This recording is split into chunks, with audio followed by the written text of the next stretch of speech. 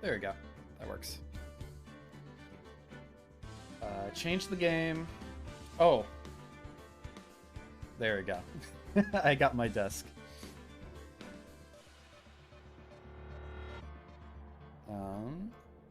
Let's begin.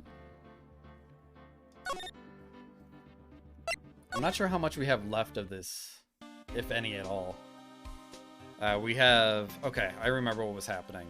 So we got through the first day of trials. I might actually move up. 1 second. It's a little loud. Let me know if the game audio is too quiet. I could always change it back. Dude, changing the audio on my Stream Deck is so nice. It works so well. Okay, so... Let's see here. I didn't mean to do that. That was a misclick. Still getting used to everything. Base cam and border.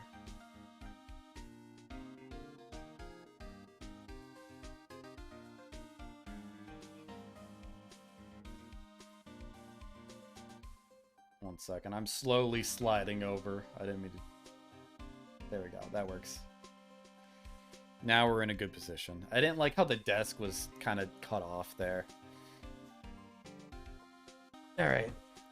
So what happened last time is we got through the first set of, I guess the first trial. The first day of trials.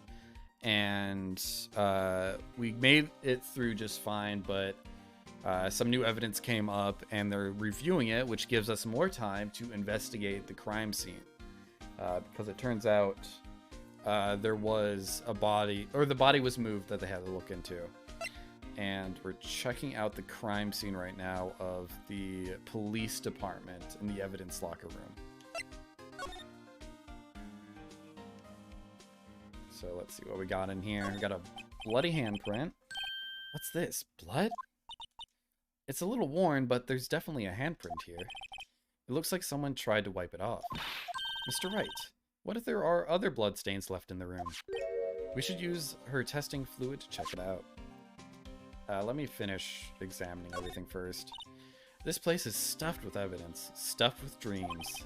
I'm not so sure about the dreams. It won't open. Did you really think it would? Hey pal, our security is high-tech around here. There's a glove here.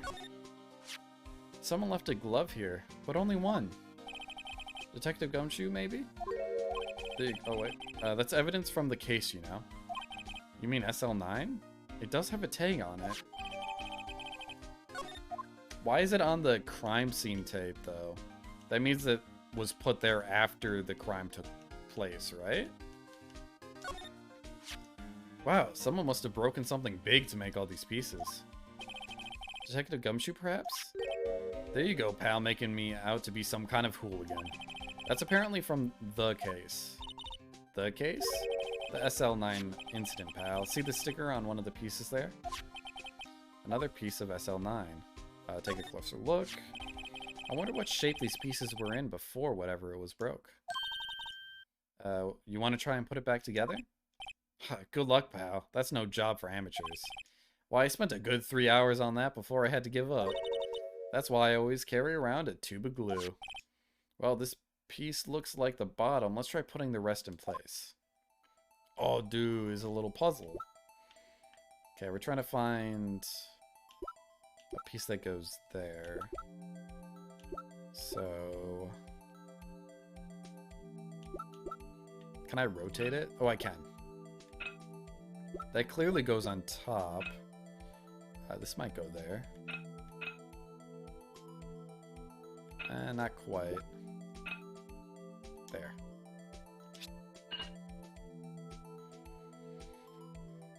And I think this one was this. Oh, no, that doesn't count. Okay.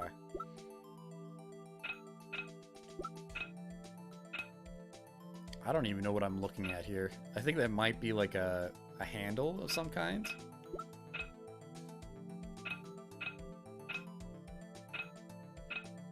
No, it's not that.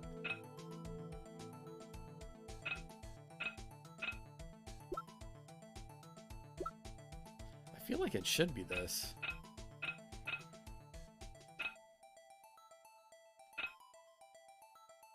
It's not, though. Oh, is it this piece?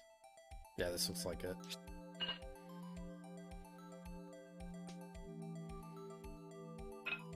Now, maybe this one? Yeah.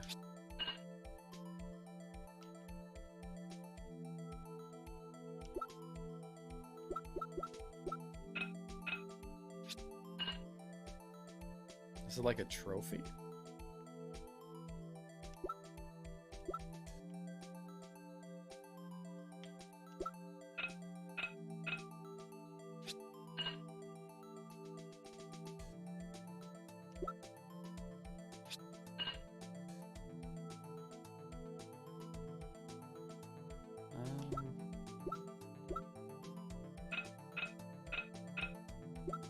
It's gotta be this one. No. Well, that has to be upright.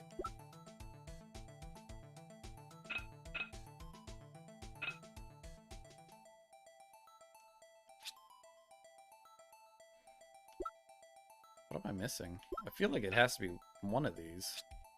There we go, okay. That didn't seem like it fit there, though.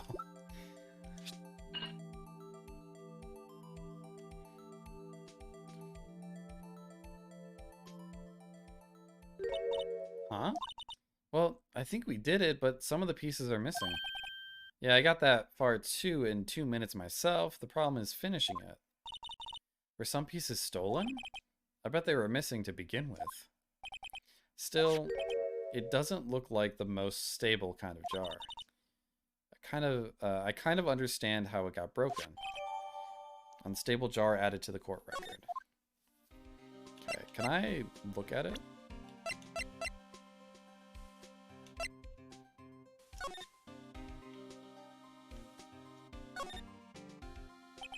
The tag says I sell 9/11. I guess this is another piece of evidence from the case. You know, I never did care for the word tag. It's confusing. Huh? What's so confusing about that? Do you know how many other words sound like it? Bag, gag, nag, leg, zag. Zag, is that even a word? Do you challenge me? What are you playing a word game now? Okay. I don't think there's anything else on here.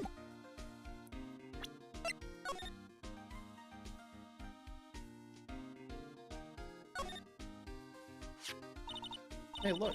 They're hard to make out, but there are some red stains here. Looks like blood. This blood looks like it's been here for months, maybe longer. This jar was evidence in the SL9 incident. That might be when the blood got on it. Oh, it's hollow on the bottom. Huh? This thing doesn't have a bottom. That's weird. I wonder which side is up. Better yet, what's the purpose of a bottomless jar? At least it doesn't collect dust inside, right? So is this the bottom then? Oh yeah, maybe it's supposed to be like this. Stand upright.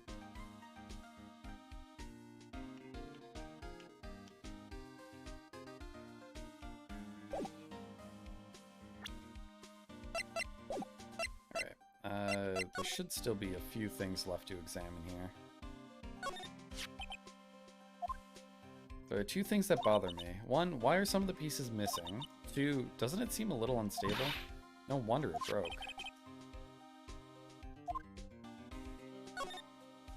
Look, that one's open, and the red indicator light above the door is lit. That locker is coated with Detective Goodman's fingerprints. Detective Goodman's locker. Are you sure it's okay to leave it open like that? Well, it'd be hard to get it open again if we closed it. It's empty. They must have taken the contents somewhere.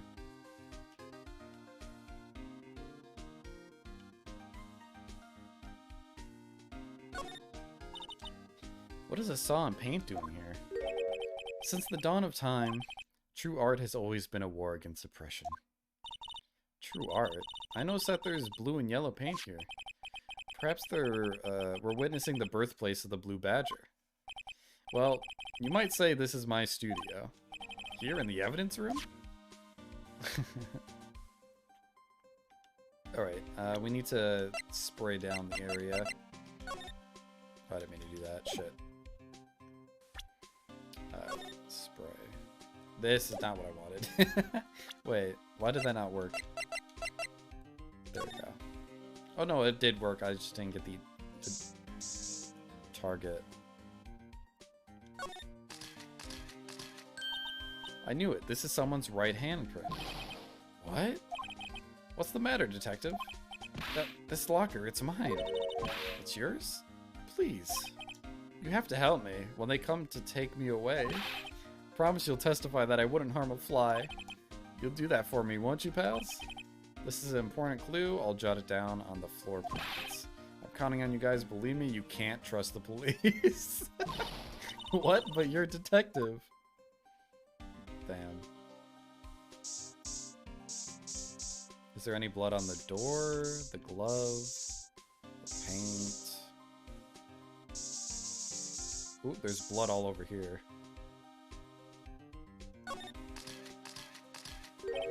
That must have been one massive pool of blood. Never seen anything like it. I'm not a professional. What's your opinion, detective? Pale blue blood. Maybe Detective Goodman? Was actually an alien? This proves that something really happened in front of this locker. I'll make note of it on the floor plans. Hey, if you didn't want my opinion, you shouldn't have asked.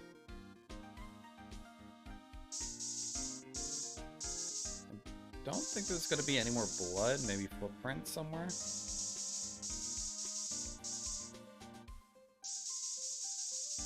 Nope, doesn't seem like it. We'll check each locker. That should be it. Okay. Wait, what? Talk? Oh, to Edge. Yeah. So, Detective Gumshoe, your boss for the day? That's right. It's an honor. After all, the murder took place right here in the police department. But if you're the boss, why are you all alone? Where are your underlings? They're using yesterday's findings to prepare for tomorrow's trial. In other words, you got kicked out of the investigation again. I'm adamant, though. I'm going to take control and put this case to rest. In my own evidence locker, pal. You have a locker in here too, Detective Gumshoe? Of course, I'm a detective after all. They gave me a locker that only I can open, pal. Only you can open. I'll always believe in Mr. Edgeworth no matter what happens. So, Mr. Edgeworth is with the inquiry committee right now, right? They're trying to figure out who's responsible for the mess up in court today. I see. I guess this is what you call fate. Mr. Edgeworth just can't get away from that case. That case? Yeah, that case. SL9 incident, of course. That was the beginning of the end for Mr. Edgeworth. Maybe we can get him to tell us more about the case. This place is more high-tech than you might think. Every locker is fixed that only one detective can open it. Using their ID cards? Well, that's the thing, pal. ID cards can be lost. Well, I'm on my third card since entering the force already. That sounds like a lot. Yeah, but even I can't lose my own right hand.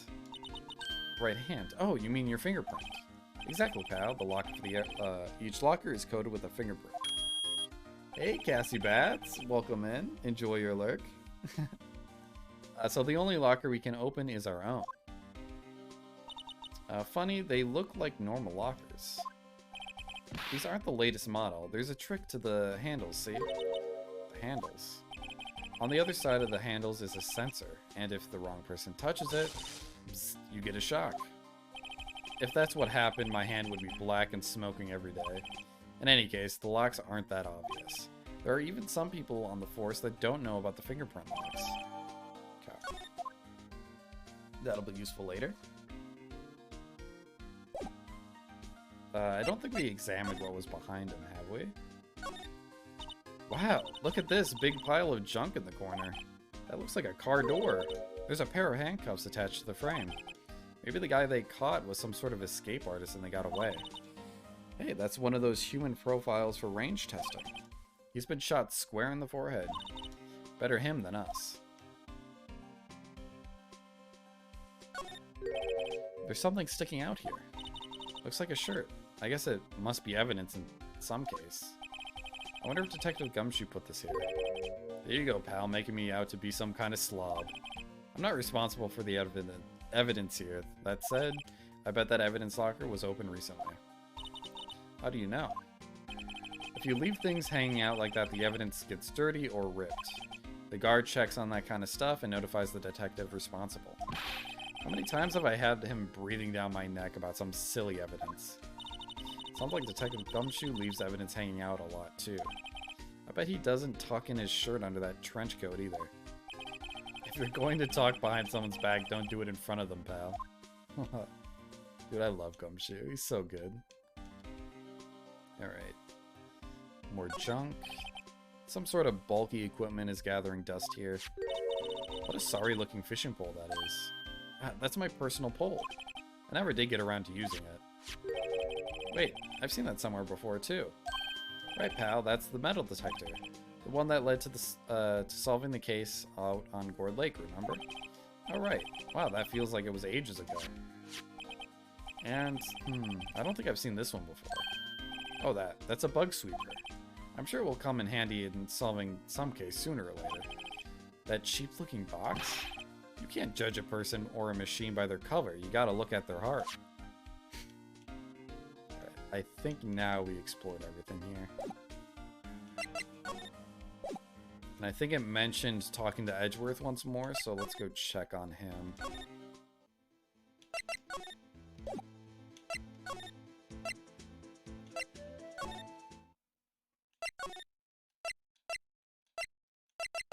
I think we have to go to the underground parking lot first, and then go to High Prosecutor's office.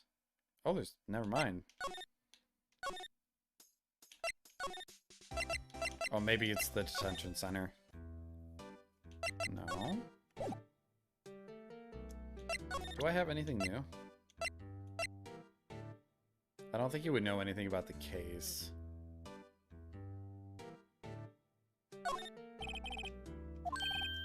No, okay. He doesn't know anything about the lockers either. Okay. I think we should probably go talk to the detective in the parking lot here. She might know something about the case.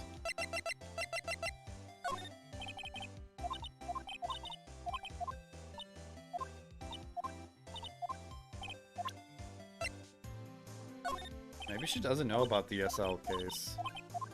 I don't know where to find Edgeworth, though.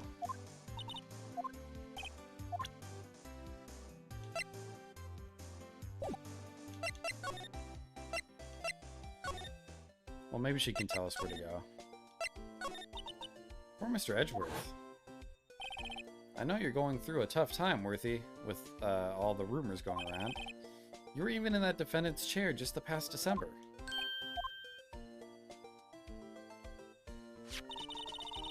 There was that business with him not reading the officer's report about the killing at the police department, right? Chief of police was right about that. But I can't help but think, someone at the police department doesn't like Edgeworth.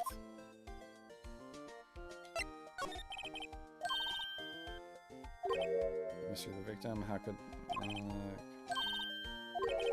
should go to the police department, the evidence room, okay. I feel like we've already explored all of that, though.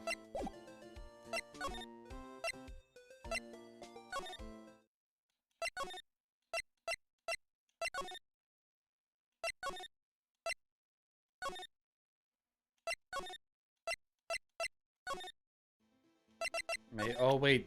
He has something to do with the case, too, doesn't he?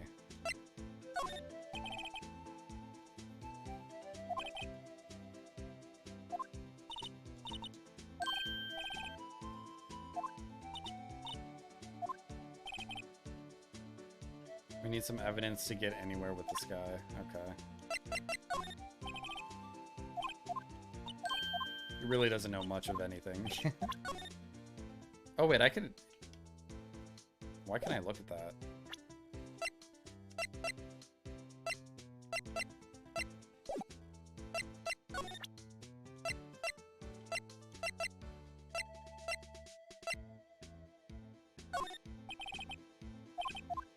Yeah, he's gotta know something. I just gotta keep trying everything. Ideas of who entered the evidence room. I feel like he would know this too. He should have something to say about this. Because it has something to do with the guard room, which is he's in constantly.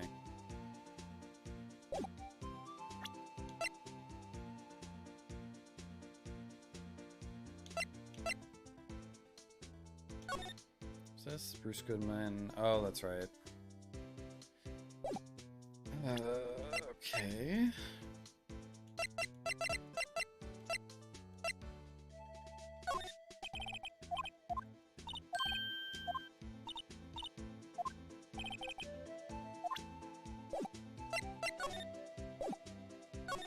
No. Actually, wait, I should probably yeah, wait, no, never mind. Let's go to him and show him some stuff. You can't open lockers if your fingerprint doesn't match. If you can open it, they'll give you 50 cents. Note, the police department lacks faith in its lock system. After all, Detective Goodman was stabbed here after opening his locker. But at the same time, he was found dead over at the prosecutor's office. Allow me to say one thing, speaking as a detective. If I see a piece of evidence I know nothing about, I say nothing. But that's fine, pal. Same thing, yep.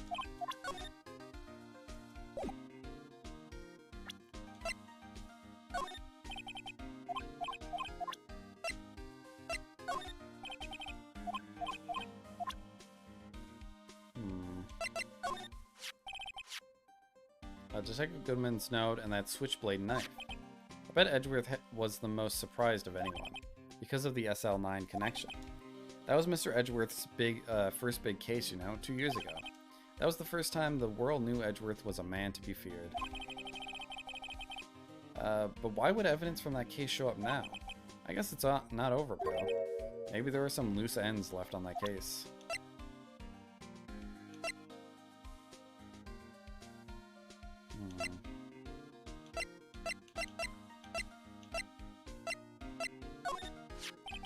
Could you take a look at this?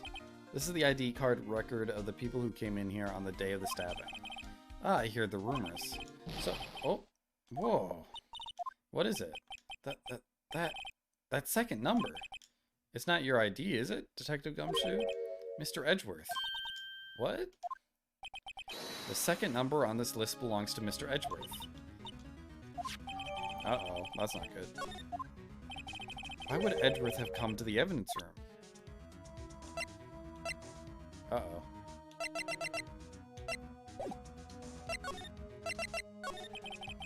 Now that was a bloody, violent case. Violent? So it was a murder. A serial killer. Maybe I don't want to get involved in this after all. But the killer made a mistake and Mr. Edgeworth built his case around that to nab him. And this was 2 years ago. That put Mr. Edgeworth right in the spotlight and started the rumor mill. Rumors about forged evidence? It was supposed to be all cleared up with the transferal the other day. It was the last job he ever did. Detective Goodman that was, or is. What do you mean? Detective Goodman was the detective in charge of the SL9 incident, see? So, that switchblade knife, the victim took the knife out of the evidence locker himself. Okay. So we got something out of that. Maybe we can talk to the guard now?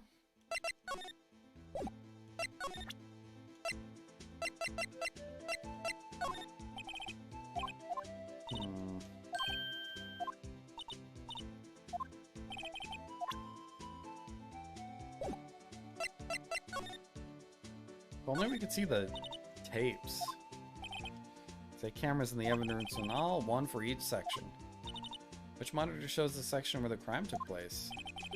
Why do cattle sit before the rains come? It's not for a man to know. Unless you're the security guard responsible. I need to... How was it not, like, how was it not on camera?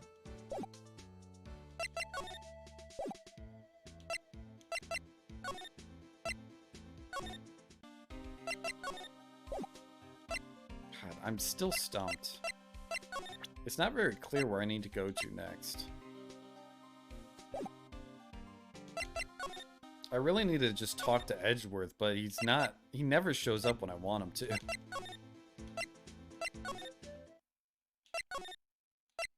I thought he would just be in his office.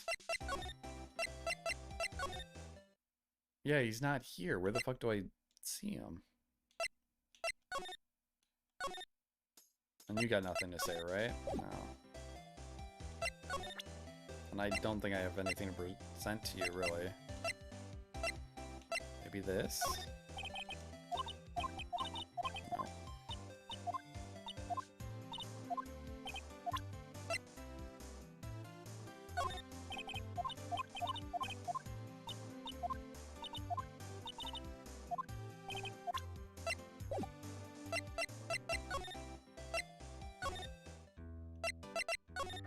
Maybe, do you know anything about lost item reports? Nope.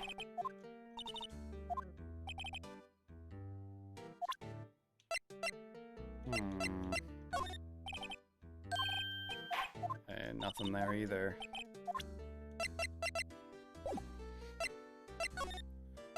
And now I am stumped.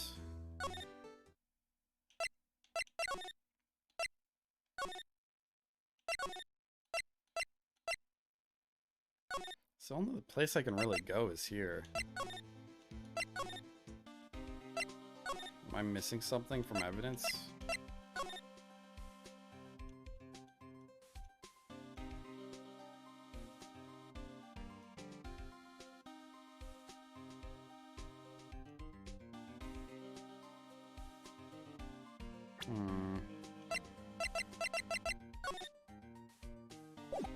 Keep doing that.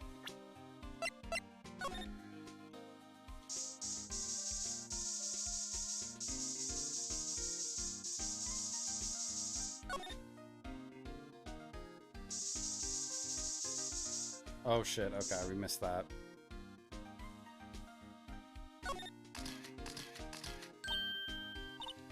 Why am I getting a reaction here? There's no reason for the murderer to touch this spot if he fled out the door. This just might be something significant. Hey, that's some pretty amazing stuff you got there, pal. What is this? It's called luminal testing fluid. Where'd you get your hands on that? Huh? I'd like to get some too. I'll just borrow 50 bucks from the chief. Where do you get this, Emma? I always buy it by mail order. Well, I'd better jot this down on the floor plans. Hey, pal, look at the time. Was there something you needed to be going? It's just that Mr. Edgeworth's inquiry committee should be letting out soon. I'm going to give them my report for the day. It might help, you know? Report? You mean the note written on the back of the flyer? The one that says nothing about but no problems? Hey, it's Mr. Edgeworth we're talking about. I'm sure he can use a report like this. I believe in him. Who needs enemies when you've got friends like Detective Gumshoe? I'm off, pal. Later. I should probably see what Edgeworth has to say, too. Finally.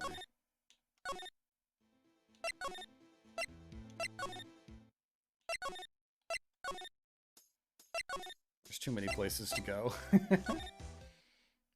Sweet, okay. What? Ah, guess. My apologies. Oh, it's you. Have we met somewhere? Huh? Mr. Edgeworth, I beg your leave. So long. Why the fuck was he here? Is Edgeworth here? There, standing by the window, a teacup in his hand. Right. He has the hotel bring him tea service?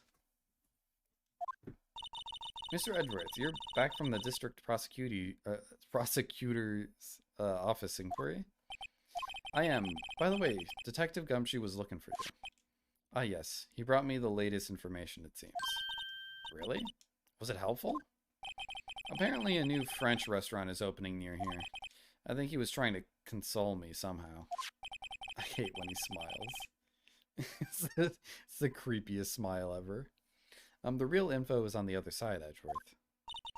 Poor Mr. Edgeworth. I think this whole thing is really taking a toll on him.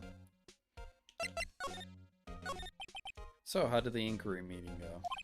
Actually, they decided to treat this not as a case of concealing evidence, but as a communications error during investigation. Concealing evidence? Yes, apparently there are some who believe that I concealed evidence. They gave me a warning. You were lucky this time again. Again? I've heard them say that so many times. Ever since that case 2 years ago.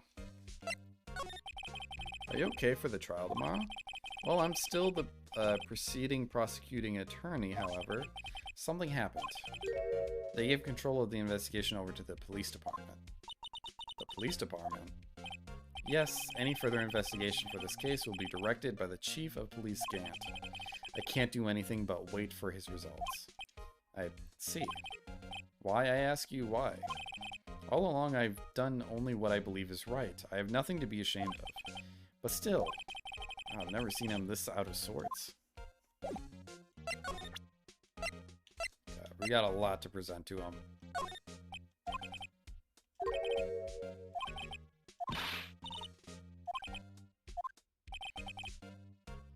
Best evidence I can get, some reaction out of him. Okay, so probably this. Right, please, I'm the prosecuting attorney in this case. You don't expect me to sit here and discuss the case. Wait. I guess none of that's important? Oh, maybe his ID on the card record. Oh, right. I better check this now.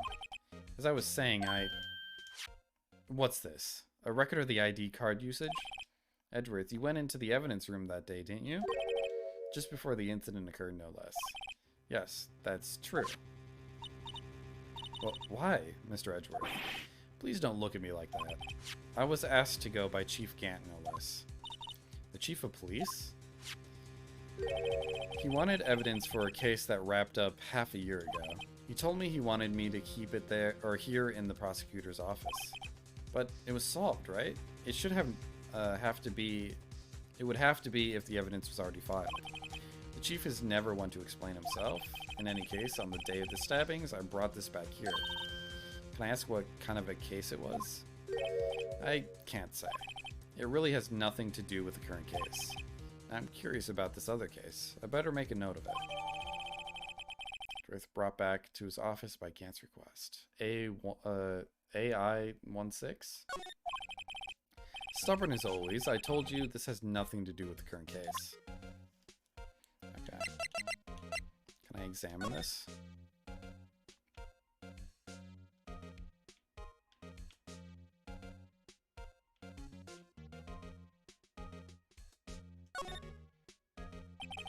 Tag says AI-16.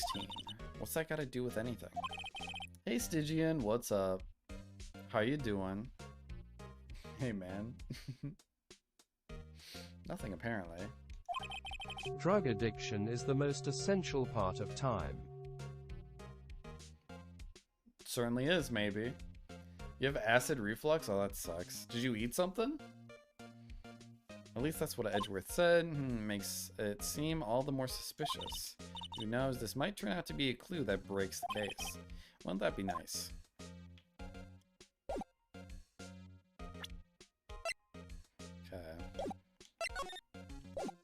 I'm surprised we didn't get more of a response out of him.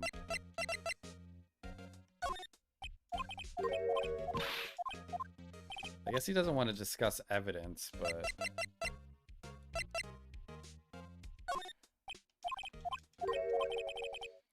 Just some Tums, though. Okay. Well, that's good. Hopefully you feel better. Wait, what? Okay, Edgeworth, why don't you tell me about it? Tell me the truth. Oops, I didn't mean to do that. Allegations of forgery. The SL-9 incident was a heinous serial killing case. The head of the investigation was the Deputy Chief of Police at the time, Damon Gant. That wacky old coot was involved in the case 2 years ago too then? He was a top officer, and it was my first time working with him. I was nervous.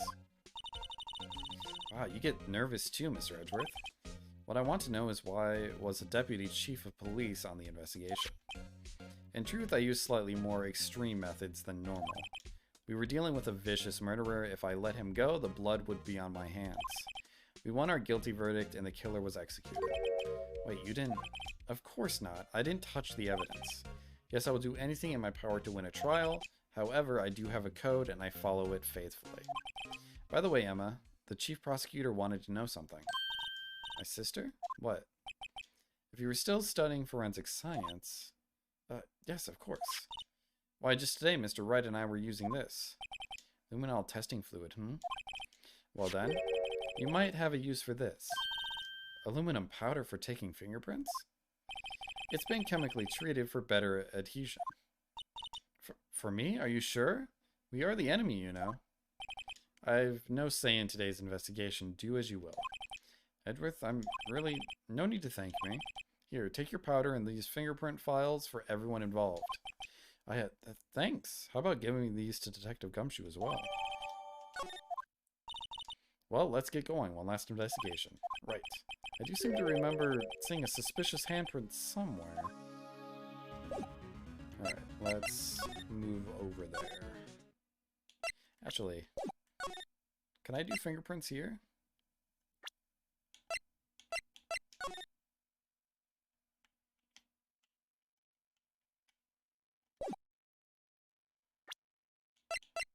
Oh, I can't actually... Wait, why can't I use it?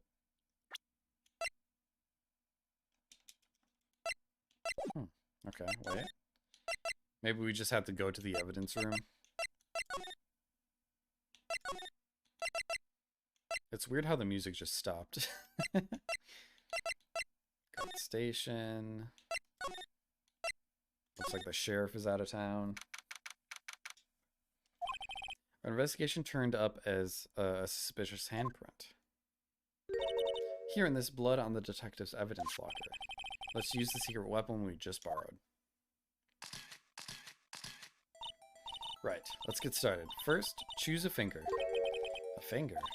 Each finger leaves behind a slightly different imprint. So let's choose the finger that will have left behind the clearest print.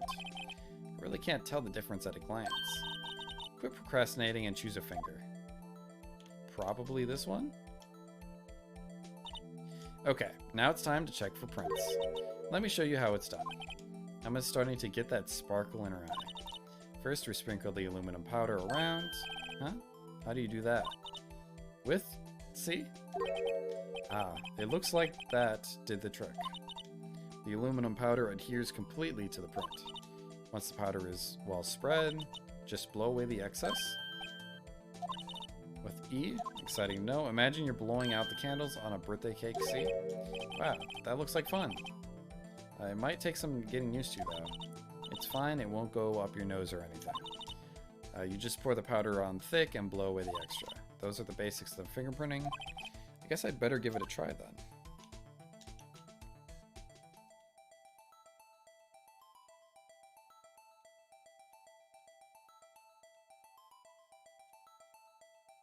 Wait, why is it not working?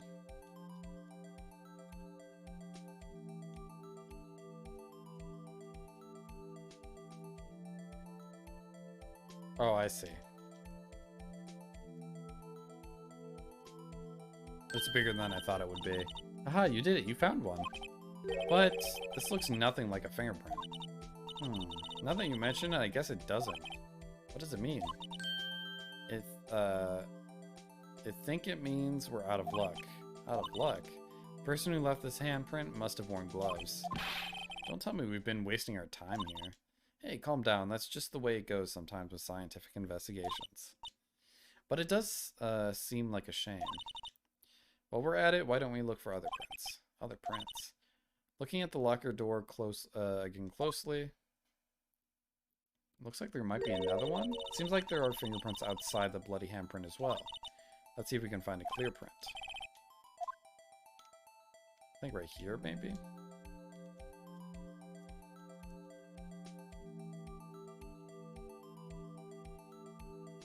Oh, there we go. That looks more like it.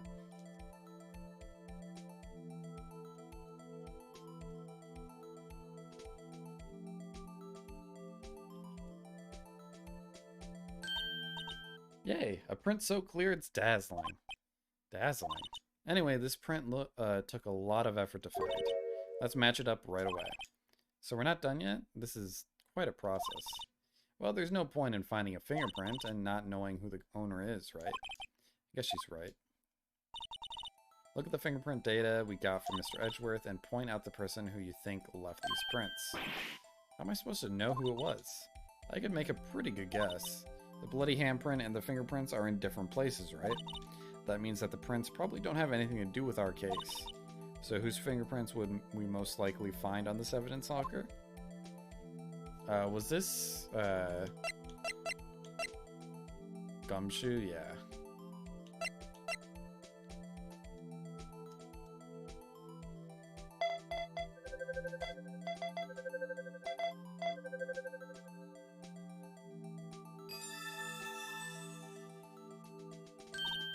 Aha! So these prints belong to Detective Gumshoe. Something wrong, Mr. Wright? You gave me this so what look. I guess that's probably because I was thinking so what. Okay, so we came up with nothing this time, but there's always next time. Sometimes you hit, sometimes you miss. You gotta roll with the punches, Mr. Wright. Thanks for the sympathy. Wait, if I remember correctly, there was one other handprint in this room. Let's check it out.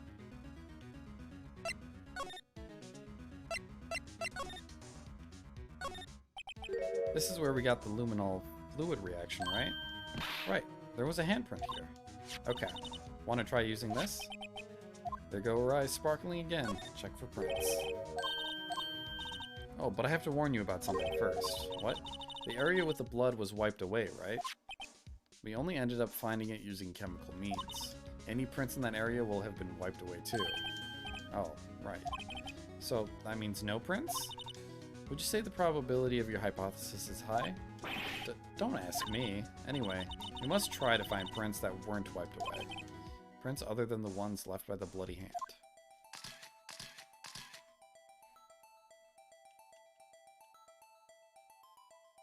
Oh, like over here, maybe? No. Like a missing... Okay, so it was wiped down here. No. This is where the blood was. And that was wiped away. So would this be a clean area?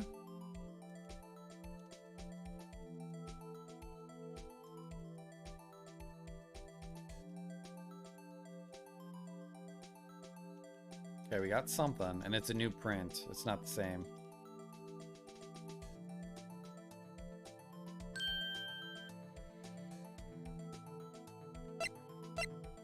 So it's not Gant's.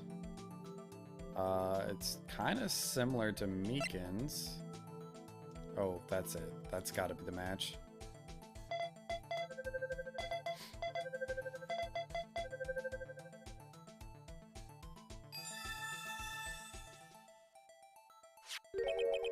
Hey, these fingerprints, whose are they?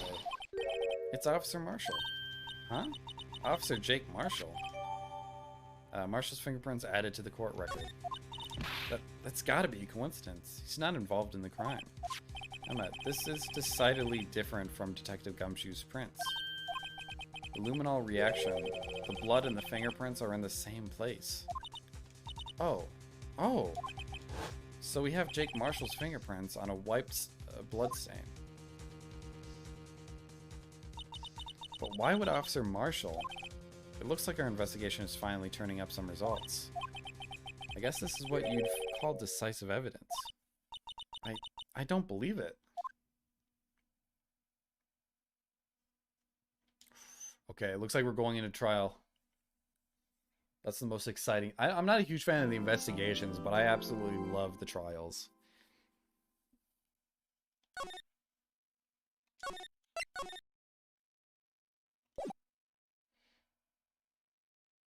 Hey, welcome in. Pepto-Bismol? I mean, don't you have to drink a lot of Pepto? Thompson's good because you get a whole box of like 2 of them, or not 2 of them, like 50 of them. Pepto, you have to like drink half of it, right? I've never actually had Pepto-Bismol. Oh, you don't have to drink too much? That's fair. I don't know what the what you need for that. But welcome in. Hope you're doing well. What have you been up to? We're about to finish up the first Phoenix Wright game. So what do you think, Mr. Wright? I think the prosecution is as confused as we are.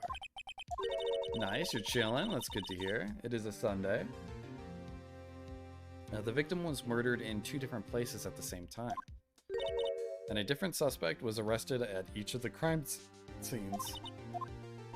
Good morning, Mr. Wright. I apologize for yesterday. I was indisposed. Sorry, I'm dying here. Yeah, Tums don't... I mean, in a way, I kind of feel like Tums is a placebo effect. I don't think it's... I don't know. I've heard that it doesn't really have any active ingredients. I think it's just kind of chalky, so it absorbs, like, grease and... Not grease, but, like, fatty substances. Not for long, yeah. I hope they didn't hold you too long for questioning. We just finished, actually. I'm used to all-nighters, though. So how'd it go? It says Mr. Wright suspects. The police are clueless. I figured as much, so I struck a plea bargain. Plea bargain? What do you mean by that? We agreed that if I told them the truth behind this simultaneous murder, they wouldn't see capital punishment. That's what I mean, Emma. But, Lena, don't tell me you... Much to my regret, I'm as much in the dark about this as they are. Miss Sky. You found trace evidence of a certain person in the police department's evidence room. They belong to Officer Jake Marshall. What kind of trace evidence? Bloodstained fingerprints, to be exact. That's the trump card I have up my sleeve today. You do understand what this means, don't you?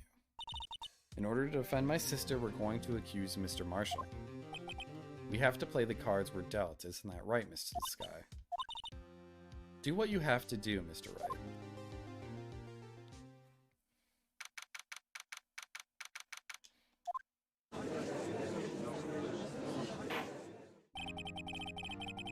Court is now in session for the trial of Miss Lena Sky. I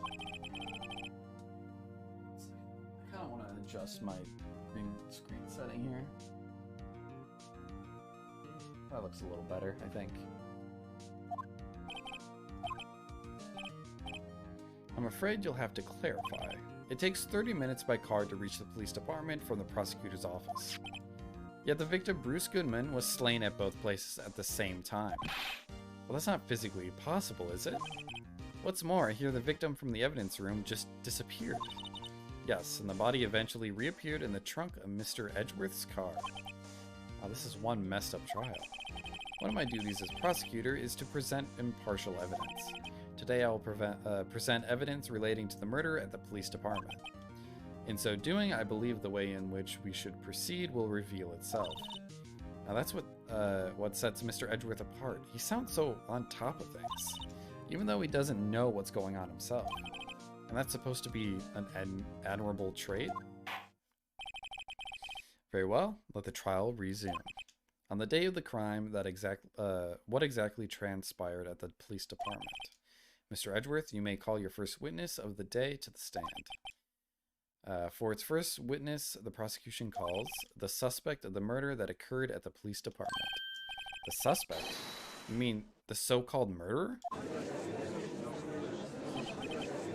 Oh boy. Things are getting wild from the get-go. Oh god, it's Meekins.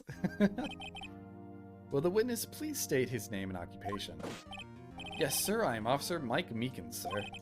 My occupation is, that would be murderer, sir. So you're telling us you're a professional killer? Sir, it was me, sir. I'm the one who did it. I'll never kill anyone again, sir. You've got to believe me, sir. Actually, what we'd like to hear from you is, sir, I'm what you would call part of the younger generation, sir. A person whose actions adults can't possibly comprehend. Please, Mr. Edgeworth, sir, help me, sir. Officer Meekins. Yes, sir? Give us your report of the crime. Consider that an order. Yes, sir, as you wish. After all, I am part of a generation that must be told what to do, sir. You can't fault him for a lack of enthusiasm. I'm gonna... I don't know what the fuck he's doing. Although it's not my normal duty, I was assigned to guard the evidence room that day. I spotted a suspicious man on the security screen and rushed into the room. I was only doing what I was trained to do, sir. I was suddenly attacked. I fought for my life, then I did it. After that, I passed out, until another officer smacked me awake. Alright, we need to press on him saying he did it, because he's not very specific. Do unto others before they do unto you. That's the Meekins family motto, sir. I see. Then you fainted and a colleague helped you regain consciousness? Yes, sir. He knocked me upside the head, sir. Very well. The defense may begin its cross-examination. What I need here is more info to work with.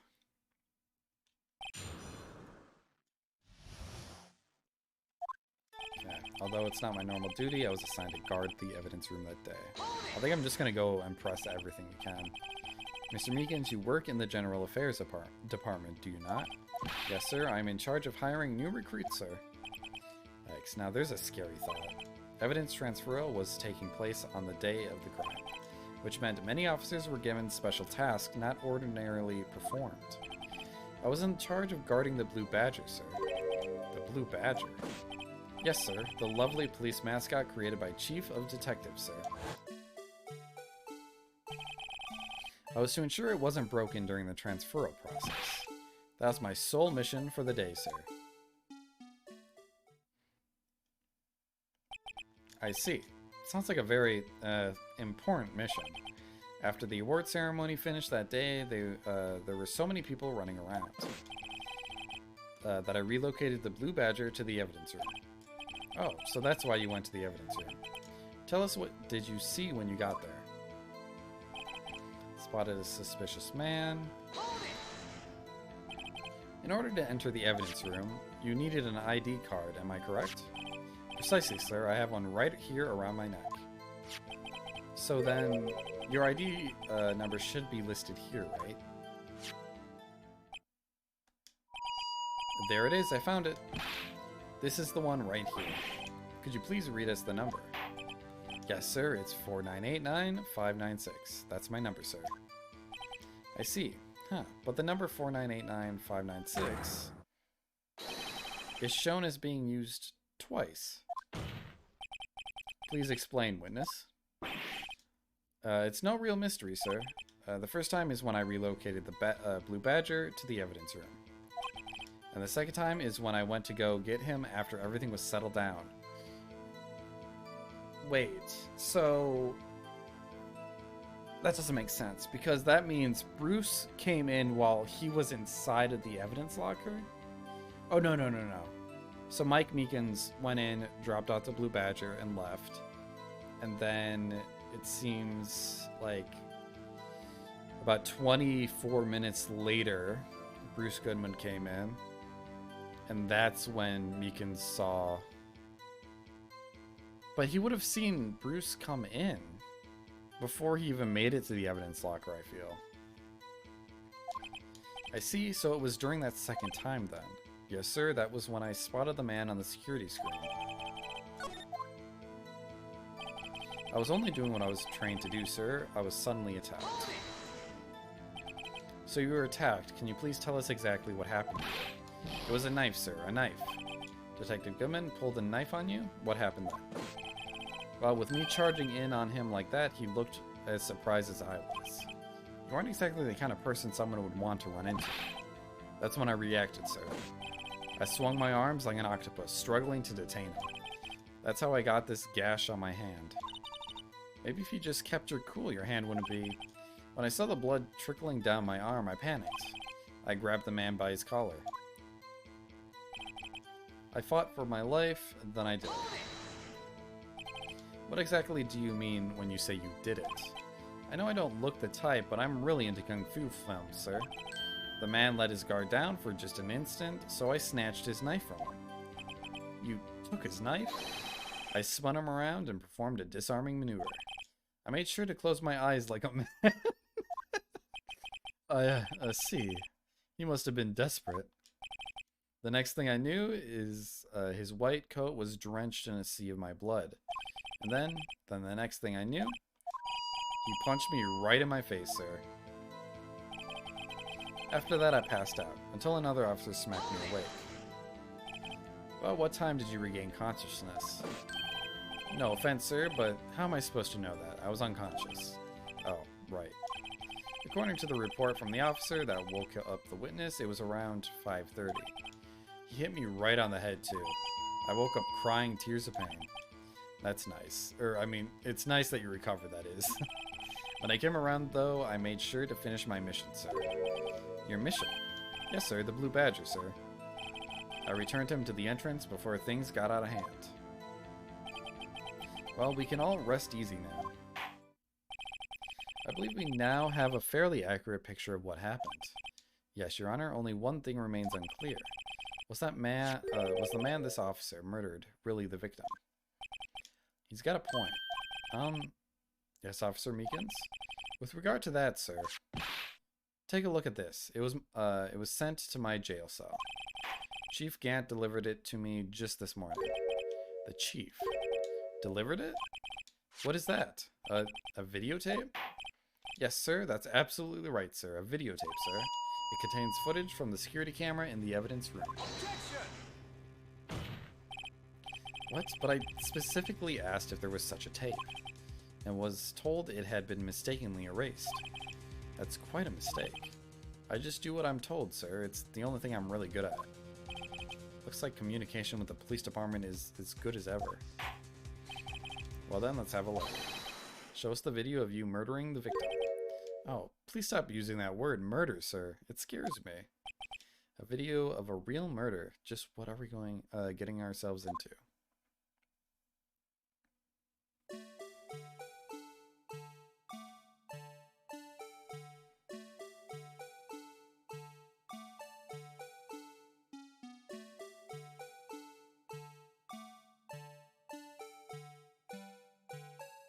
Oh, we got some CGI graphics going on.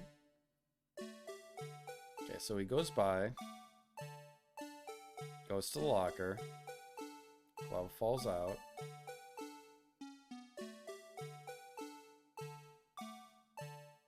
There's Mike, he's coming in.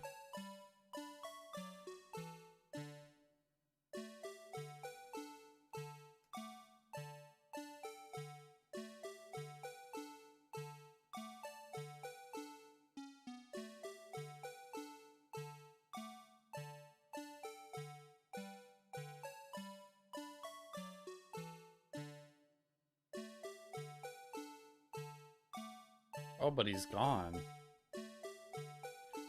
Oh, he probably crawled underneath the camera then. And I don't think that he put something in a locker there. Well, I believe we're all thinking the same thing. How can we deal with these unsettling feelings stirred within us? What the hell was that wriggling piece of plywood? Sir, that is the pride and joy of the entire criminal affairs department, sir. It's the Blue Badger, sir. Why am I not surprised this isn't going smoothly? Yes, well anyway, this tape seems to prove that the witness did indeed encounter, someone. Oh, Your Honor, instead of relying on clearly incomplete footage, the witness's testimony will suffice. Is that alright with you, Officer Meekins? Yes, sir, as you wish, sir.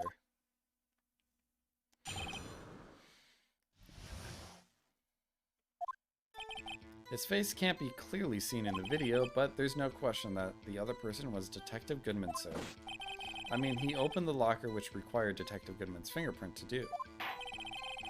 The locker he opened is unquestionably Detective Goodman's locker, sir. So it must be him. No one else could have unlocked it. What's this about a fingerprint? Each detective has been given a locker equipped with a fingerprint-activated lock. These locks ensure that each locker can only be opened by the detective it belongs to. Intriguing. That would mean the victim at the crime scene would have to have been Detective Goodman. Very well. The defense may begin its cross-examination. I don't know where this cross-examination will lead, but everything begins with contradictions. That's where I have to start.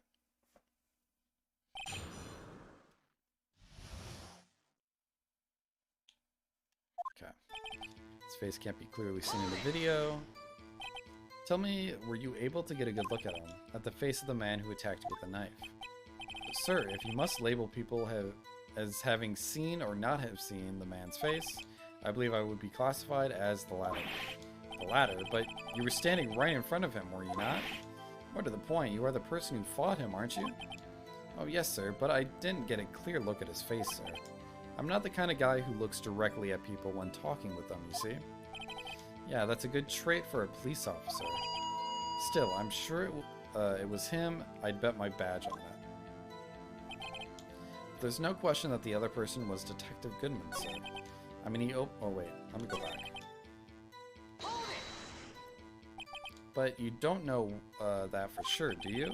You never actually saw Detective Goodman's face. Well, I suppose you might say that.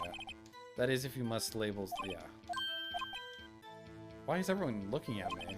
If I had to label your stares as disturbing or...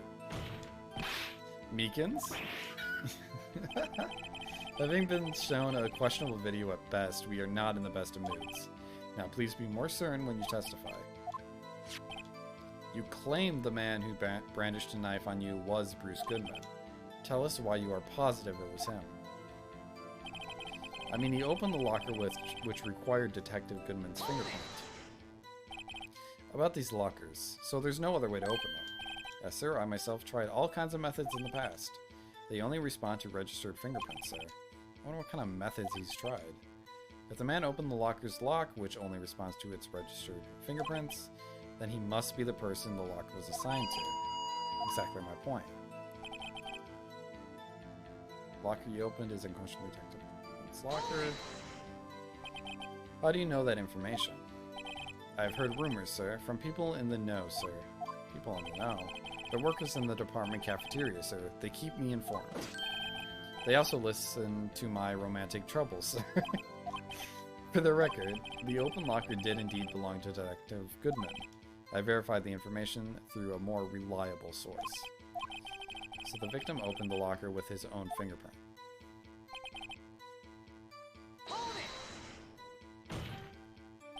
However, the most important detail is not shown in this video, the man's face.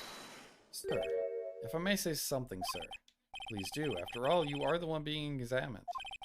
I don't understand why the man's face is so important in this case, sir. I mean, it was his hand that opened the fingerprint lock, and it was his hand that tried to thrust his knife into my body, sir. My unsettled state can testify enough to this, sir. Yes, you have a point. The footage doesn't lie. That is, unless the defense can find a problem with it. Mr. Wright, let's check the court record again. Is there a problem with the security video? Let me check. Probably is. Well, the one problem I can think of is Goodman is nowhere to be seen. Also, there's a cloth that appears randomly in that locker at the end there. But I think that's it. Also, we can't see the face.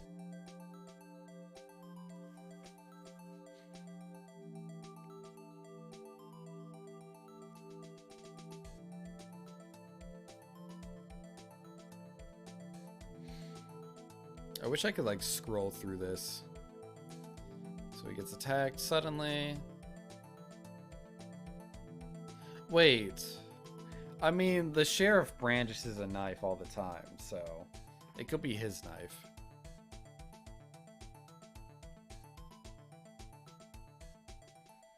Yep. So Goodman's gone. Mike's on the floor.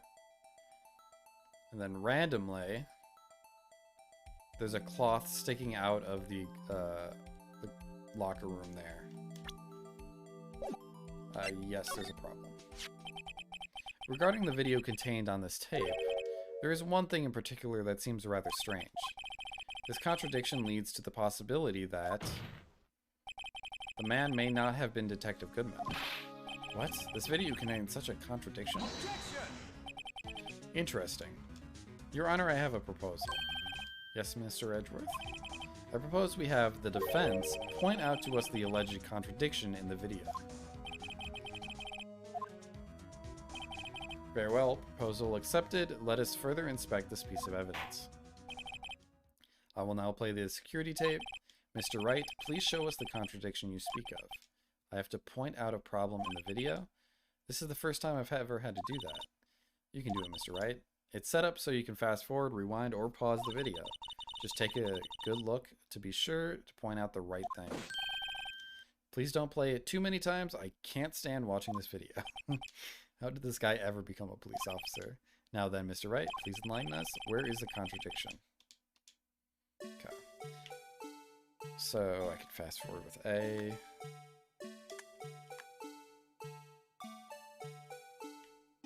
Actually, wait, can I go back? No, X.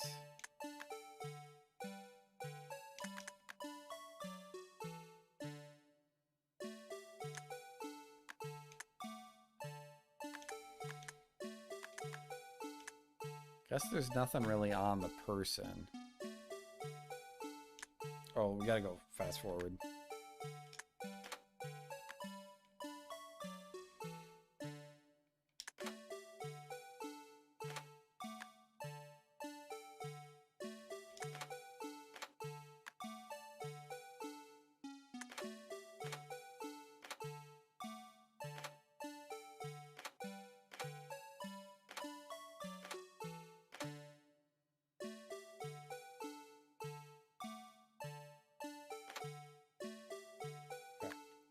So I think what we need to click on is the cloth right here. Because the only way he could have opened this is if he had the fingerprint to open this. Meaning it couldn't have been Goodman. Unless someone snuck in and then left real quick while this attack was happening.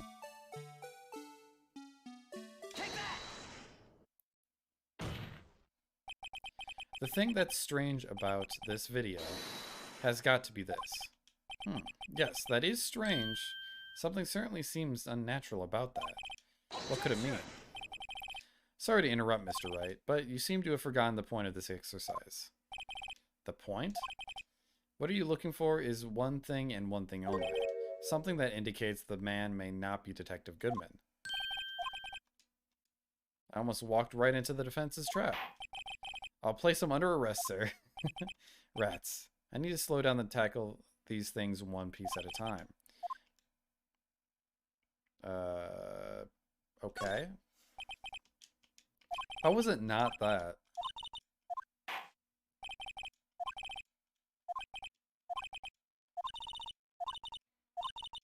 I feel like it had to have been that, because there was no other way to open that locker unless you were someone else that wasn't Detective Goodman.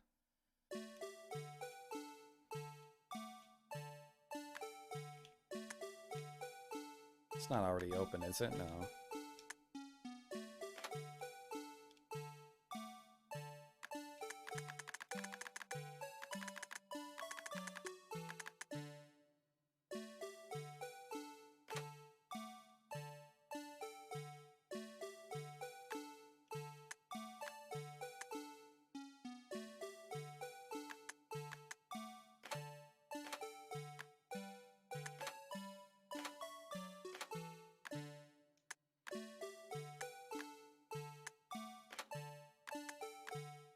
I don't really think it would be that. That doesn't prove anything.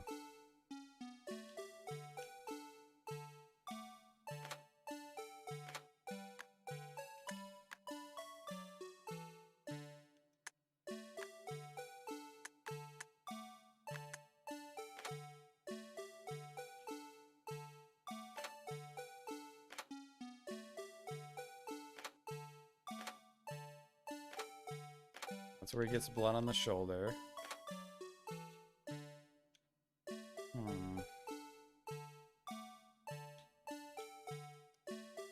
It's gotta be that, but it's not.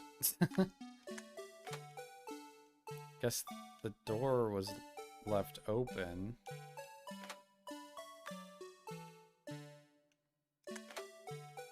And it's not like the locker. Maybe I misclicked and I'm supposed to hit the locker and not the cloth. I mean, will it punish me if I do this?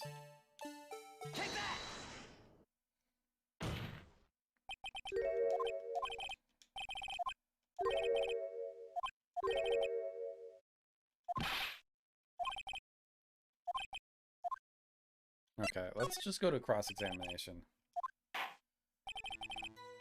Because I can't see anything else in that video that would say it's someone else.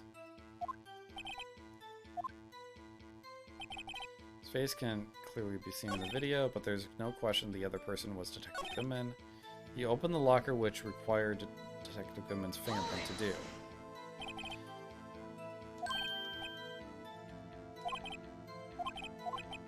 Actually, let me look at evidence real quick. Found a bloody handprint left in the evidence room. The jar. Only the assigned detective's prints can open. Unlock it, the indicator lamp. Oh wait, the indicator lamp lights up when it's opened.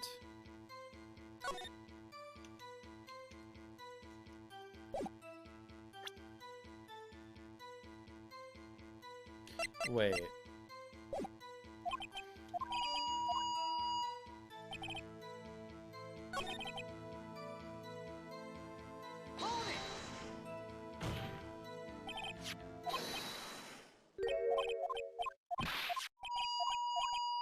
One second.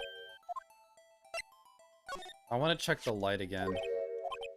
Because maybe the light didn't actually activate.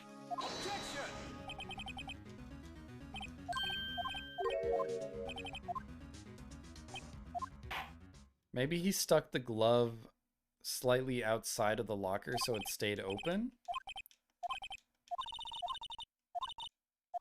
So maybe it was already... Yeah, I'm thinking maybe the locker was already opened beforehand, and it was probably Marshall. Okay, fast forward. There. The light is already on. So I think I just have to present that. So the light means it's been opened.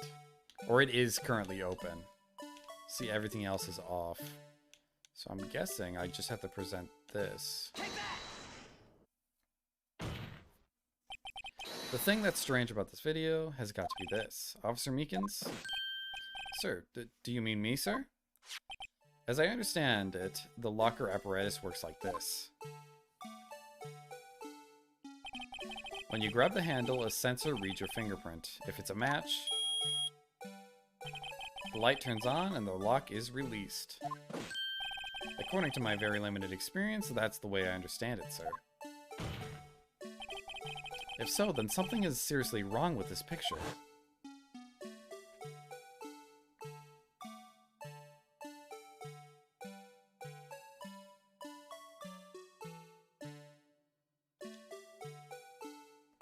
Do I have to sit through the whole thing?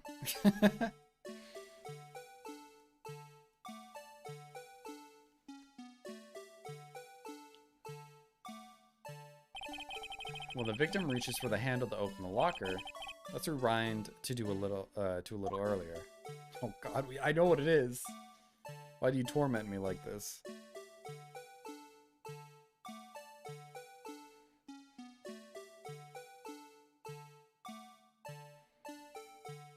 Here, notice the light? What? What's this? It's already lit. Precisely my point, Your Honor. The locker was already open before the victim grabbed the handle.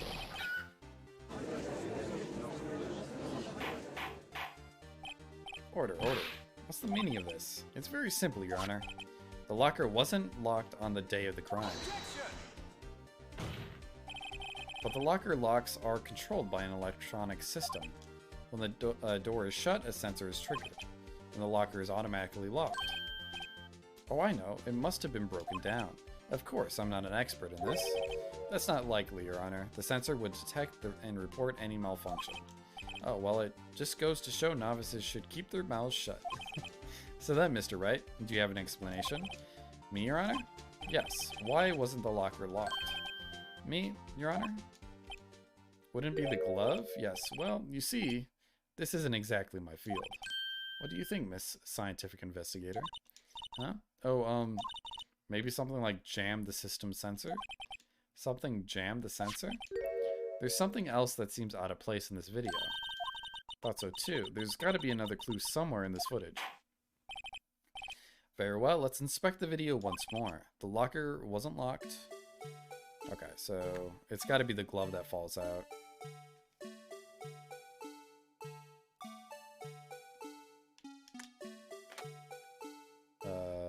Rewind a bit.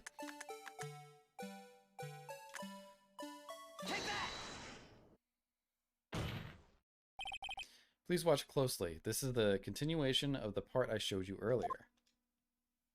I think we got it right then.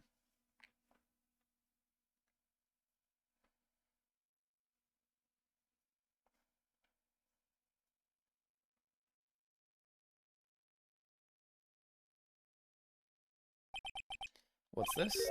Something white fell out of the locker. But sir, it's been my experience that things fall out when doors are opened. I've been oh god. We can't be sure. That item was completely inside the locker to begin with. What do you mean? The sensor triggers the lock when the door is shut. What if something was inserted, say, between the sensor and the door? Inserted?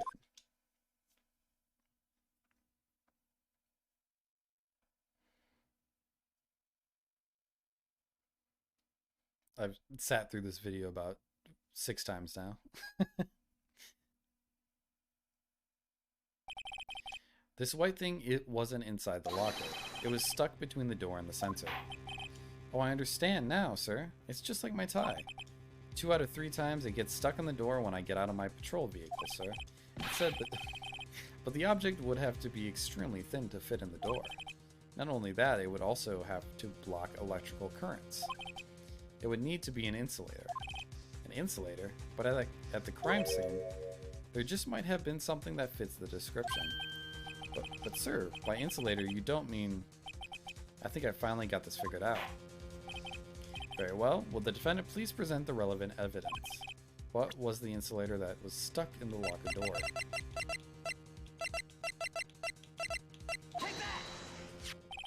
I found this near the locker, a thin rubber glove. But we can't be sure that that was in the victim's locker. It has a tag that says SL9 incident. The video seems to depict the victim opening the locker, but that isn't the case. The lit lamp attests to this. On the day of the crime, even I could have opened that locker. Is this not so, Officer Meekins? Sir.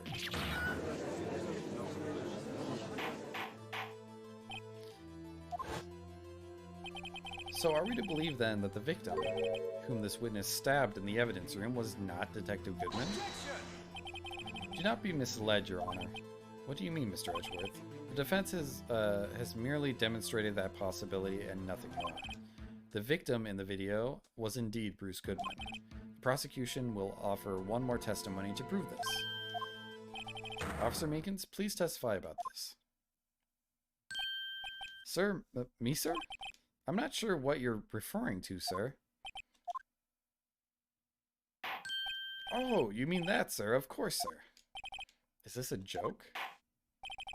Very well, begin your testimony.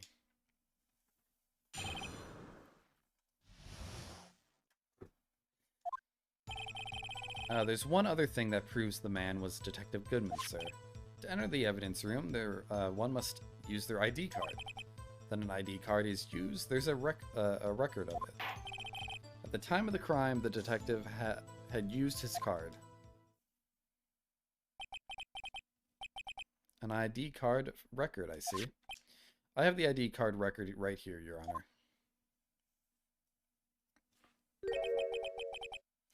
The ID used at 514 is that of the victim.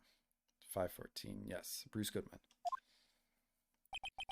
Just before the crime, Yes, without a doubt, this is the victim's ID. However, one thing does strike me as unusual. Several hundred cases should have been due for transferal. Why were there so few people using this room? This particular evidence room is only used for storing certain special cases. Special cases? Extremely violent cases involving police staff. Just hearing that makes my hair stand on end. Me too, although it doesn't make much of a difference. There were only a few cases up for transferal there, and most were cleared up by noon. Right, I see. Now let us move on to the cross-examination.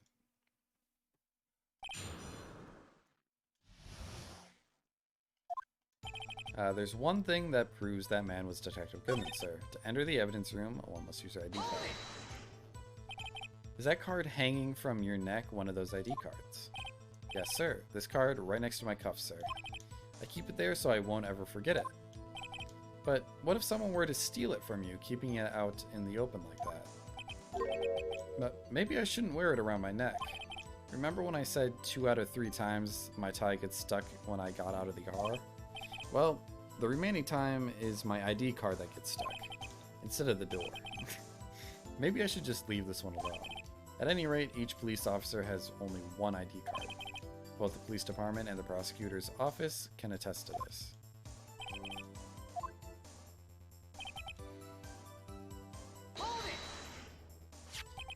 Let it be noted that this is the record. The witness referred to. Let me see. Yes, that would be it, Detective Goodman. What's the matter?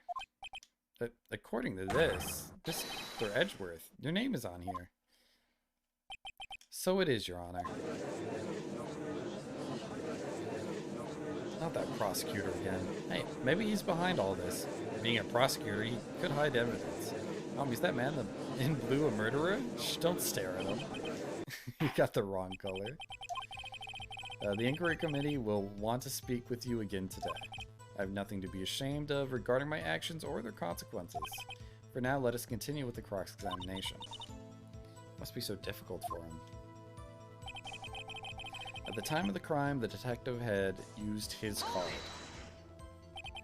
Earlier, I believe you testified that when you asked the man to show his ID card, he pulled a knife on you. Yes, sir, he didn't show me any ID card. Don't you think that's odd? I mean, if he had his ID card, all he had to do was show it to you. There wouldn't be any reason to draw a knife. Maybe he just panicked. Everything stems from contradictions. Let's point them out. I'm confused. What? The problem with this ID card testimony is far too obvious. It's not like Edgeworth to miss something like this. You're thinking too hard about it. Come on, let's show them what we've got. Proves the man was Detective Goodman. To enter the evidence room, one must enter the ID card. There's a record of it at the time of the crime. The detective had used his card. Oh, wait. This was found at the crime scene, so there's no way he could have used it. Or the crime scene at the parking garage. I'm not good at waiting, sir. I have the victim's ID card right here. I found it at the crime scene. That makes sense. When I say crime scene, I'm not referring to the evidence room at the police department. I mean the other crime scene, the underground parking lot at the prosecutor's office. Your Honor, I have one more piece of evidence to present. It's a very important clue regarding the victim's ID card. That lost item report? It's only half complete, but it shows that Detective Goodman had lost something on the day of the crime. Something important enough to fill out this report. Let me guess, you believe this something to be his ID card, right? I can't say for sure, but there's a high probability. On the day of the crime, Detective Goodman was not carrying his card. So now, what does this all mean? It can only mean one thing. It doesn't even require much thought. The man Officer Meekins encountered in the evidence room was not Detective Goodman, but rather the man who stole his ID card. Order. Does the prosecution have a response? I have only one thing to say to the defense. Bravo, Mr. Wright. Bravo. Allow me to summarize the defense's argument. At 5:15 p.m. on the day of the crime, the man in the evidence room Officer Meekins encountered was not Detective Goodman. There are 2 grounds to support this. First, the locker in the evidence room was already unlocked. Second, the victim lost his ID card. Am I correct so far, Mr. Wright? Yes. What's he up to? That being the case, we must inevitably arrive at a single conclusion. If the victim in this video is a fake, then the murder in the evidence room is also fake. In other words, the security camera does not show the instant of the murder. Huh? That is, well, I guess that's right. Is something wrong, Mr. Wright? Only moments ago, you seemed content to be pointing your finger around. This isn't going to end well. Well, it seems you finally realized exactly what you've gone to such lengths to prove. Explain yourself, Mr. Edgeworth. The defense has already done the explaining for me. The victim in this video is a fake, which means a murder did not take place at the police department at 5:15 on the day of the crime. So, the real crime could only take place at one location, the underground parking lot. At the prosecutor's office, the murderer being Miss Lena Skye, the defendant. The evidence is compelling. A trustworthy witness observed the moment the defendant used the murder weapon.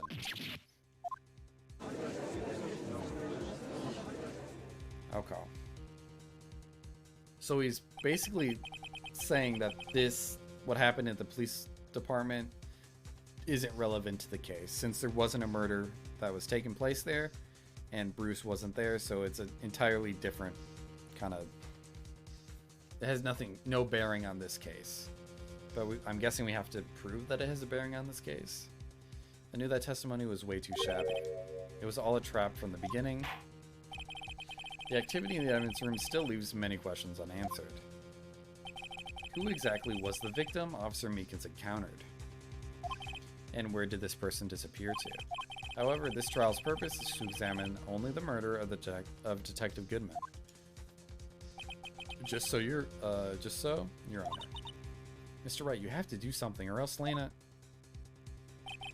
What do I do? How am I supposed to get myself out of this mess? You gotta object. I don't know what, though. I haven't figured that out yet. One moment, Your Honor. What now, Mr. Wright? Don't tell me you're objecting to what you've just proven. Of course not.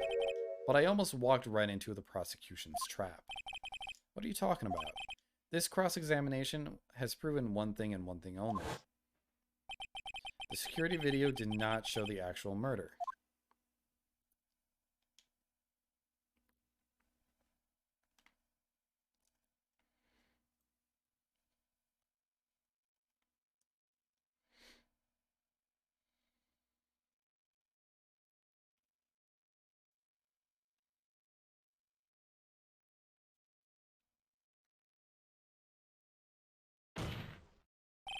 However, it cannot be said that it is unrelated to the murder in the parking lot. Okay, exactly. This is where it's going. Specifically, large amounts of blood traces were found in the evidence room. The defense demands further examination into the truth of the matter. Mr. Edgeworth? Yes, Your Honor. If this court were to examine this further, other witnesses will be necessary. Is the prosecution prepared? I'm sorry, Your Honor. Prosecution considered the incident at the police department to be unrelated. We have not prepared any other witnesses for this incident. This just might be my chance. Time to call a certain Texas Ranger to the stand. Mr. Wright, do you mean... Your Honor, the defense would like to request a specific witness. Oh, whom do you have in mind? Someone we have reason to believe knows the truth. The truth behind the activities that took place in the evidence room. The prosecution requests to hear this person's name before deciding whether or not to comply. Very well then, Mr. Wright. This person whom you would have testify, what is his or her name? Officer Jake Marshall. Why him? I can't let Edgeworth know everything just yet. He's in charge of the evidence room. I feel we should hear what he has to say. Prosecution agrees to the defense's request. Since he was responsible for guarding the room, we should hear his testimony. Fortunately, he works in the police department. We shouldn't need longer than 20 minutes to prepare. Very well, the court will take a 30-minute recess while the witness is, how the fuck do you say that? Supponent? I don't know. Will the prosecution please prepare the witness during this time? Mary would know. We will, Your Honor. Subpoenaed? Is that how it is? Court is now in recess.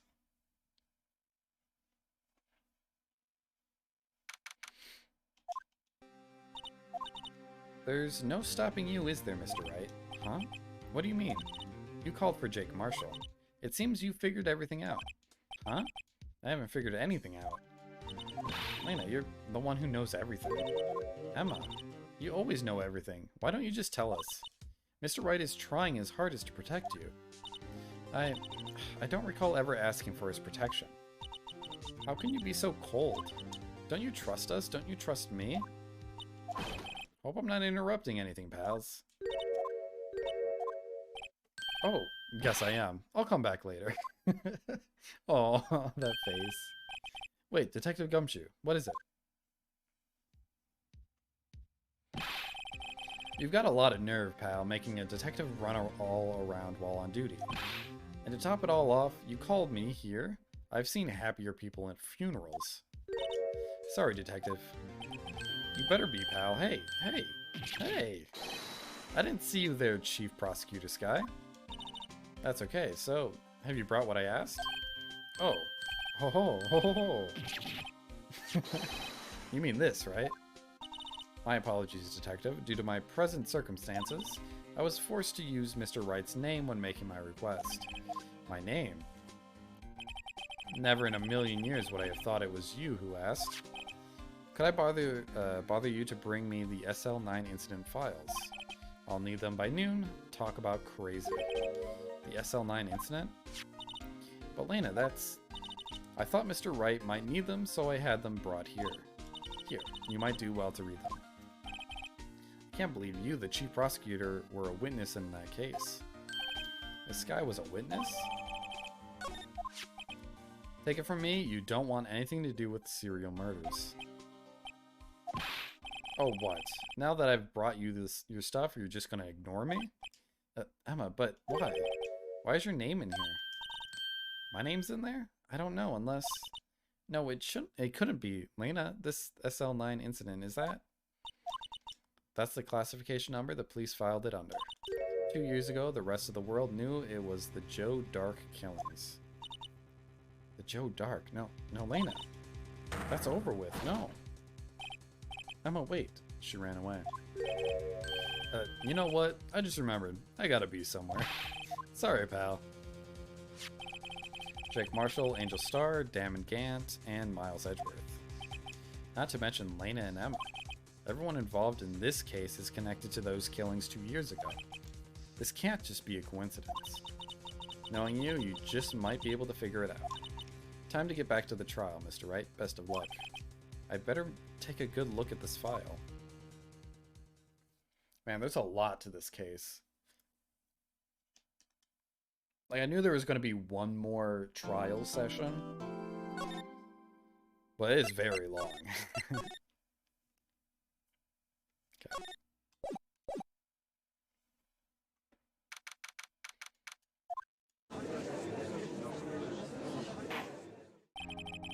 Court will now reconvene for the trial of Miss Lana Sky. Emma didn't come back. Allow me to call the next witness to the stand, the officer in charge of guarding the evidence room from the day, on the day of the crime. Oh boy. Witness, please state your name and occupation. Me, partner? Oh, I'm just a man, same as you, wandering the trials of civilization.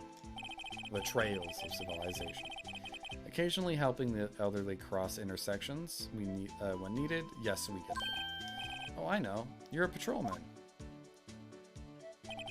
As for my name, if you listen hard enough, you can hear the howling wind calling it out. To be exact, it's a Jake Marshall, Your Honor. Howling wind. I've never heard Edgeworth described it that way before. Now, Mr. Marshall, let me ask you something. You were in charge of guarding the evidence room on the day of the crime took place. Is this correct? According to the papers, partner. What do you mean? A desperado's soul is as boundless to the desert sands. No paper can sum it up. Maybe it's best we get on with this quickly. Please share with us your testimony of the day of the crime, in plain old English.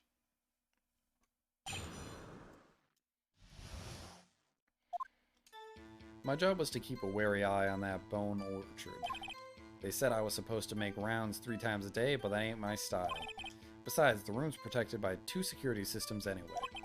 If I remember right, I was at the street side saloon at the time it went down. I'm just an innocent traveling man, so if you're out of ammo, it's time I hit the trail. Can't say I particularly care for your attitude. Can't say I care for your beard, but you don't see me complaining. Wait a minute. What do you mean by 2 security systems?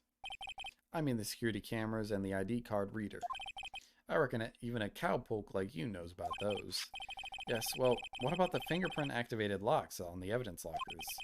Fingerprint-activated locks? What kind of newfangled doohickeys are those? He's not being very helpful. He's not that good with machines or with following orders. Everyone's got their weaknesses now, don't they, Mr. Prosecutor?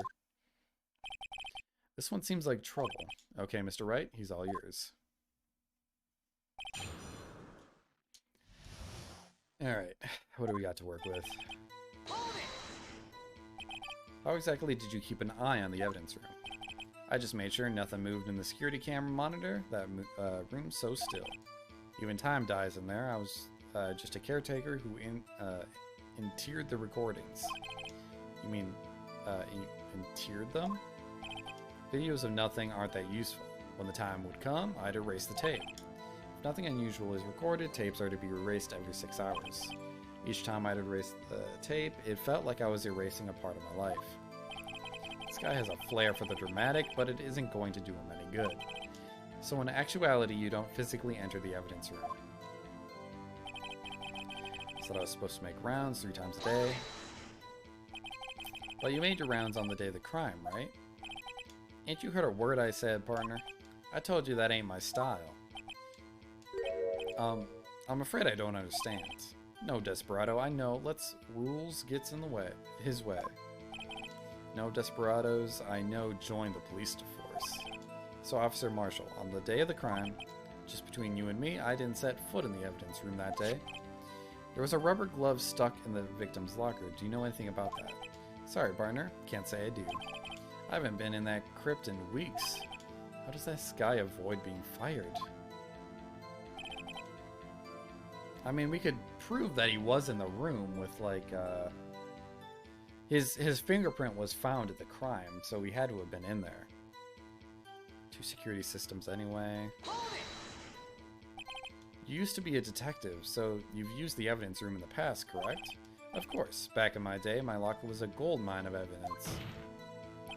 And yet, you didn't know about the fingerprint locking mechanism? Sorry, partner, I ain't good with machines. I couldn't even tell you how a bike works. That's quite incredible. The sensors on the locker handles cannot be seen. It's well known that some detectives are unaware of their presence. Now that he mentions it, Detective Gumshoe said something like that too. At any rate, it doesn't seem that this is relevant to the crime. Can you tell us what you were doing when the crime took place? If I remember right, I was at the street side saloon. What were you doing at a place like that? I was eating spaghetti. Not even Angel's steak lunches can beat that parlor's Vigol Sepia pasta. Do you mean to tell us you abandoned your police duties to eat some noodles? Not all desperados eat tacos, partner. That's not what I meant. I hope this has at least taught you a lesson. That's strange. This is usually where Edgeworth says, "Did you not want a raise this year?" I'm just an innocent traveling man, so if you're out of ammo, time to hit the trail. Out of ammo? Officer Marshall? That's right, partner, or as you'd call it, evidence. If you plan to pin me on this crime, then you'd better draw. Otherwise, you're just wasting your time. My steel horse is waiting to carry me back west into the sunset. One thing seems clear. Despite being responsible for guarding the evidence room, the witness doesn't appear to have seen anything. Texans don't even take orders from anyone. Everyone knows that. Okay, I have a trump card up my sleeve, so I'd best keep my cool. Before I use it, though, I'd better up the ante. Okay, so I think we've pressed everything so far. I was at the street side saloon.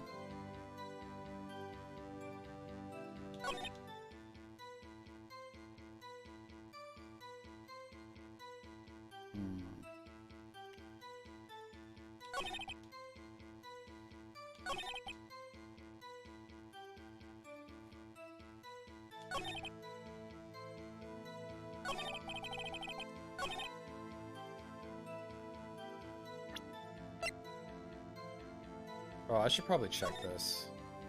Incident number SL9, closed, perpetrator Joe Dark. Crime, serial murder, sentence death. Victims Edward Jones, Edith Kirby, Jeb Bates, Jason Knight, Rachel Moss, Neil Marshall. Okay, that's an interesting name to be on there. Head prosecutor Miles Edgeworth, witness Lena Skye, Emma Skye. Task Force executive investigators Damon Grant or Gant, Lana Skye. Head investigator Bruce Goodman. Investigators Jake Marshall, Angel Star. Why is there someone with a Marshall name?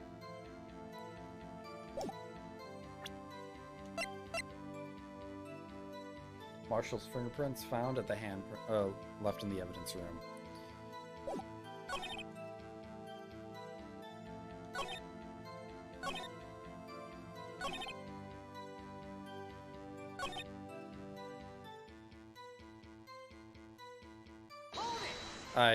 Wow, that's fine. I thought I was presenting something.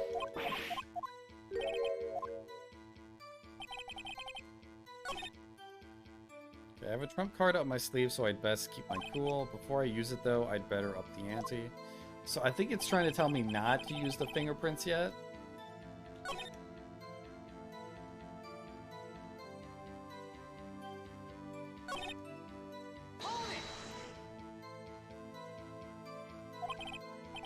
Back in my day, lock was gold mine.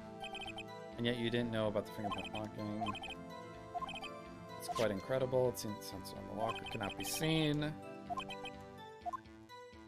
I need to find the part where he says that he hasn't been in there.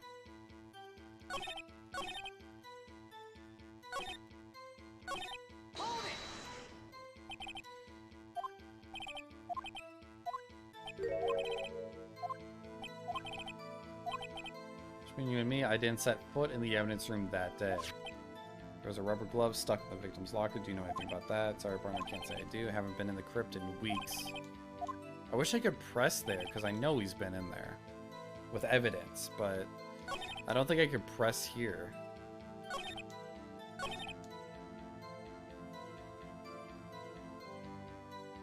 I could try it. I have so much health, I don't think it'll matter. Although I feel like it's not good for me to do right now, but whatever. Is evidence clear? Nope. Okay, that's not right.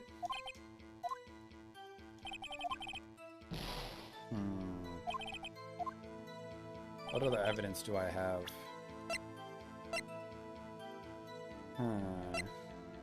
Marshall's fingerprints. Prints can unlock an indicator lamp. Lights up when it's open.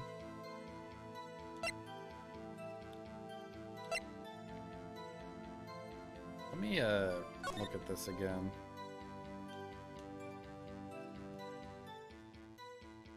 I don't think that's gonna help me here. Lost item report's not gonna help.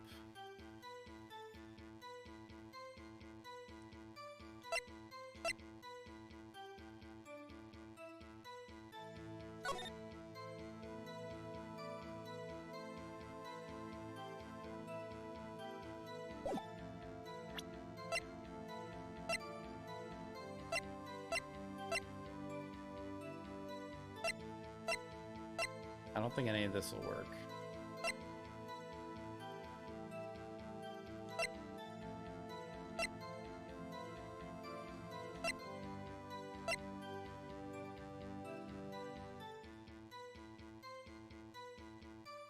Yo, thank you. You're welcome. Ooh, I got a grilled cheese. And tomato soup? It's a lot hot, a lot of cool. So, I don't know what the fuck I'm doing, if I'm being honest. Placed in the evidence room. So as the room's protected by 2 security systems anyway, if I remember right. I mean, this can't... Can I save real quick?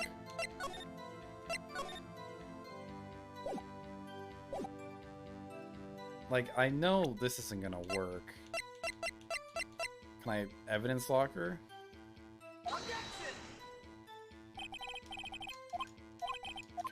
that's not it.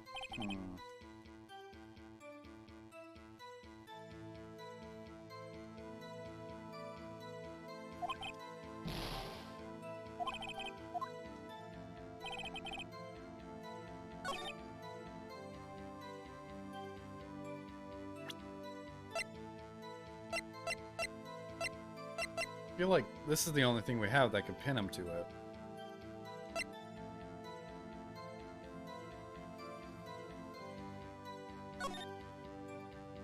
This isn't important for until later.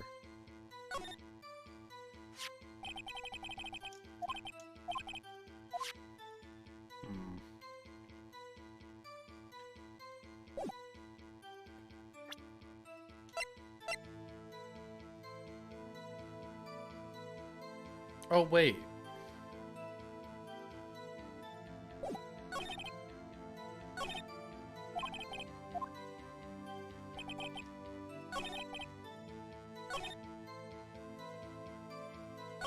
Where does he bring up the... Well, the problem is, everything I could pin him to, it doesn't let me pin it to him. Because there was that time the judge said, do you know anything about this glove? He said no, and I could pin to the case that he was a part of, that he should know the glove.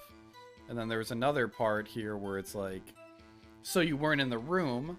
I could pin him to that, but it's not letting me do that, which is the frustrating thing. So I don't know what it wants me to do with this. Like, I can't prove that he wasn't at a saloon, or if he was. There's nothing here that says that.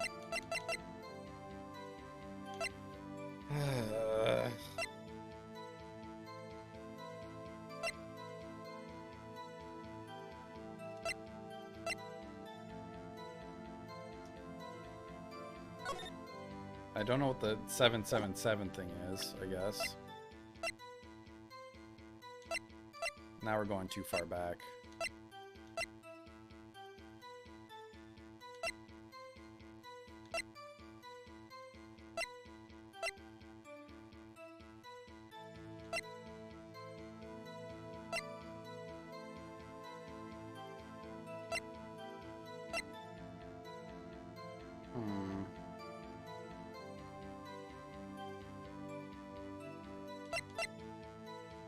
I really don't know.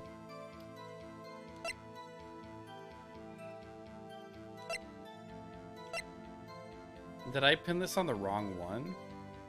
Maybe it goes here? Okay, I pinned it on the wrong thing. Damn it. Officer Marshall, doesn't it strike you as odd that is you being called in to testify like this? After all, you weren't in the security room at the time of the crime, and yet you dragged me down here. Explain yourself, partner. It's quite simple. You left a very large trail behind the scene.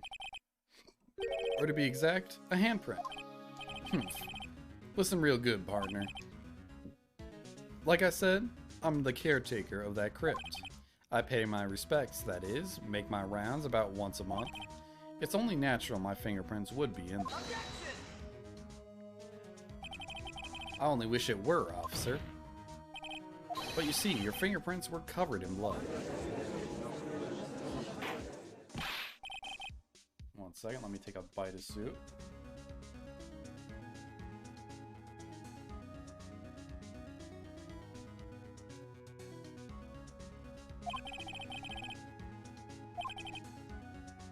The blood was wiped away, however. A luminol test clearly revealed this. It seems to me, there ain't a person in this room with a head on his shoulders. I take it you have an explanation then, Officer Marshall. About the blood-stained fingerprints? Very well, you may begin your testimony about your fingerprints.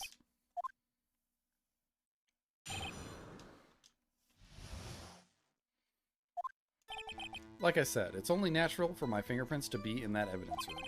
One of them just happened to be at the same place as the blood-stained handprint. The murderer touched the locker where my fingerprint was by chance. The blood stain and the fingerprint are completely unrelated. Or didn't you know the murderer was wearing gloves? See, I had nothing to do with it. How would you know he was wearing gloves? The witness's explanation appears valid, although there's room for doubt. Life wouldn't be fun without any doubt, partner. The defense may now cross-examine the witness. Okay.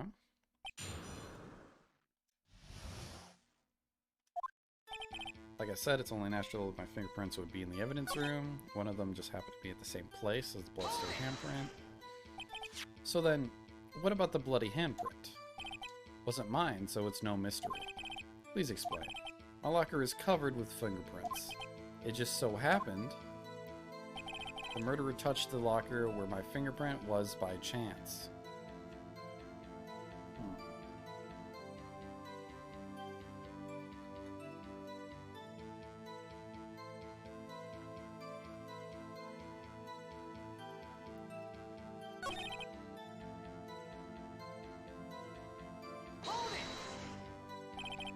Unrelated. They're as different as night and day. Kind of like cereal and cereal. One's got to do with breakfast, while the other's a type of murder. He's right. Although seemingly alike, they're totally different. I don't see what homonyms have to do with this. How do you know this? How do you know that? Exactly. I may be a loner, but I still do my job. I keep up on the reports. There was a blood stain at the scene, thought to be left by the murderer. That's right. It was found on Detective Gumshoe's locker. However, no fingerprints were detected on that handprint. Oh yeah, I think we tried that too. So that would mean the murderer wearing gloves happened to place their hand on top of Officer Marshall's fingerprint. That's the only logical conclusion. Gotta find something decisive to tie Officer Marshall to this crime.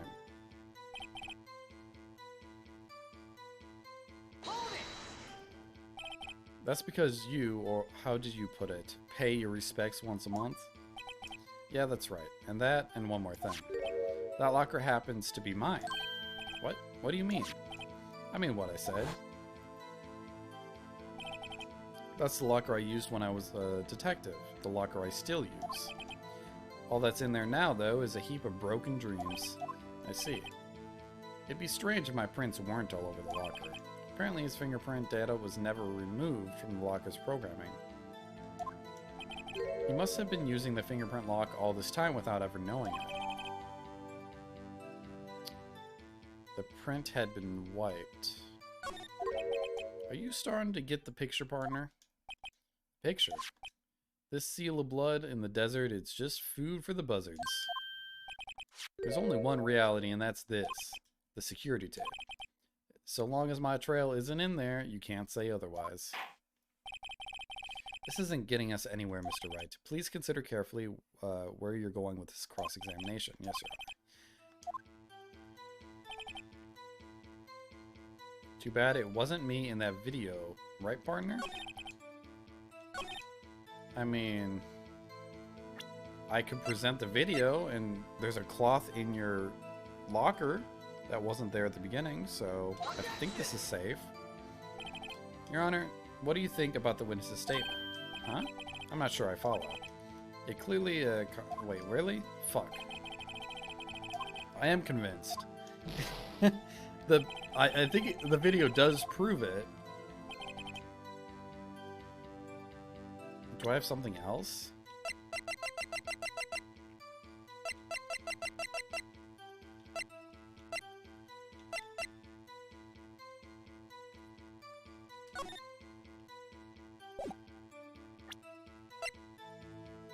How was it not that?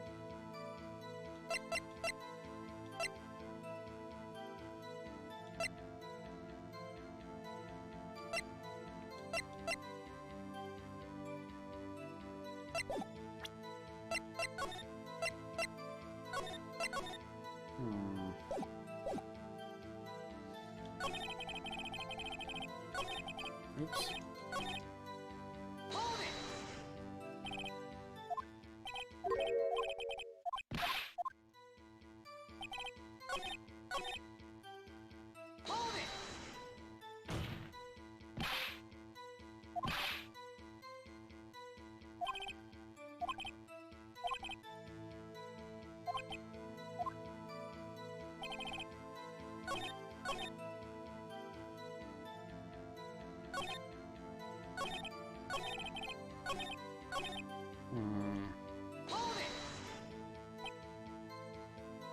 That's because you, how'd you put it? Okay, wait, no, this isn't what I want.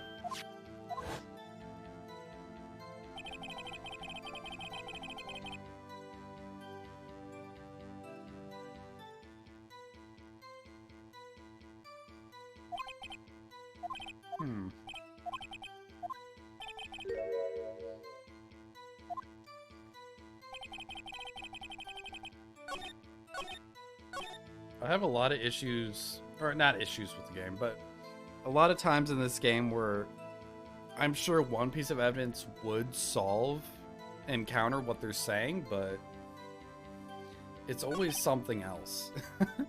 Because I know I could prove this, that it was him, with the video evidence. Because at the beginning of the video, there was nothing hanging outside of his locker. And then at the end of the video, after the crime is over, there's something poking out of his locker. So that had to have been it, but for some reason, it doesn't want to take that from me. I'm guessing we have to counter this. Too bad it wasn't me in that video. I feel like it makes sense to use the video. I don't have anything else that would prove it.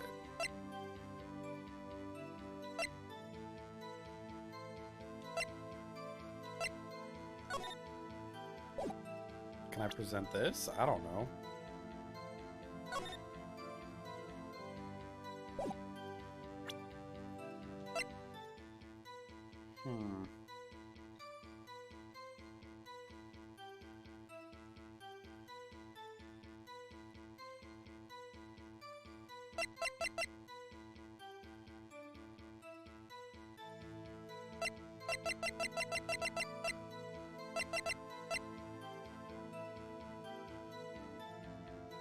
That's not it.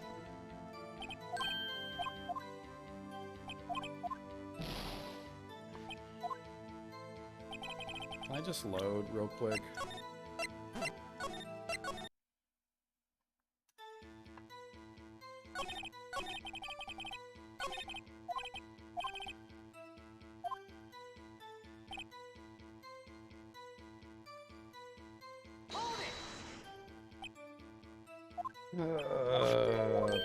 Please.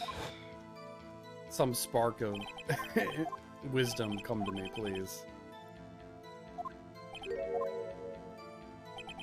Yeah, so he wouldn't know that the fingerprint would be needed.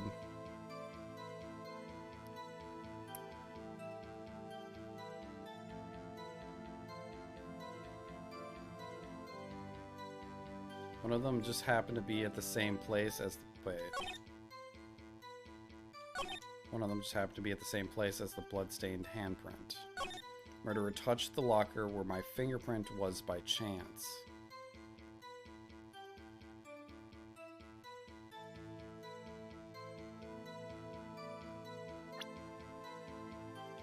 But what about...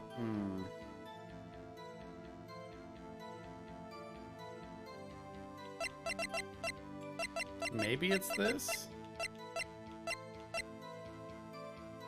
Because wouldn't the handprint be going out? It's weird that the handprint would be there. What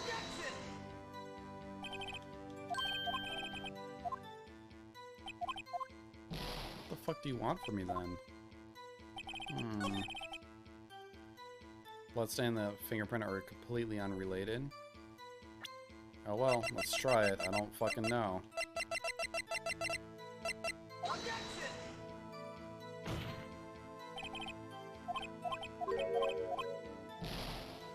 I gotta reload. This is frustrating. Why can't I figure it out? I feel like the evidence should clearly be stated in the video.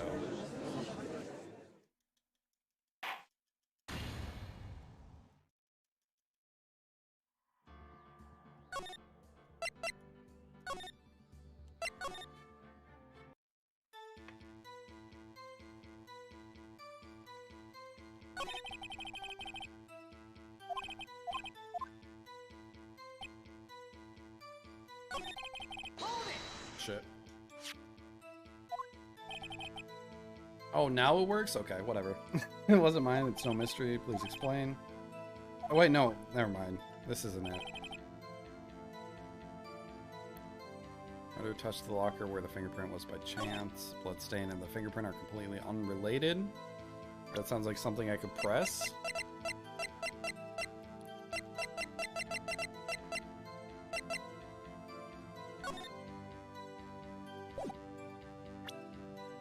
Found a bloody handprint on Marshall's own locker.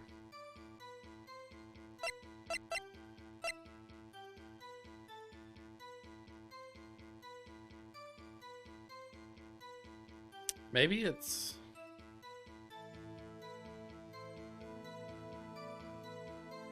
I don't know. Because you need the fingerprints to open it up.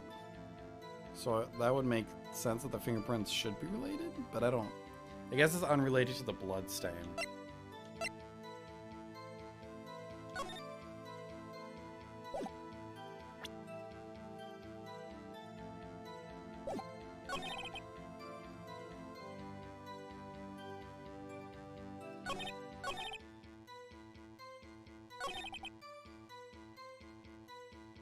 Maybe press this? What do you mean by that? You want to tie me to this crime, isn't that right, partner? So... that video is next to useless. It's full of blind spots. Blind spots? Precise places you can't see. The camera's panning back and forth and the floor isn't shown. Okay, I guess I needed to press this. If someone was familiar with the camera's position, they could leave the room without being caught on tape. We don't have time for your speculations, Mr. Wright. Well, Mr. Wright, if you can show us evidence in this video that indicates Officer Marshall was present, please do so. Okay.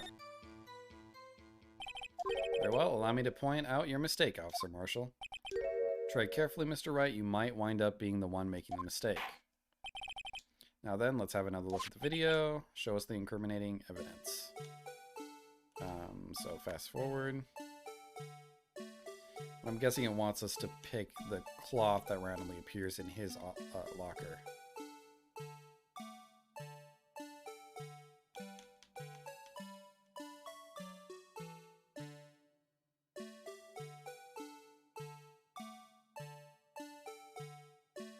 Right here.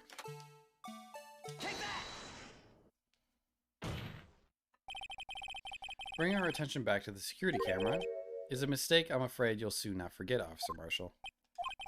The days are short in Texas, and so are our tempers. Could you sum up what you have to say in 8 words or less? Very well. You can clearly be seen in this video. Exactly 8 words. Not bad, partner. The key lies in a certain locker shown in the video.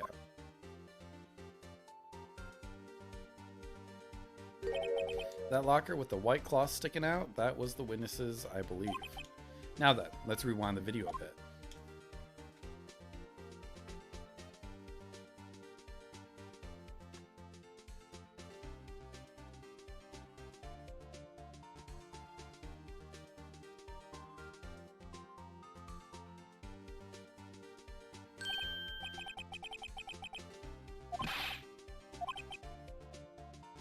When the crime took place, the white cloth wasn't there. Then it suddenly appeared. There's only one explanation. Officer Marshall, you were in the evidence room at the time of the crime. What's more, you opened your locker when the camera was turned away.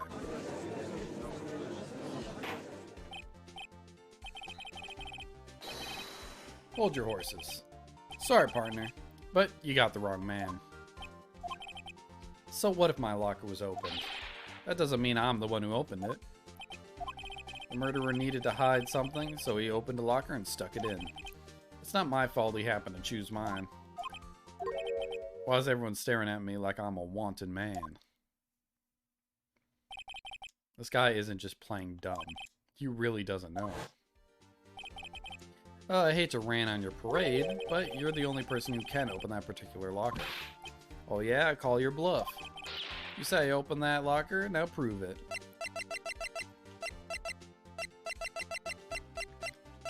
I mean, it's just this, right? Fingerprint sensor.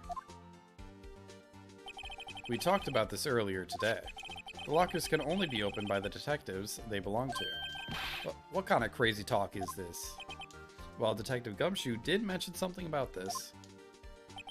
In any case, the locks aren't that obvious. There are even some people on the force that don't even know about the fingerprint locks.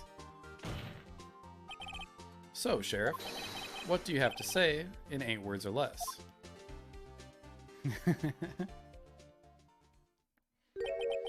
I only got one word for you. No. Yeah, that was kind of epic, though. Order. Witness, explain yourself. If this is a joke, it's the worst I've ever heard. I assure you this is no joke, Officer Marshall. Now then, please tell us what you were doing in the evidence room at the time of the crime. Please answer the question. What is he now, a bullfighter? That's all right, Officer Marshall. I believe we can figure the rest out from here. We can? Have a look at this, sir. There is no place for someone to hide in the evidence room. Yet Officer Meekins didn't see Officer Marshall. If that's so, then where was the witness? It seems Mr. Wright has an answer. That's right, the only possible conclusion. Well then, let's hear it. Where was Officer Marshall at the time of the crime? He was... V? What's K? Probably that.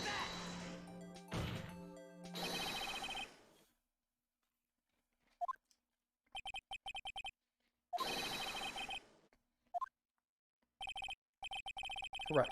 Unless the man wasn't Detective Goodman. I believe the victim in this video is Officer Marshall. It was you, dressed up like Detective Goodman. But that's preposterous. Officer Meekins witnessed the detective at the crime scene. Once he saw the man's face, he'd know for sure. May I point out, though, that Officer Meekins did not know Detective Goodman. He also testified about the man's reaction when confronted. When I entered the evidence room, I asked him to show his card, sir. Yes, and how did Detective Goodman respond? He suddenly pulled a knife on me. Something about the officer's story puzzled me. If the man had his ID card, why didn't he just show it? Yes, he would have needed it to enter the evidence room, so he must have been carrying it. The answer is simple. He couldn't show it. As you can see, Detective Goodman's picture is on this ID card. Oh, I get it. If he showed that, his cover would have been blown. Officer Meekins would have realized the man wasn't Detective Goodman. Do you have anything to say to this, Officer Marshall? You've got quite an imagination there, partner. We got a term for that. It's called circumstantial evidence. Circumstantial evidence? He's still denying it. You're gonna have to do better than that to break a detective. Unless you have hard evidence proving I dressed up as the victim. Can't say I particularly care for your uncooperative disposition. Can't say I care for your beard, but you don't see me complaining. Well, Mr. Wright, do you have any evidence proving beyond a shadow of a doubt that Officer Marshall dressed up as the victim? Well, who am I kidding? I don't have anything like that. I could see fear in your eyes, partner.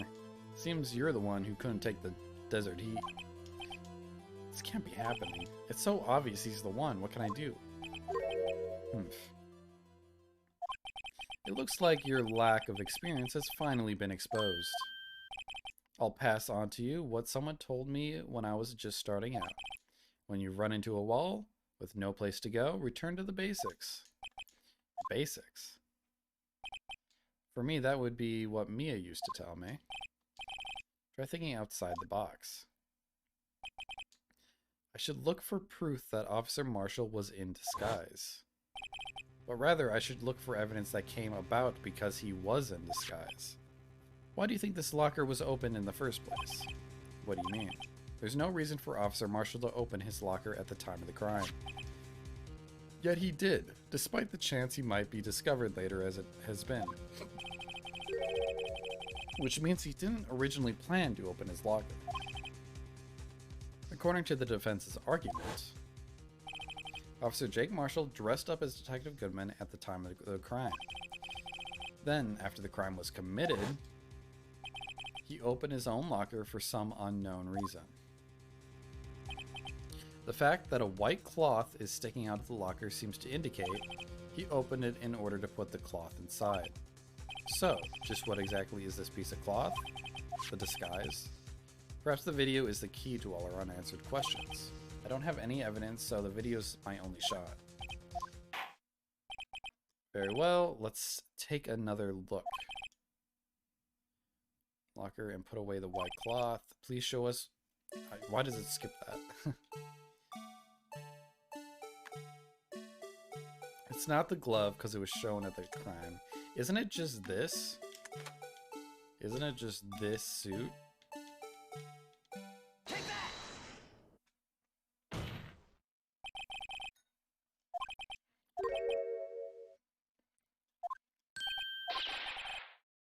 So I could stuff you in there. Sure, the world would be a better place with you sent off to the boneyard. Only unsolved cases can't be stored in the evidence room. Shit.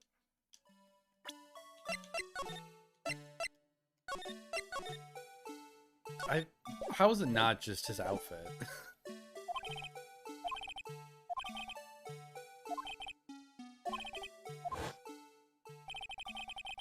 Dressed up as a Detective Goodman. It's just his outfit that he stuffed in there.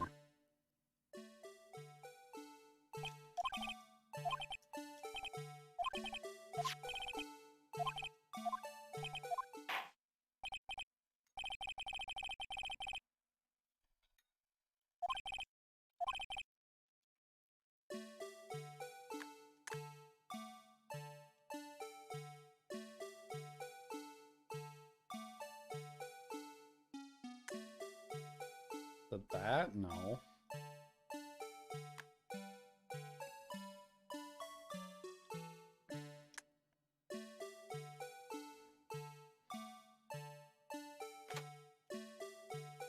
Maybe this? Take that! For some reason you disguised yourself as Detective Goodman and entered the evidence room, though I don't know to what end. Yet, however, something unexpected happened. Officer Meekins barged in on you. When asked to show your ID card, you pulled a knife on him. However, Officer Meekins panicked, and the white coat you were wearing was soiled with blood. A bloody white coat. You couldn't just walk out like that, so you hid your coat in your locker. Not bad, partner. Alright, we're getting it. Now then, Officer Marshall, are you ready to tell us the truth? Looks like I underestimated y'all. I hope you're happy now, Mr. Edgeworth.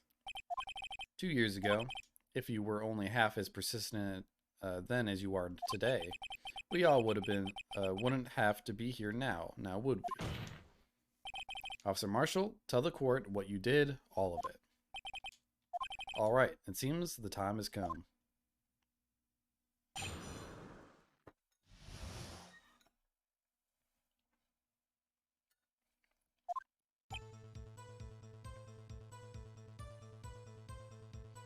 Had to do it that day, I couldn't just stand by and let it die. Stole the detective's ID and dressed like him. I planned to take out the evidence. I wasn't expecting Officer Meekins, I knocked him out. I managed to escape. I knew which areas wouldn't be caught on the camera. There wasn't any murder in the evidence room at 5:15. So, the supposed victim was really you. But there's one thing I still don't understand. Traces of a large quantity of blood were found on the floor of the evidence room. If no one was murdered, then how could that be? Officer Meekins managed to cut his own hand. My guess is he's the donor. It was way too much blood for such a small donation.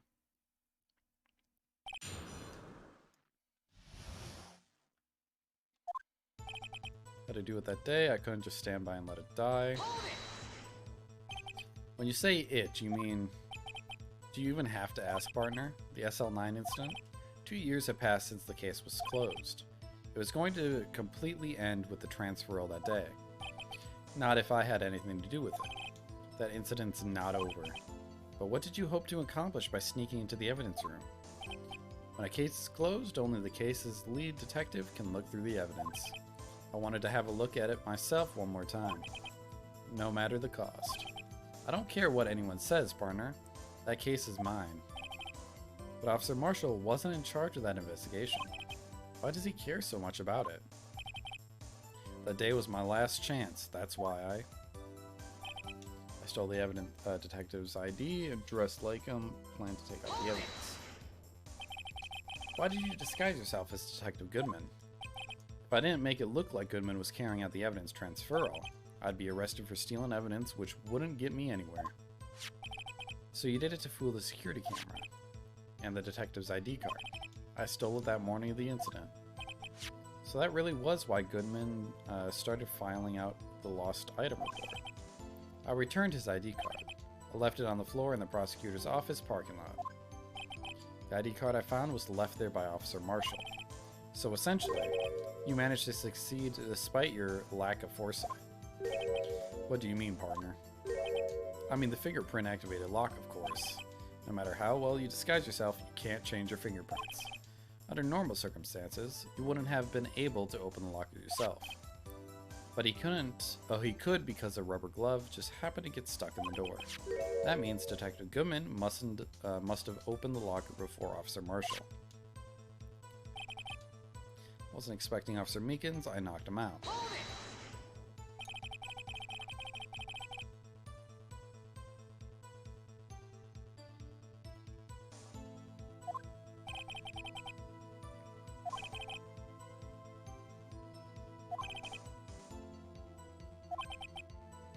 Certainly is one in a million type of person. Mistaking a detective for an intruder and demanding to be shown his ID. We'll have to think a little more about his raise this year. When did Edgeworth get so much influence? Anyway, he threw himself at me and I ended up cutting him slightly. With me knocking him out and everything. By the way, what happened to your knife? Oh, you mean this one? Don't know what to say. So you knocked Officer Meekins out and... he managed to escape. I knew which areas wouldn't be caught on camera. So you did your research beforehand. Those who go into the desert unprepared don't live long, partner. I didn't think it would make any difference though. The security tape is erased every 6 hours. If all had gone as planned, no footage would have been left. However, you bloodied your coat in your struggle with Officer Meekins. If someone was in the security room when I came out, the jig would have been up. I opened my locker and stashed it in there. What was Officer Meekins doing during that time? What else? He was sleeping like a baby. So what you're saying is on that day, there wasn't any murder in the evidence room at 5:15. But the blood found at the scene certainly indicates a crime took place. What are you, blind? The victim shown on that tape is me, and I'm not dead yet, partner. So you stole the evidence from the locker? Actually, no, I didn't. Why not? When I opened the locker, the evidence was already gone. What? Mr. Edgeworth, where is that evidence? It's still missing, Your Honor. It was already empty? Someone else stole the evidence? Officer Marshall, may I ask you one thing? Fire away, partner. It's a free country. Just remember, I'm also free to decide whether or not to answer. Why did you do this? Stealing a detective's ID, injuring a police officer, this is no small offense. Moreover, you're an officer yourself. This will have serious consequences. It can't just be forgiven with a simple cut in salary. Not that salary cuts are ever a valid solution. Like I said, this isn't your case. This one is mine. And I'll do anything it takes to get an answer I'm satisfied with. Witness has an unusual amount of zeal. Let's hear more. Can't just forget the SL9 incident, you know why? But that case was solved 2 years ago, wasn't it? That's the reason the evidence was stored in the evidence room. Joe Dark was convicted for his crimes. One thing I can say for sure is he deserved his sentence. I remember the Joe Dark case. It involves serial murders, didn't it? I don't intend to complain about how it turned out, but there's something that still bothers me. Something went down at that trial. Something no one will talk about. What happened? I don't know. That's what I'm trying to find out. Why is he so concerned with that incident? Maybe I should present him with what I think his real reason is. I had a feeling we'd wind up here sooner or later. Everyone involved here is related in some way to that case. I better take another look at the files.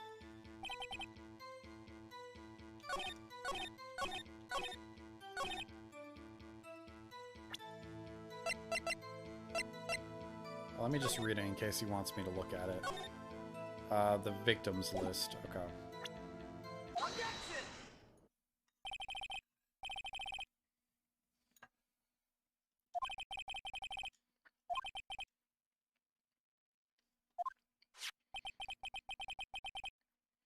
I have the SL9 incident file here. The name Marshall is mentioned in here. And a list of murder victims. Neil Marshall. Are you related to this man? Neil Marshall. Yeah, I'm sure you've heard the name. 2 years ago.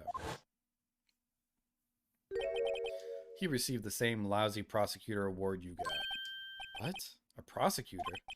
He must be talking about the King of Prosecutors Award. Now I remember, Prosecutor Neil Marshall. He handled the SL9 case before I did.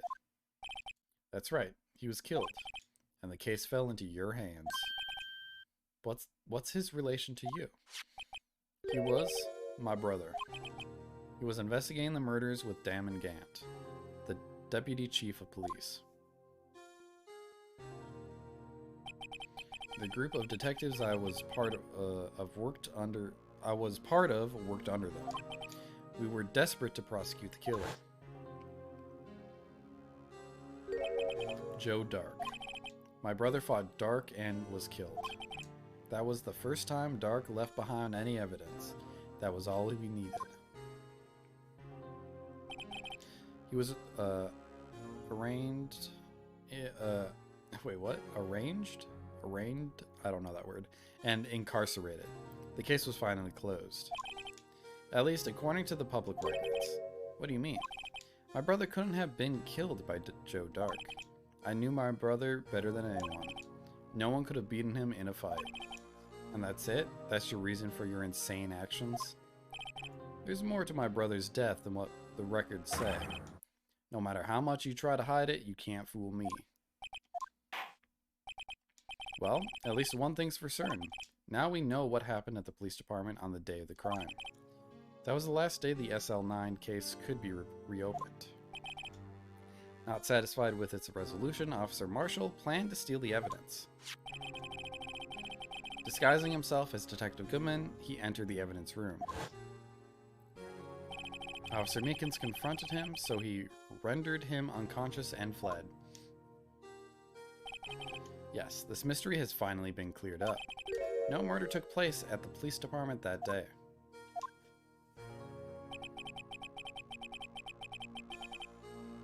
The things that happen by chance never cease to amaze me.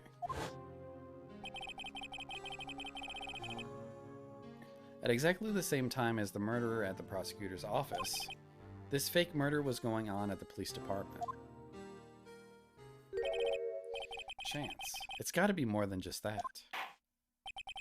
So if no one was murdered at the police department on the day of the crime, that means the murder in the prosecutor's office's parking lot was the real one.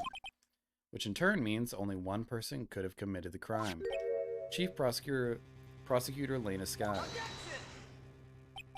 But wait, a verdict wasn't reached in yesterday's trial.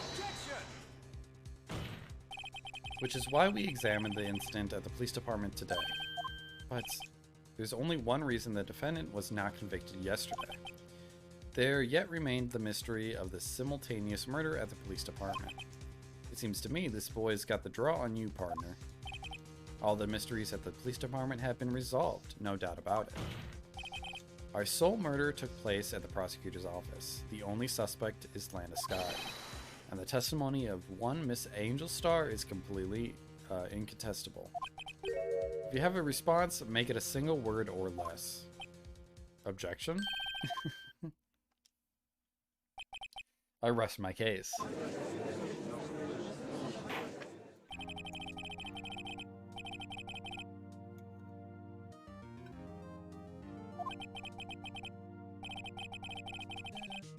Well done, Mr. Wright. Thanks to you, I didn't need to waste my time. Disproving the alleged murder at the police department. There's no doubt what I proved today is true. The apparent murder on the security camera's tape really was fake. But I didn't realize that would end up proving Lana guilty. Now then, the time for the verdict has arrived. This court finds the defendant... Hold it. Uh-oh. Your Honor? Wait.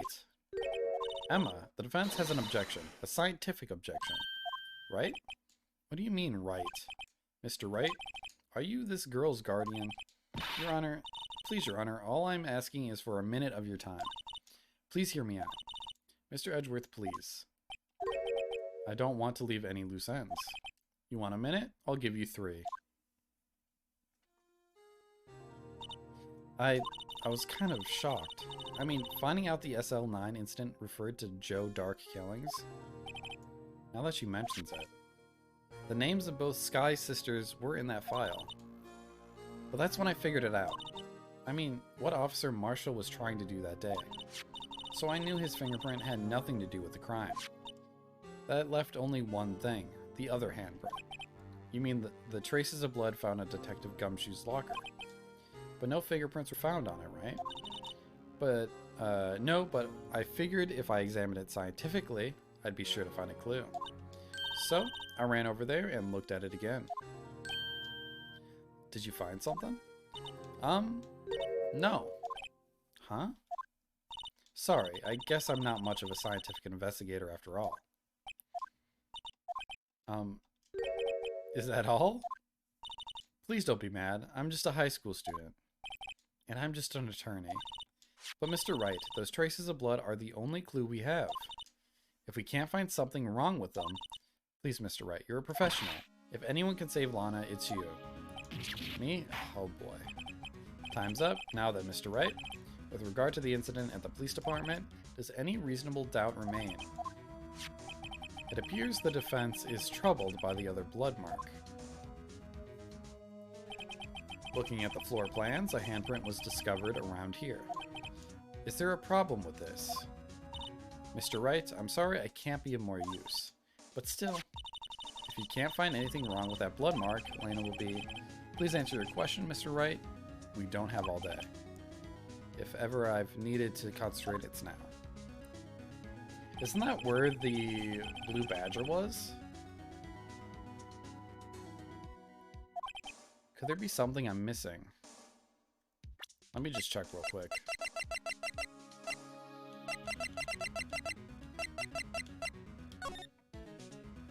Yeah, it's literally standing in front of the locker.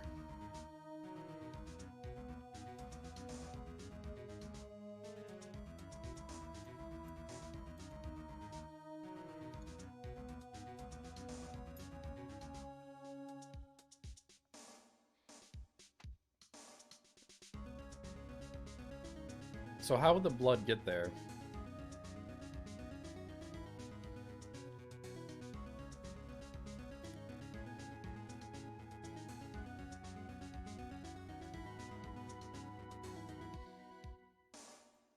Huh.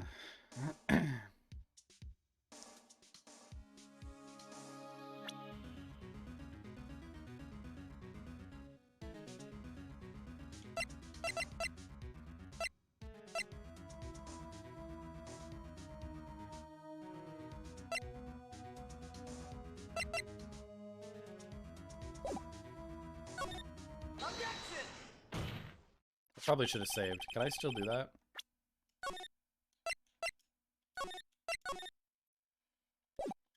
I'm working at low health, so...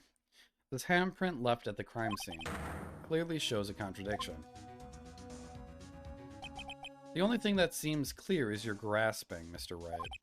You've been staring pretty intently at those floor plans. Tell me, is there a problem with them?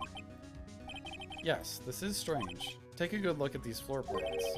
Something is missing. Missing? You mean something hasn't been drawn on here?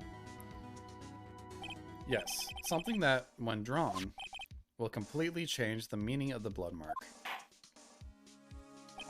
Let us pray the defense isn't simply trying to buy time.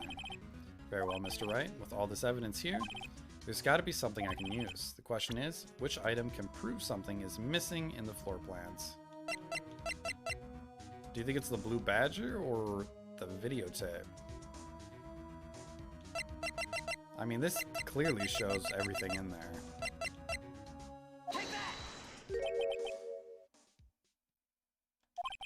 That is, so long as he's facing the general direction.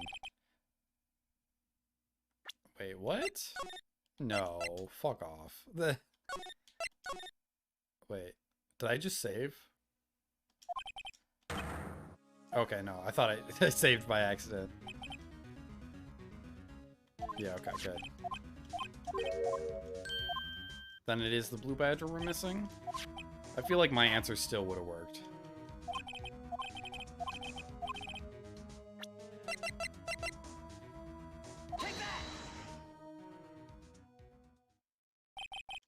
What about that piece of plywood?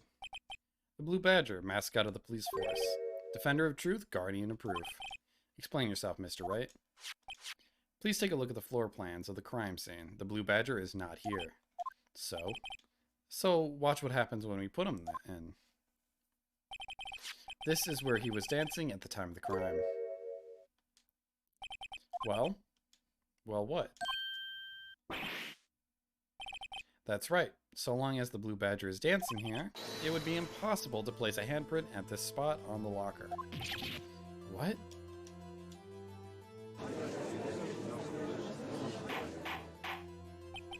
So that means, just exactly what does it mean?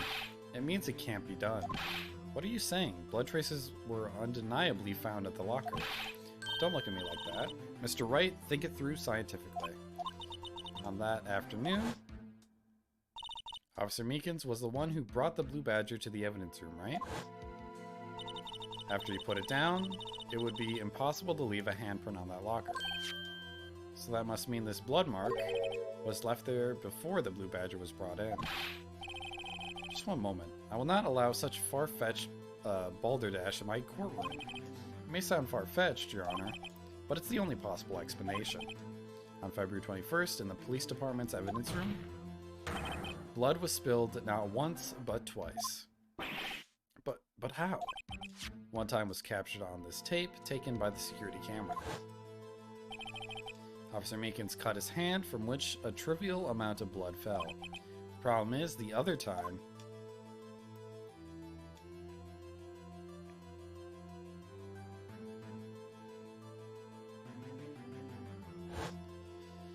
someone bled prior to the struggle shown on this tape. It had to have been Detective Goodman when he was really murdered. This is ridiculous. I refuse to accept your absurd claim. The murder portrayed on the security tape has been proven to be a fake. However, that does not explain the blood mark found on the locker. God, this trial goes so fucking deep. We're basically solving 3 crimes that happened. So then, assuming this murder you purport really happened, when did it take place? I demand you show evidence that proves when it occurred. When did the first incident occur? To summarize, the defense claims that prior to the Officer Meekins being cut by Jake Marshall, who was posing as Detective Goodman, another incident took place in that evidence room. That's right, the blood mark on the locker proves this. Very well, then tell us. When did this first incident occur? As Mr. Edgeworth said, proof must be presented. Proof that shows when the murder took place. There's only one piece of evidence that can show that. Now then, will the defense please present the evidence? Oh, I can't save. Fuck. Oh no. I was hoping to save before this.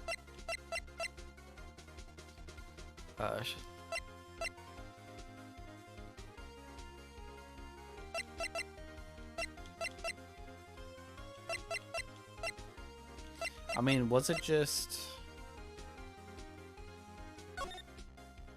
420? It's the only one we don't have an idea what it is.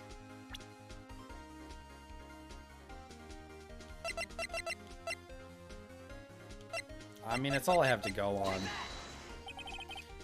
Placed inside the evidence room, then the killer would have had to enter it.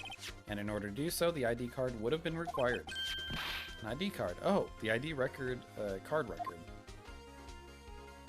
Officer Meekins brought the Blue Badger panel into the evidence room at, let's see here, 4:50. If the crime took place before that time, then it would be 4:40. Ah. Miles Edgeworth, just what have you done?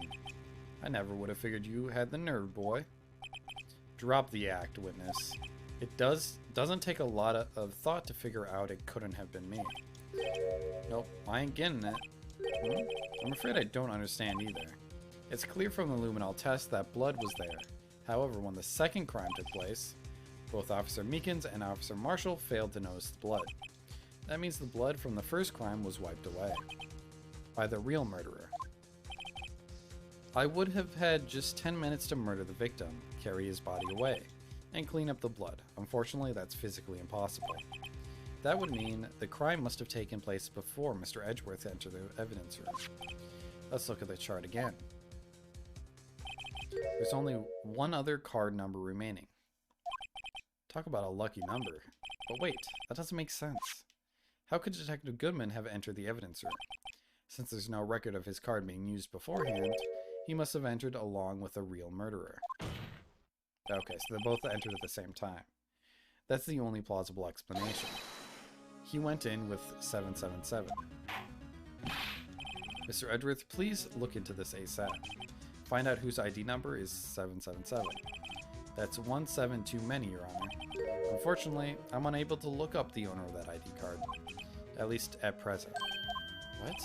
Explain yourself, son. The ID number belongs to someone with a rank of captain or higher. Someone is a so-called executive officer. We don't have the authority to inquire into such a person's identity. Well, that's ridiculous. Just how... I'm not finished talking, Mr. Wright. There is one situation in which we can be granted such authority. If an official charge filed against an executive is accepted. An official charge? You're all alike, aren't you? With your cover-ups and your forgeries. That's how the prosecutor's office operates. I take pride in my work, Officer Marshall. I would appreciate it if you would keep your slander to yourself. Slander, is it? Okay. Let me ask a question. Yes? No, not you. To her, the defendant sitting over there. Your own little executive. Lana? Don't be stupid. She's been charged with murder.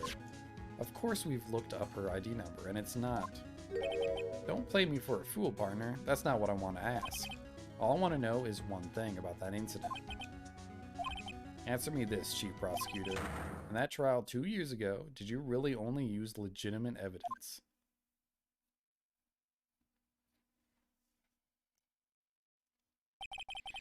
Do you need the witness to repeat his question, Chief Prosecutor?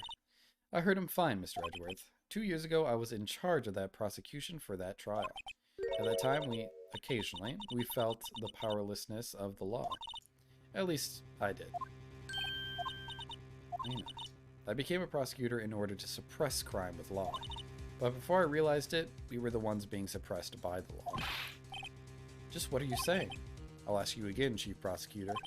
During that trial 2 years ago, did you really present all the evidence in court? Can you look at me, an investigator in that crime, in the eye and say that you did? I don't have to, Officer Marshall. Why won't you answer him? Drastic crimes require drastic measures. That's just the way it is. We did what we had to in order to for him to get the verdict he deserved. Even if it involved forging evidence.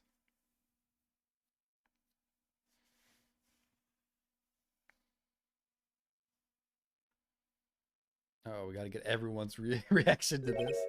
See? That's what I'm talking about. No.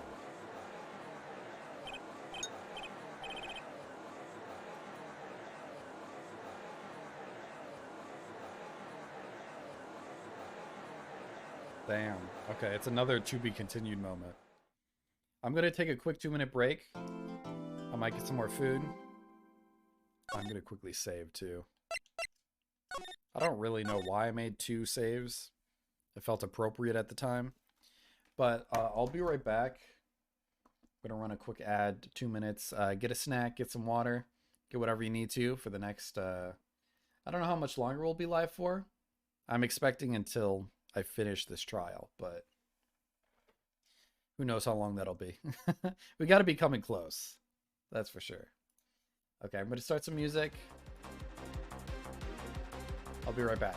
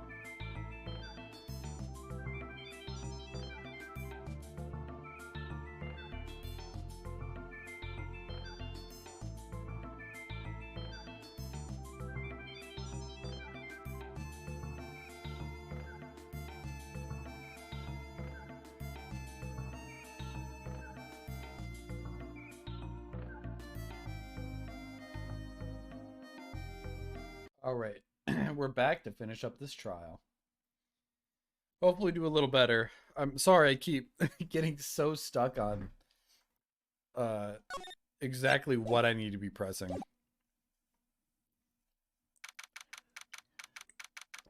Oh, do we have another investigation?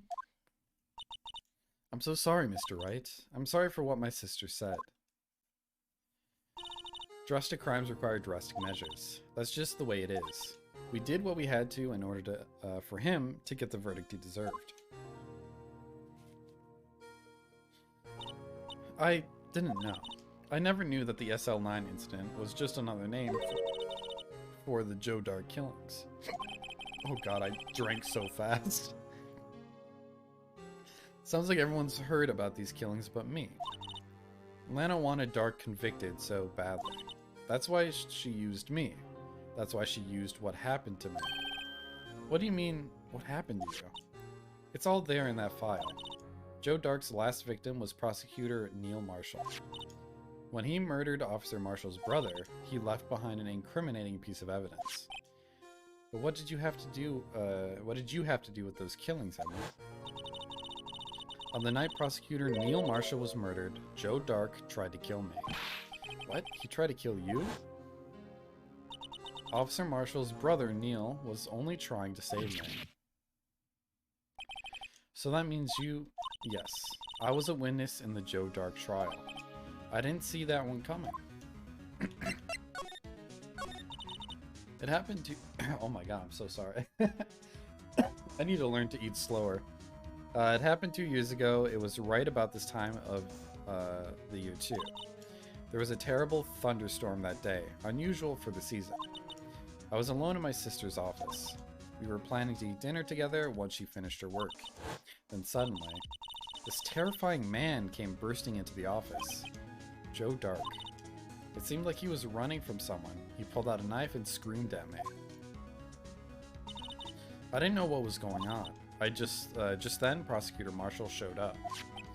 Jake Marshall's brother. Joe Dark tried to take me hostage, but before he could, Mr. Marshall tackled him. Then, what happened? I'll never forget it. Lightning struck and the lights went out. Suddenly, a bolt of lightning flashed outside the window, lighting up the office for an instant. What I saw then burned a permanent picture in my mind. I can still see it now. Permanent picture. I don't remember the moment when Dark stabbed Mr. Marshall. So you weren't able to testify about that? No, I was only asked about when I was attacked. That must be why she made up the crime. Made it up? You mean provided bogus evidence? Prosecutor's office wanted that guilty verdict so bad. Lana forged the evidence and Mr. Edgeworth used it. Edgeworth? Yes. But I'm sure he didn't know anything about it. He could have even known it was being given false evidence. Even so, that's when it all started. The rumors about Mr. Edgeworth. I mean, it's all my fault. If I could have just testified properly, none of this would have happened. So it's true. Even though he may not have even known it, Edgeworth really was involved in falsifying evidence. After that case ended, Lana was never the same. She became cold, like she is today. She must not have been able to face up to what she did, especially not to Emma. What did you see in the instant the crime occurred? Wait, who is that? Dark knocked down Mr. Marshall and raised his knife. Oh, that's Marshall. Okay, yeah, that makes sense. Neil Marshall was stabbed right in front of this poor girl. I don't remember what happened after that. Apparently I passed out. When I came to, Lana was cradling me in her arms. Poor Emma, you've been through so much.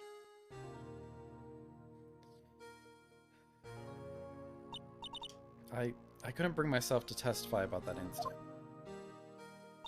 I tried, but the words just wouldn't come out. I drew a picture, but it wasn't any good. 2 years ago, that must have been 14. That's understandable.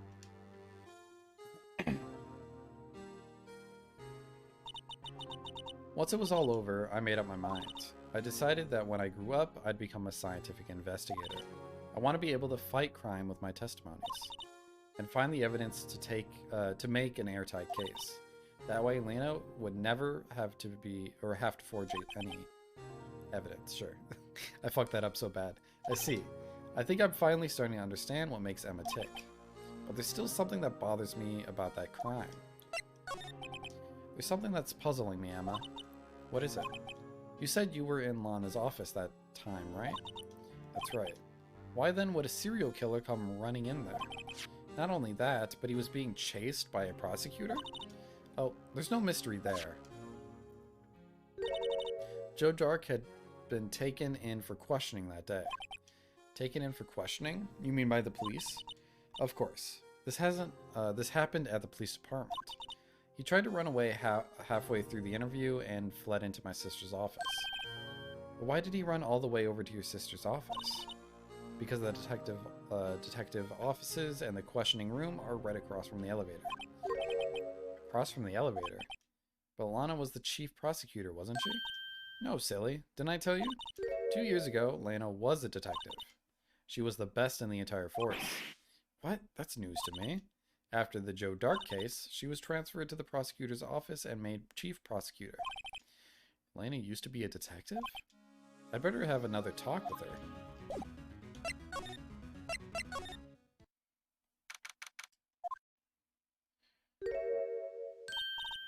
Lena, Mr. Wright, it seems I keep causing you trouble. Falsifying evidence? I didn't think you were the type. Criminals don't mind playing foul. Why should we? But Lena, if you're wrong and an innocent person might be found guilty. Believe me, I understand the risks. Emma told me about you. Oh, about how you were a detective 2 years ago. And how the SL9 incident was the reason for your transfer to the prosecutor's office. That's right. Could you fill me in on the details, especially about the unusual change of jobs? I suppose you have a right to know, Mr. Wright. It's true, it's my name. I gotta know.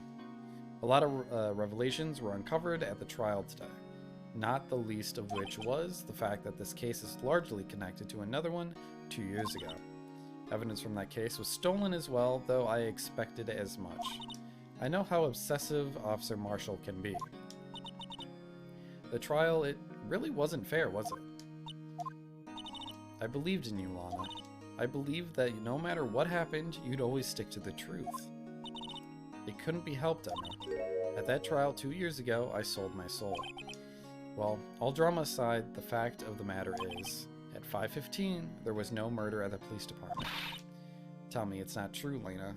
What the witness, Miss Starr, said about you stabbing Mr. Goodman with a knife. Lena, I don't understand. Why won't you tell us? Emma, this doesn't involve just me. I don't think I've ever seen Lena look so fazed before. It's true I was a member of the police force 2 years ago. She was amazing.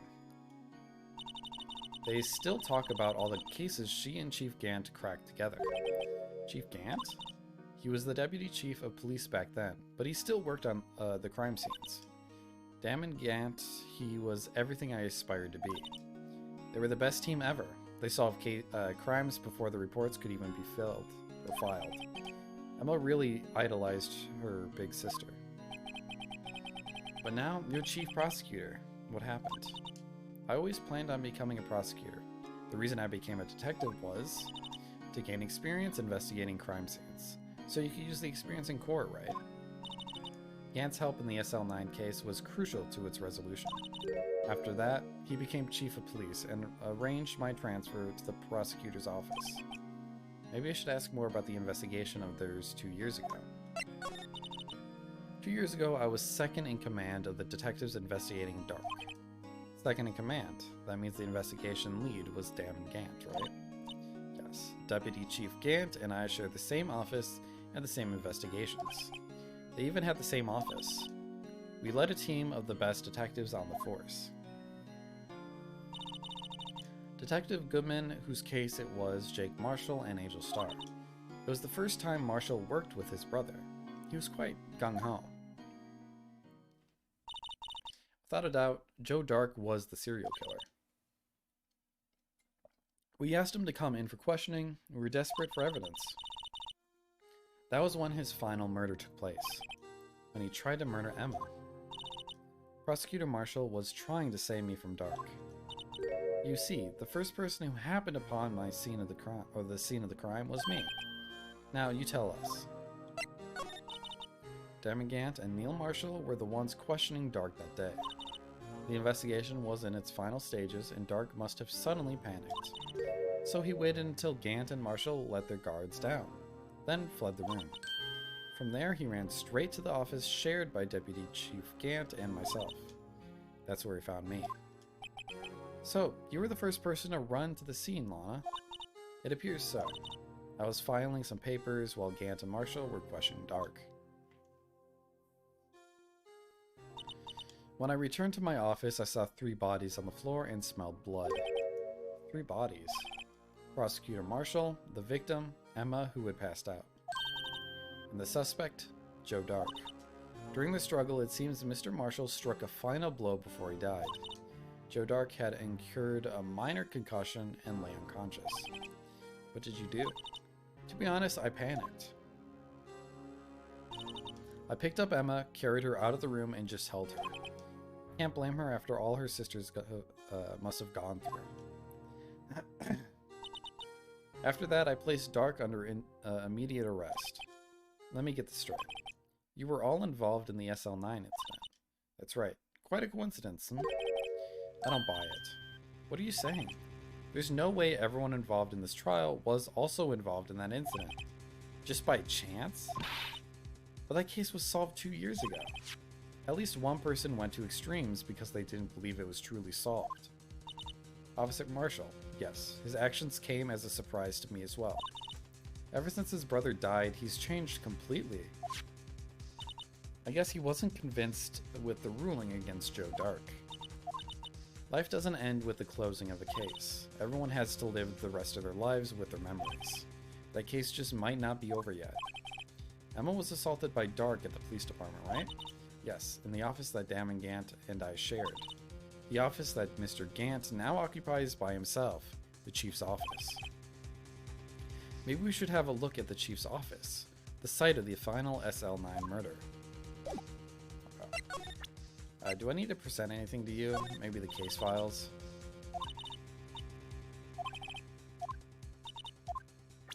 Okay, I don't think she'll listen to anything I present to her, so... Let's go... Where was it? The parking lot? No one's here today, not even Miss Starr. Everyone's probably busy looking into what exactly happened down in the evidence room. That must be where the detectives are. But we proved in court today that on the day of the crime, no one was murdered in the evidence room at 5:15. Yeah, I thought we were finally making some headway into our case. But instead, it looks like we ended up making Lana look even more guilty. Hang in there, Lana. Nothing new here, I don't think.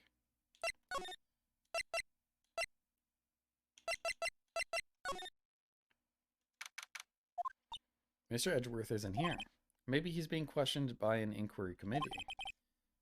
He took a real beating in court today. Yeah, with Lana admitting to falsifying evidence 2 years ago. I guess we'll just have to come back later. Okay, where do I go for... This is the police department? Howdy, Bambina. Oh, Mr. Marshall. I never thought things would turn out this way when I woke up this morning. Okay, Sierra, you never know where life will lead you, Bambina. I should have known my luck had run out when old Billy dried up this morning. Billy? Must be his pet cactus. Say, where are you all headed? Just over to the prosecutor's office for a little interrogation. It's a voluntary appearance, but we all know I won't be coming back. Sorry, but you can't go in the evidence room today, partner. But Mr. Marshall, why did you do it? Why did prosecutors head west?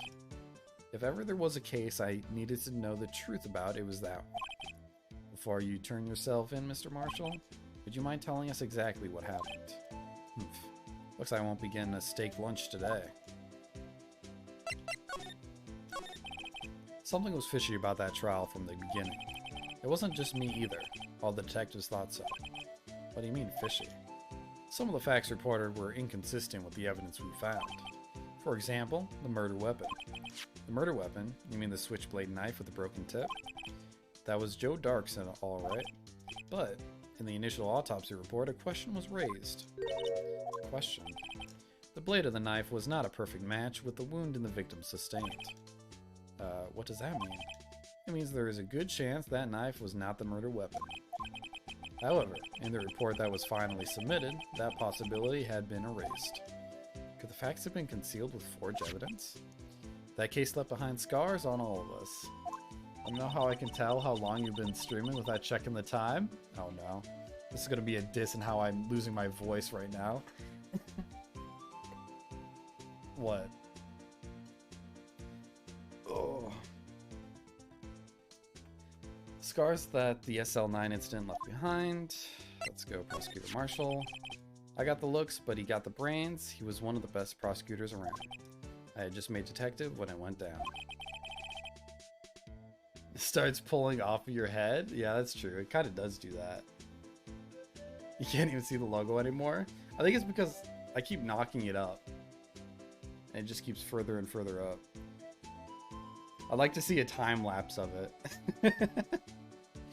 It was your first case together. How old was he? Your brother? He was 27 at the time.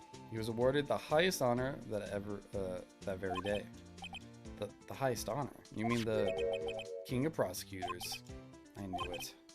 What are you looking at me like that for? That's an honor for a prosecutor.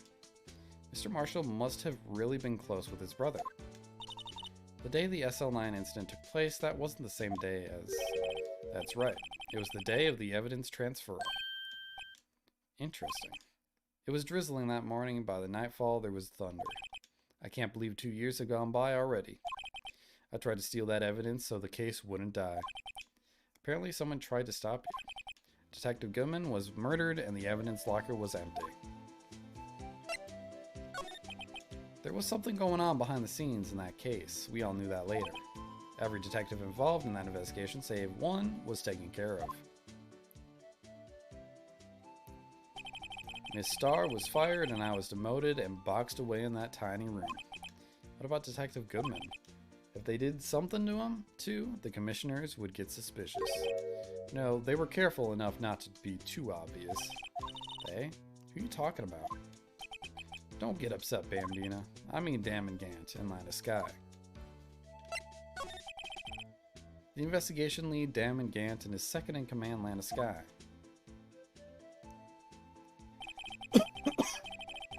There wasn't a person on the force who hadn't heard of that duo.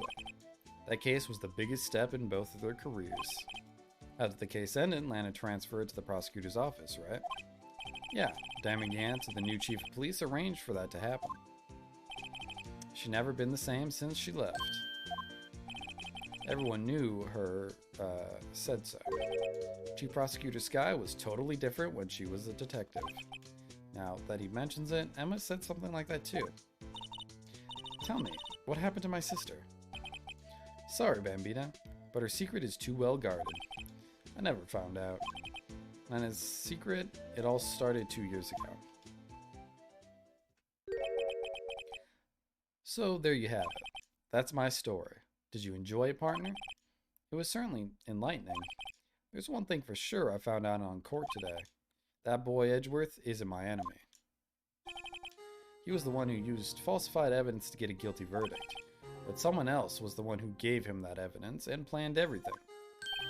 That someone is Damon Gant. Don't believe me? Well, I don't blame you. I won't even be a patrolman after today. Too bad I won't be around to work with you when you become a real scientific investigator. Adios, Bambina. Damn, he's gone. Well, we'll see. He might come back. So I can't go to the evidence room. Criminal Affairs Department we have to check out. This place is always pretty empty, but today it's deserted. That must mean everyone's busy solving crimes. Oh, if you're looking for the others, they're all in the conference room. Huh? Oh, thanks. Wow, he actually talked to us? With the chief prosecutor saying what he did and the decision about what to do, about Mr. Edgeworth, not to mention our statement to the media in tomorrow's trial, there's more chaos going on than Thanksgiving and Christmas put together. I think festive is the word usually used for those. Sir, we'd like to have a look around Chief Gant's office. Just use the connecting hallway to the other building and take the elevator to the top floor. Really? I mean, you aren't police officers or anything. Hey, you're right. You can't go in there. It's off limits. Now I see where Detective Gumshoe gets his unique charm. Well, what are we waiting for? Let's head to the chief's office. What the fuck? This is an office?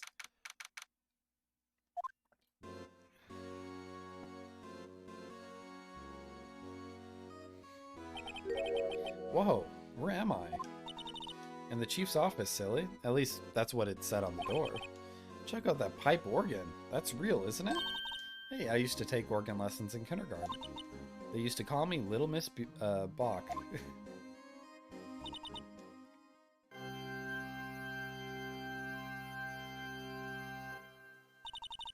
I never could remember where C was. Oh no. Oh, it's you two. Chief Gant. He put that paper he was reading on his desk. So, Righto, have you been swimming lately? No, I haven't. I've been kind of busy lately. I can appreciate that. I've had my hands full too with Mr. Marshall's misconduct. And Lana's provocative statement. Provocative statement? Oh, you mean about the forged evidence? 2 years have passed since that incident. See that big picture on the wall over there? Oh, there's that vase. That's a picture of Lana, Neil, and me. So this is Mr. Marshall's brother, Prosecutor Neil Marshall. We took it to commemorate our work together. Something's not right with this picture. I can't quite seem to put my finger on it, though.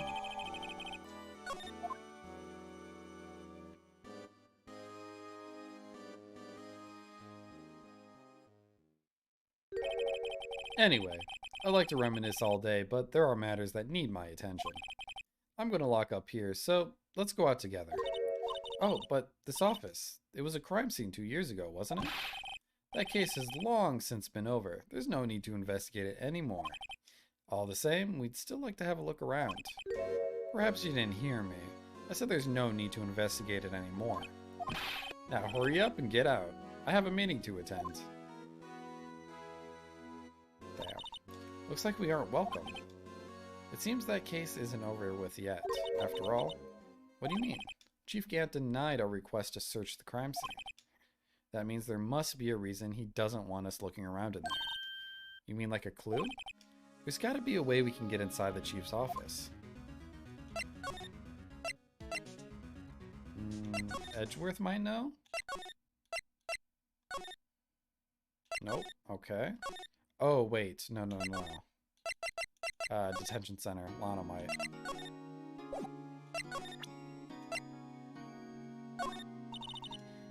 Oh, really? Okay, so that's not it. I thought that picture would have helped.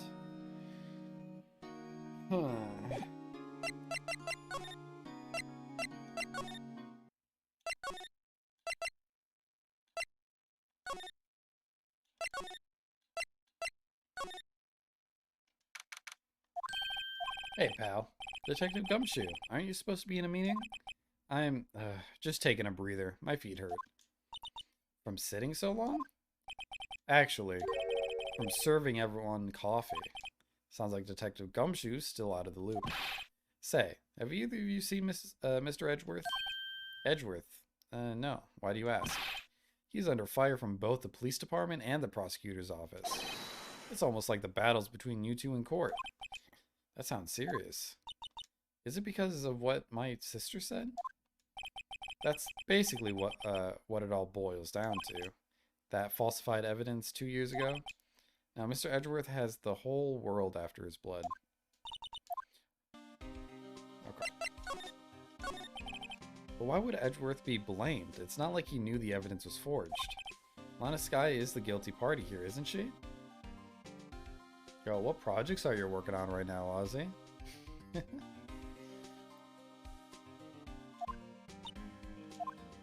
personal projects, work projects that you can't talk about. Gen 8 decom, Gen 9 refresh, storage uplift. I'm guessing this is for work. Regardless, a prosecutor is responsible for the evidence they present in court. I mean, the only projects I'm working on, I'm working on a few at work. A lot of PLC replacement work related stuff. And interfacing screens. Splunk deployment? I'm not sure what that is. Or I'm not familiar, at least. I'm guessing it has something to do with servers, probably. I guess the only other projects is just getting used to my new Stream Deck. I've been trying to program it all. It's not completely set up yet. Not only that, I'm also working on the games list. I've been adding a bunch of series to it. But as you know, there's been a lot of rumors going around about Mr. Edgeworth. His amazing talent as a prosecutor has kept him safe from those who don't like him. But now with this, are there really so many people who hate him? In our world, only those with talent rise to the top, Mr. Edgeworth. Rise to the top. Mr. Edgeworth not only has that, but he's young. There's no better recipe I know of for making enemies. Let's go out for lunch again. Sometime, my treat. Yes, sir. You gotta take me back to that joint sometime, okay, Dick? Yes, sir. It seems you don't have any problems with enemies. Yeah, well, I'm careful not to stick out. Anyway, I'm a bit worried about him. Under all this pressure, I'm afraid Mr. Edgeworth just might crack. Actually, I took a look at the file earlier, while the coffee was brewing. Seems genuinely concerned for Edgeworth. Well, did you find anything? The only evidence Dark left behind was during his final attack. His final attack, you mean when he killed Prosecutor Marshall, who was trying to protect some girl? Me. It seems Detective Gumshoe never realized Emma was the girl. That's when he left the most incriminating evidence of all. Oh, what is it? Oh, let's see. I think it had something to do with the murder weapon? Oh, I forget. Look, it's all written somewhere in here, okay? His powers of recollection never fail to impress. Maybe we should show him the murder weapon. It might jog his memory. Joe Dark was 42 at the time of the crime. He was just your run-of-the-mill businessman. A businessman? What made him take to serial killing? One day on his way home from work, he hit someone with his car. With his car? So, it was an accident. An accident, yes, but it transformed him into an animal. He killed the man that witnessed the accident. Then he killed the lady who saw the second crime. A kid walked by just then, so he killed him too. A jogger came upon the scene and he was killed as well. Finally, he turned himself in. Seems he was a pretty careless animal. Of course, this is all conjecture. There wasn't a single shred of evidence, so he turned himself in. Yes, but in the middle of his questioning, he fled and murdered his final victim, Prosecutor Marshall. That crime was witnessed by someone too, but luckily Dark was arrested on the spot. It's a good thing that last witness wasn't killed. That last witness, aka Emma.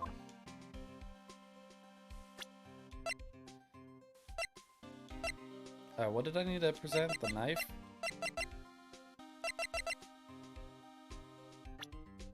Oops.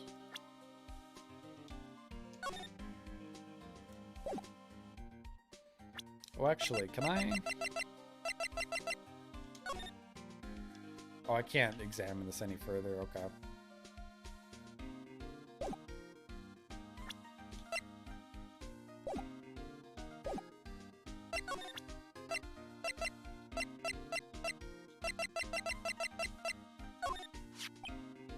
About this. Hey, is that... It has a tag attached to it with the label SL9 incident on it. I believe this would be the broken murder weapon you were speaking of. What are you doing with that? Ever since the case has been closed, the knife's been locked away in a locker. On the day Detective Goodman was murdered, this suddenly disappeared from the locker. It was found in Mr. Edgeworth's car muffler. That's it. Now I remember what that incriminating piece of evidence was. When you showed me that knife, it all came back to me. Well, what is it, Detective? Quick, before you forget again. Should I also present the pot? How about that jar? I think I've seen it somewhere before. Somewhere. Or maybe it's one of those memories people have from previous lives. This must be the most uninformative detective I've ever met. Something about it makes me feel uneasy. It's like I'm in the chief's office and he's yelling at me. Chief Gant? Where could I have seen that before?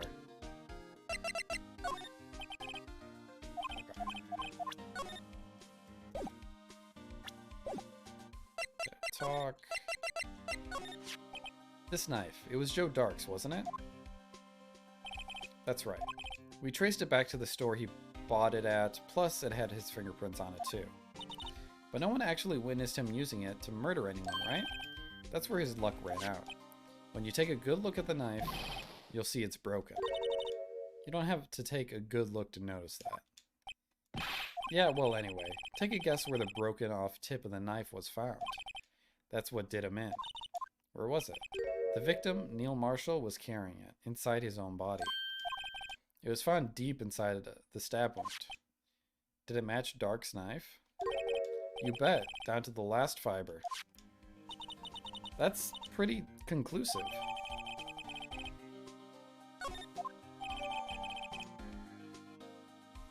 Broken tip was found in the victim's body. Well, there you have it in a nutshell. That's all I know. Can I ask you one more thing? What is it? If it's money you need, you should ask Chief Gant. It's not money, but it does concern the chief. His office is a crime scene, right? It's where prosecutor Neil Marshall was murdered. The chief's out now, and his office is locked. But we'd like to have a look around if that's okay. Well, any detective's ID card can unlock the door. What, really? But if I let a civilian in there, I'd be charged with breach of trust. Breach of trust. Simply put, I'd be canned. Oh, sorry, pal. I don't plan on getting fired because of you. How about this ID card? It was Detective Goodman's. That won't work either. The data was deleted the day he died. Oh. So in other words, Gumshoe is our only chance of getting into that office. I wonder if there's something we could show him that would make him change his mind. The attorney badge? No, I didn't want to look at it. Oh, but I do want to look at... Never mind. Stabbed in the back, died from punctured heart and lung. A knife tip was in the wound. Okay. Here's my attorney's badge. You show this to me every time we meet, pal. Real men show their police badge, enough said. I wish I had a badge, even an ID card would be nice. Oh god, it's not that.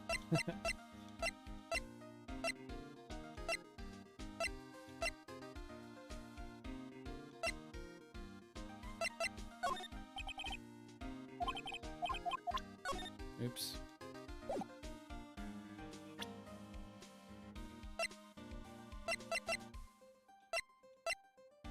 What would I be able to show?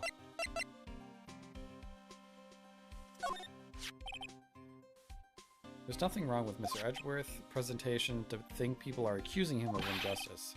I, for one, ain't buying it, pal. You're looking into the case for Mr. Edgeworth. Yeah, it was a pretty big deal while it was going on, you know. After all, a serial killer was on the loose. But Lana was pretty clear in her confession. She forged evidence in order to prove Joe Dark guilty.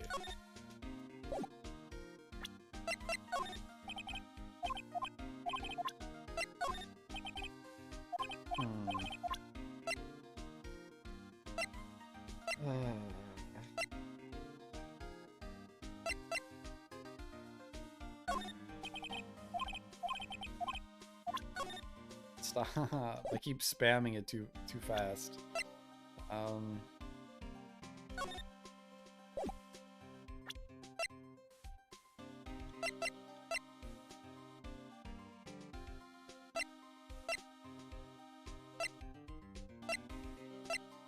What would I have?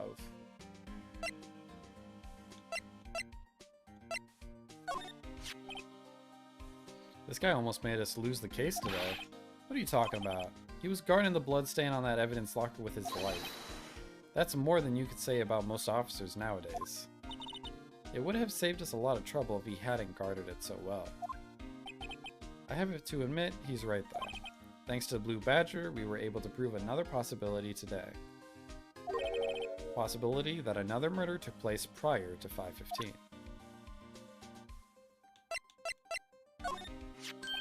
Yeah, that's prosecutors. Okay, we already saw all this.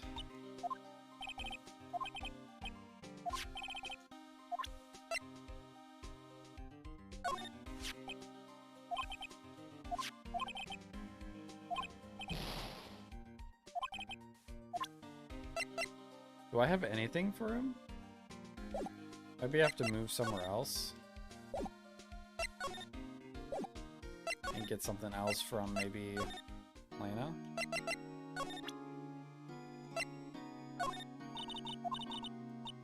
Yeah, I feel like nothing works against her.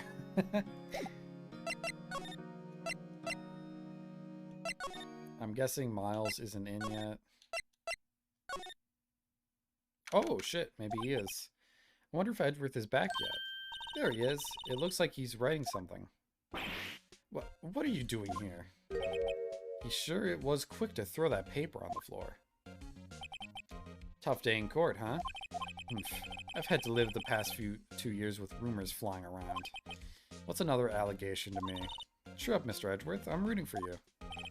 That's Edgeworth, for you. Always trying to hide his real feelings. So what do you want? Unlike some people, I don't have all day.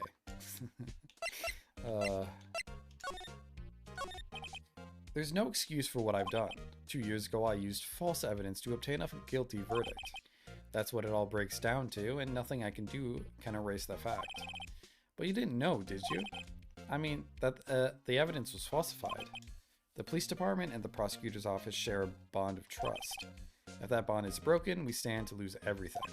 The police department's error is my error, my responsibility as the prosecutor in charge. That fact remains the same no matter what excuses I might have. Mr. Edgeworth? I take pride in my work. So tell me why. Why has it all come to this? Even Edgeworth can't keep his kind of emotion bottled up. Are you up for the trial tomorrow? First last year's trial and now this one. It seems all you do is worry about me. To be honest, you're getting on my nerves. But Mr. Edgeworth, you can't just walk out on the trial. Tomorrow is the last day. It's too late to change prosecutors. I'll bet that's why my superiors are banking on it. I never thought the case would come back to haunt me like this. What do you mean? The list of evidence, it seems too short. Most lists run twice as long. It's only half as long as most lists. That's odd. After Neil Marshall was murdered, I became prosecutor for that case. I may not have been part of the investigation, but I know what I had to do. Use the evidence I was given to prove the suspect guilty. That was really the only thing on my mind at the time. Say, we just saw a picture taken around the time. That picture, something seems strange about it. Could you tell us again about what happened that day? The day Detective Goodman was murdered. You were participating in a ceremony over the station, right? I've never cared for ceremonies, but I had to attend one. Or that one. Because you were awarded this. Those receiving awards can't exactly skip out on the ceremony. I finished up at the office in the morning, then drove over to the police department. You finished up at the office? Yes, just odds and ends, clerical stuff. I didn't plan on returning to the office that day. That is until I was asked to take something back. Fucking smile. Take something back? This. Oh yeah, Chief Gant asked you to hold on to that, didn't he? Yes, it was a piece of evidence in a case that was closed half a year ago. He asked me to bring it back to the prosecutor's office. That's the story we heard yesterday. So you came back here to the prosecutor's office because the chief asked you to. That's right. Okay. Probably need to present this. This picture was hanging on the wall in Chief Gant's office. Wait, that one also has a broken shield too. Oh, and the tip of that sword is broken. Prosecutor Neil Marshall, he had just started making a name for himself. Looks like this was taken when he received the King of Prosecutors trophy. Speaking of that, there's something that bothers me. Yes, the trophy Mr. Marshall is holding is a little different than yours. Yes, you're right. I remember now. Remember what? That was what the official prosecutor's trophy looked like until 2 years ago. There's a story behind its design. A story? Sounds interesting. Would you mind telling it to us? It's simple, really. Contradiction. That's what the award's based on.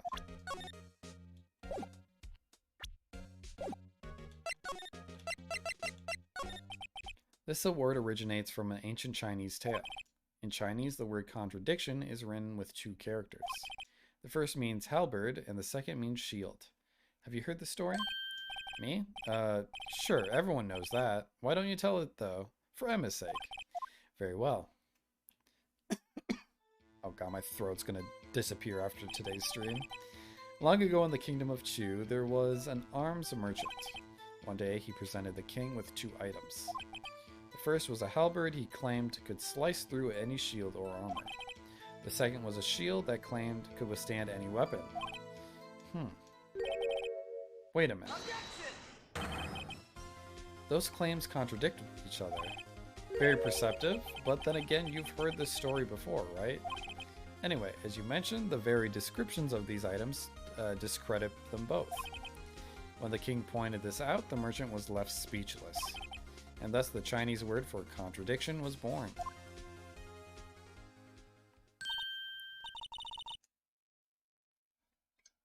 Oh, I see. So the chipped shield and broken knife symbolize... Precisely. So they symbolize the merchant's items. The ancient tale ends with the merchant at a loss for words. Hey, Judge Neon. Welcome in Wheeling and Dealing. Hope you're doing well. I'm not the judge. I'm the defendant, I guess, technically. But we're getting close to the end of this case. It's a very long case. But the last day of trial is coming up here shortly. And I won't end stream until we finish it. So I'm really pushing through it if I can. I'm slowly losing my voice though. So hopefully it doesn't go on too much longer. But it's in our nature to pursue matters to their conclusion. Even if it results in something as ugly as this. Wow, thanks Mr. Edgeworth. I learned something new today. That's funny. If that's so, then why were you only given a shield? You'll have to ask Chief Gant. 2 years ago, he had the halberd part of the reward abolished. Okay, that's interesting. Do you have anything else I need to talk to you about? Nope, okay.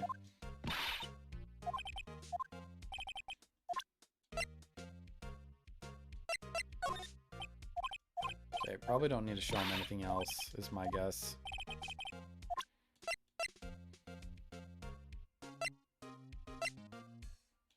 Maybe the autopsy report? No. Okay. Let's go to... Oh, wait, we need to examine. I just remembered. He dropped this. I wonder what he was writing before. Come on, Mr. Wright, let's take a look.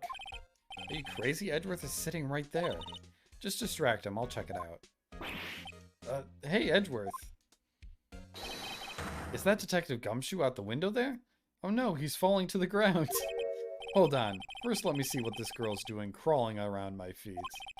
He didn't even look. What? Letter of... Dude, is he resigning? If you're having trouble reading it, I'll read it for you. It says letter of resignation. No, not my boy. Edgeworth, you don't mean... I'm tired, alright. I feel as if something inside me has died. But Mr. Edgeworth, none of it is your fault. I know the path I've walked. You don't need to tell me. And the path I've walked hasn't been a just one. I can't forgive myself for what I've done. And no one else should forgive me either. Uh-oh. I think he's serious. Mr. Wright, please, you have to do something. This letter of resignation, I wonder if I can use it for anything. Oh, I could use that for, yes. I can use it to talk, Gumshoe into letting us into Gant's office. Excuse me. Oh shit, she's here. Would you either of you care for a £1/4 of roast beef? Miss Star, I guess she's out of lunches. You certainly are the curious sort, aren't you? Kind of like the first person who sucked a cow's nipple to discover milk. Yeah, that is a interesting concept to think about. Still, I never thought you'd go digging up that case from 2 years ago. Everyone in this trial was involved in the SL9 incident. Not only that, but the murder occurred on the very day the evidence was from that case was. Jeez, I need a mental break. It's getting harder and harder to read this. Let me drink.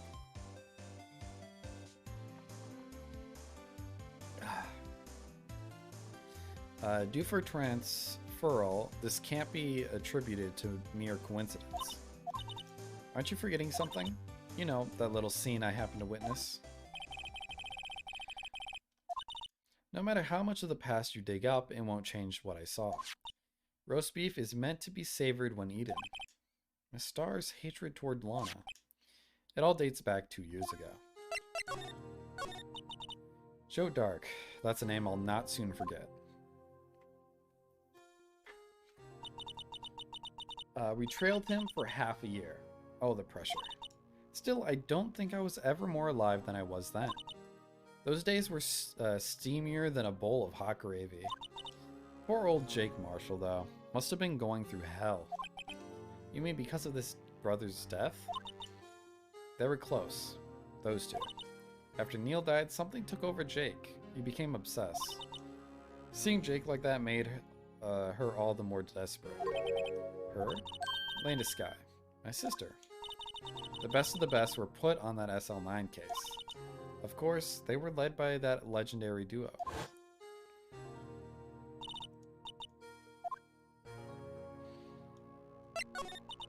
That legendary pair was the reason we were able to keep up our investigation. That's why we were so shocked over how it turned out. You mean with the forging of evidence? Don't get me wrong, Joe Drake got what he deserved. Still, it was obvious the evidence produced in court was being manipulated. Items our team never found would suddenly appear, while the other items just were kept secret. But you don't have proof anything illegal was done. I'm proof enough of what happened. After that case, all of us, save Goodman, were relieved of our duties. Most without even so much as an explanation. Elena Sky transferred to the prosecutor's office and became chief prosecutor. Lena always wanted to be a prosecutor. Nothing's quite as simple as it appears. Lena Sky was merely being used as a pawn. That's my take on the matter. She was being used. Lena transferred to the prosecutor's office 2 years ago, didn't she? Yes, thanks to Chief Gant's powerful influence. Chief. That's right. Having solved the SL9 case, his position as chief was secured. There was only one thing left for him to control, and then no one could stand in his way. The prosecutor's office. What? You mean that's why Lena was transferred? If he could control the chief prosecutor, he could control the prosecutor's office. That must have been his goal all along. But how could he control Lena? I don't know, but one thing's for sure. Ever since that case ended, she's never been the same. It's only logical to conclude. There must have been a reason for her change. At last, I'm finally getting close to the bottom of this ugliness. Oh no, a quote. I don't even remember you putting that one down, Ozzy. Thank you, Miss Star. You listened to me, rookie. It takes more than just ingredients to create fine cuisine. That's a very strange thing to say indeed. very peculiar indeed. That has been said before about me. I hope you turn out to be a better chef. Wait. I hope you turn out to be a better chef than I've been. Legendary duo. Demon Gant and Lana Sky. Gant led the investigation with Lana second in command. They were the best. They solved all kinds of cases together, didn't they? Demon Gant's magnetism, in particular, was almost unreal. Is it magnetism? By that I mean his ability to attract evidence. He produced the most incredible evidence in the cases he handled. Oh yes, there were rumors about him even back then. No one dared confront him though. I take it she's talking about the forged evidence. Back then, everyone looked up to Lena, and all the detectives wanted to be like her. Really? Oh yes, myself included, I was a fool, really. She hated everything crooked and always watched out for other detectives. That's why she was so concerned for Jake. Mr. Marshall. When Jake's brother was murdered, she felt as if she had lost her own brother. If it wasn't her, I don't think Jake would have ever recovered from his shock. That's what makes it all the more infuriating. That's why I'll never be able to forgive her. Why did she have to turn so cold after that? I feel most at home in wet, fertile soil. I mean, these are pretty good quotes. Oops, shit.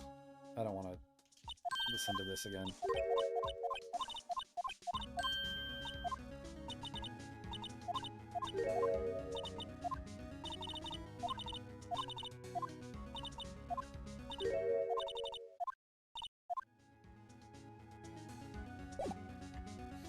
Okay.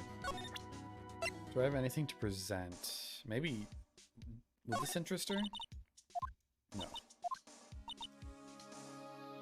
This poppy seed rice set. Talk about cheap. Eat this and maybe you'll be able to tell black from white in court tomorrow.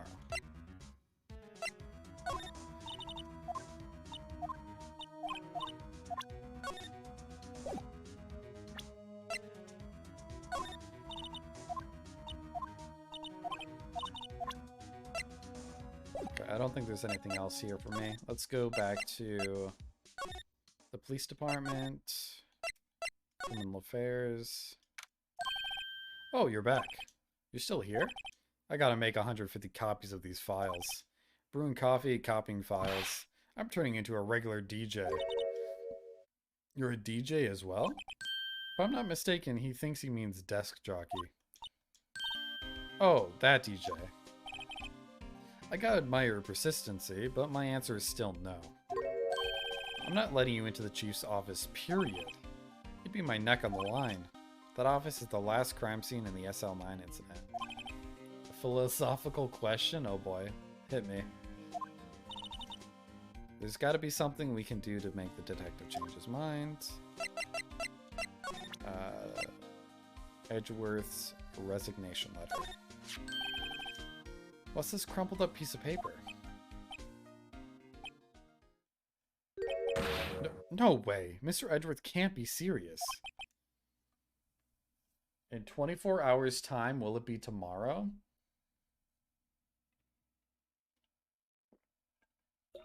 Wouldn't it be the next day? Because if it's a full day... Well, what's the definition of tomorrow? Give me a dictionary definition of tomorrow. I can't believe they pushed him this far. Mr. Edgeworth really feels responsible. Because would tomorrow mean when the clock starts back at its original position? Is that the definition? Is that really like the direct definition?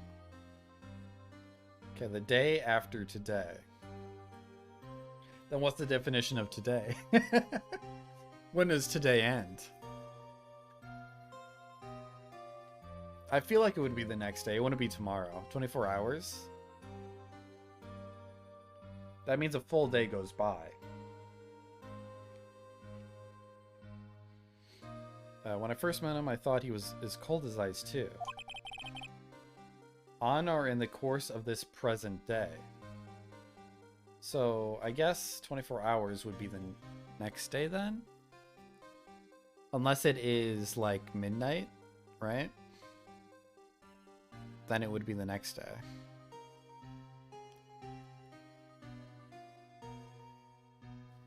Then I guess it's the next day, not the following day. I don't know. It's so confusing. But in 24 hours time, would you say that is tomorrow today? It's tomorrow today. It would still be today? No, it wouldn't still be today. It would be tomorrow. Wait, are you saying... Well, maybe... Wait. You're saying, like, 24 hours, it would be today in our minds? Like, in the future? It would be today? But if we're looking at 24 hours from now, it wouldn't be today. It would be tomorrow. Or in some cases, the next or the following day. This is a complex nut. And I don't really want to try and crack it. It's too complex. He trusted us detectives to provide him with sound evidence. But we just betrayed him. Detective. That's it. I made up my mind. But here, take my ID card. We can't do that if someone found out. They wouldn't let you off the hook with another lost item report. Look at me. It's no secret I'm already out of the loop. After all, I'm friends with Mr. Edgeworth. Depending on how this case turns out, I may already be as good as terminated. I come up with at 2 a.m. when I'm trying to sleep. We're breaking him. Yeah, you're breaking me for sure. Well, I think it's just the next day. 24 hours? It's just a full day from now, which would mean it would be tomorrow. Right? I think that makes sense. All right, detective, thank you. It might not actually be that complex. I'm just gonna say it's tomorrow.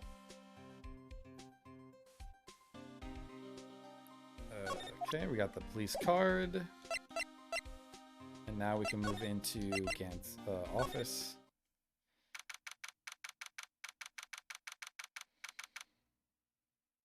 It does that. I don't know why it's like that.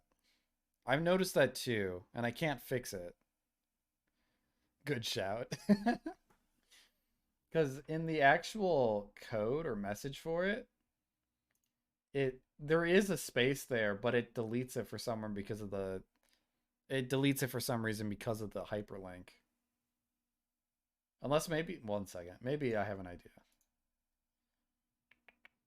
A custom.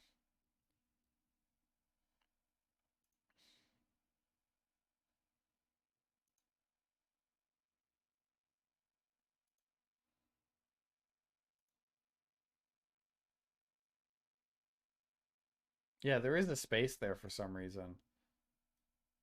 Yeah, there's definitely a space.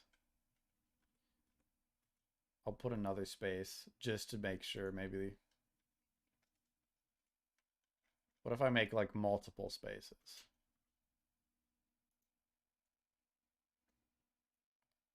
What does that look like? Oh, that fixed it. I wonder why.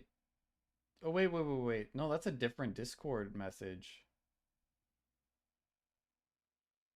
That's a Nightbot command. Oh, wait. Wait, is that a Nightbot command? Oh, that's a timer. That's why I'm confused. Okay, wait. This is too much time being spent for a stupid space. Go to timers, go to Discord. Is there a space here? No. There we go. Now it should be fixed. There you go. Be happy. Here goes Mr. Wright. Good catch. I fixed it. I think I've seen it before. And I tried fixing it with the custom commands and didn't realize it's a timer command.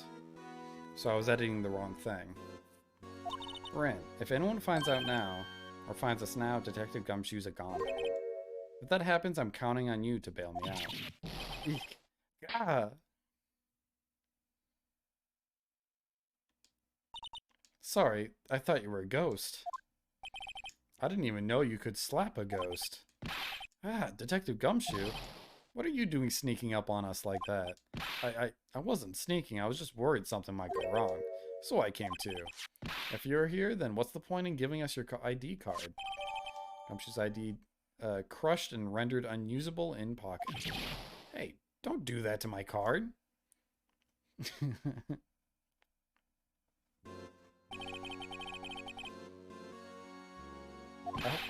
So I figured I'd have a look. Besides, we're all in this together now. You really do want to get fired, don't you? Not if we're lucky. Now come on, let's see what we can find out. I've got a bad feeling about this.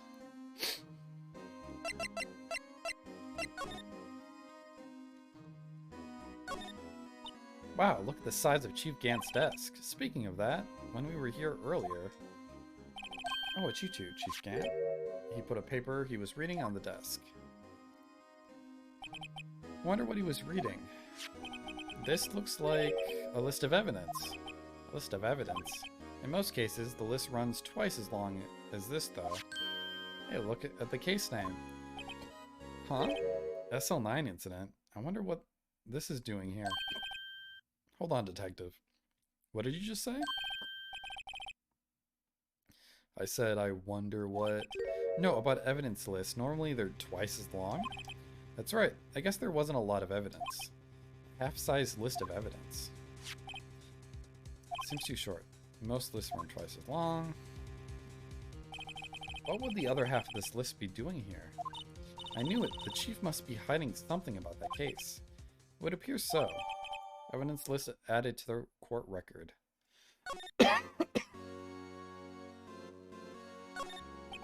This is the real deal, isn't it? This armor and these weapons? Sure is, pal. The chief doesn't care for imitations. First the pipe organ, now this armor? Do you know how many taxpayer dollars must have gone into this room? What? You mean we're paying for this? That's it. I'm not paying 1 cent of my taxes. You don't have any taxes to pay. Shh. Be careful what you say. Who knows? The chief may be hiding in this armor as you speak. I don't think he'd fit in there. Even if he did, he'd never be able to get back out. Cut it out. You guys don't know how scary that guy can be. You can see pretty far from 15 stories up. If you were to drop a coin... At first, the chief wanted to use stained glass for this window. Really? Why didn't he? They say he changed his mind because he wouldn't be able to see the view. Oh, stained glass or not, it's a huge window.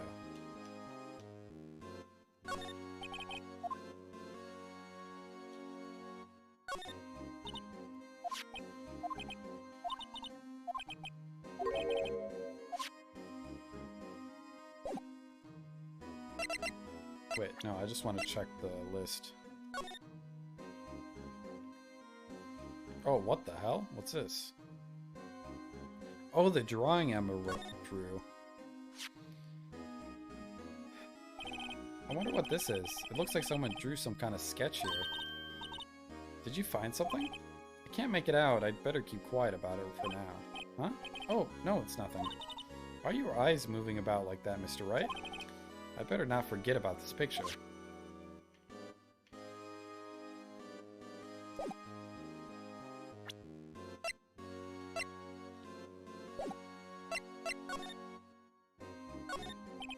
This is a safe, right? Safe? That word is ripe with intrigue. Okay, if you say so. It looks like a code needs to be entered in this panel to open it. I have no clue what it would be. A 7-digit number. I think I just might know what it is. Do you know what it is? I have a hunch. Oh, I know. You want to try my birth date? Oh, we could use the fingerprints. I have a better idea. Here goes nothing. Wait, what? Oh, I thought I could use a fingerprint thing.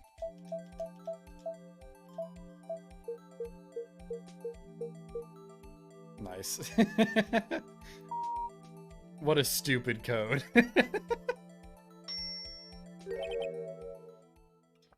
Bingo. What number did you enter? Whose birthday was that, pal? The final ID card number on that record. What? The number of the mysterious executive officer who entered the room that day? You mean that ID number? I think you're 1-7 shy this time. This can only mean one thing. That's Chief Gant's ID number. Say, anyone care to look inside?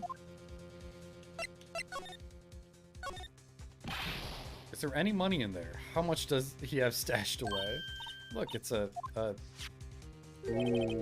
shard from a broken cup? This somehow looks familiar. Where have I seen this before? There's something else on here too. What's this? It looks like a piece of leather cloth. Oh, is it a drum? This is a handprint, isn't it? Hey, I saw someone wearing a shirt like that once. You think the chief made up the design? I don't think so. Oh, well, it was just a thought. Is that it? This is all that was in the safe? Apparently so, it's empty now. A piece of cloth with a handprint on it? And a broken shard from a cup. They look like pieces of evidence. Yeah, but unless you can prove they have something to do with the case, I'm afraid I can't just let you take them. After all, it's my neck on the line here. Great. Now I have to prove their relevancy to get them? How are these two items related to the SL9 incident? Come on. There's got to be something we can show the detective. Okay. It should be the vase. That's an easy one. Could you have another look at this jar? I remember when the three of us put that back together. Ah, those were the days. It's kind of early to be nostalgic. Wasn't this jar a piece of evidence from that case? That's right, one of the shards had an SL9 incident sticker on it. Doesn't that ring any bells? You know that fragment we just found? You mean this one? That was in the safe? Yes, that one. That was in the safe. Now that you mention it, it's ringing a lot of bells. Let's see if it fits. Here, let me see that shard. I'll take a crack at this. Go ahead, pal. Show us what a rookie can do.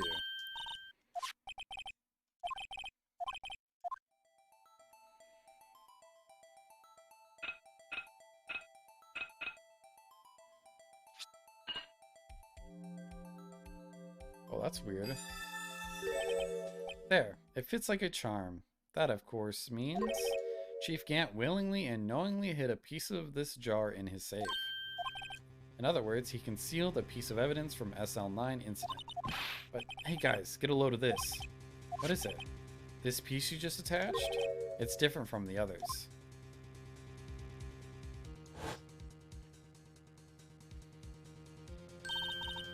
There's a reddish line on it.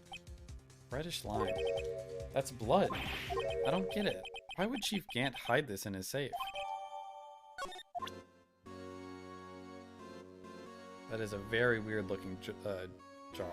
Oh, can I look at it? Hey, look here.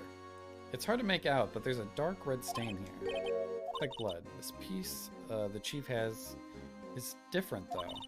The blood stain on the other pieces are just spots. But this one's a line. That's odd.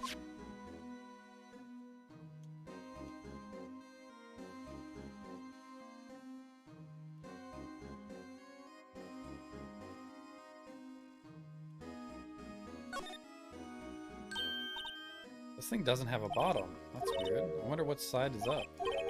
What's the purpose of a bottomless jar? Okay, that's all I have to say. It is very strange looking.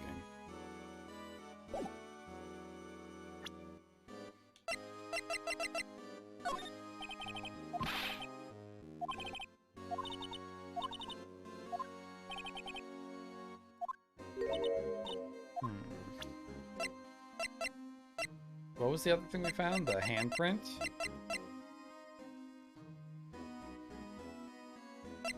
I can't find the handprint, can I?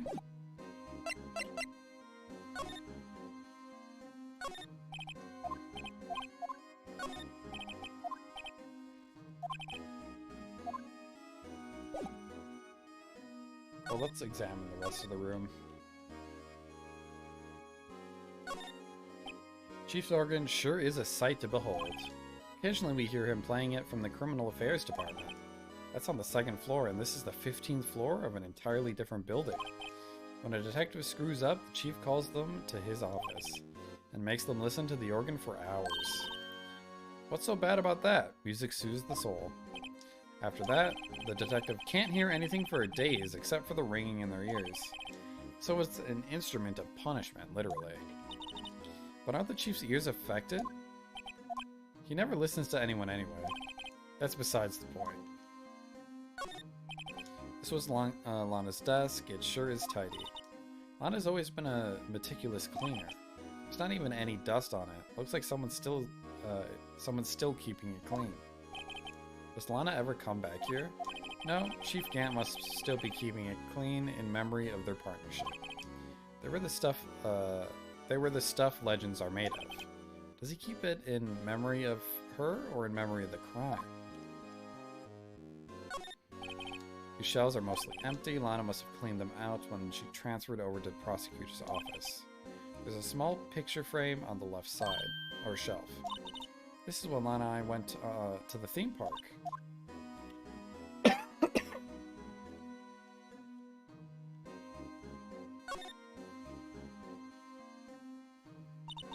This was taken on the day 2 years ago. The day Joe Dark ran out of the questioning room and tried to kill Emma. After receiving his award trophy, Mr. Marshall took a picture here, then went along with Chief Gant to question Dark. I bet he never knew he'd be dead just a few hours later. Gee, you think?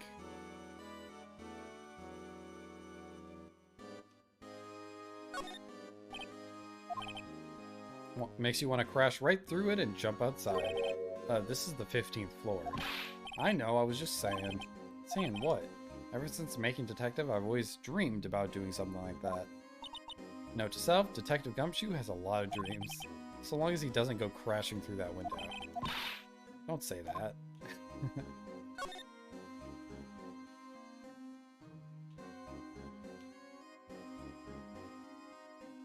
Okay, I gotta present something else here. Oh wait, I didn't talk about this. The desk on the other side of the room. Was that your sister's? Yes, that's where I was waiting for Lana, on that day 2 years ago. Is anyone using it now? No, sir. This is entirely Chief Gant's office now. He practices a strict policy of preserving the crime scene. That's a strange reason to leave it here. He leaves it as a warning to everyone else. He wants us to always be on alert. He told us to himself at our New Year's party. Of course, he was pretty intoxicated at the time. So ever since Lana left, no one ever touches that desk. No one except Chief Gant, and the cleaning lady who's in here each morning. Still, 2 years have passed since the incident. There can't possibly be any clues remaining. Can I ask you something? Sure. You only came here to look around, right? Because it's one of the SL9 crime scenes? I mean, that's your only reason for coming here, isn't it? Why do you ask? You don't think... Nah, you wouldn't be... No. No, there's no other... there's no way. Never mind. Don't worry about it. Okay, now then, let's look around a bit more. Hey, hold on. Not so fast, buddy. Huh? What is it? When someone tells you don't worry about it, it's supposed to start bothering you, pal. You don't just let it go at that. Sorry? This guy's starting to get on my nerves. Like I said, what's bothering you? You two don't think Chief Gant might be a suspect, do you? What? He's right, Mr. Wright. What do you think of him? Chief Gant. So it's finally come to this. What do I think of him? Perhaps it's best I don't divulge my feelings yet. There you go, ignoring me again. Maybe the... Oh wait, can I...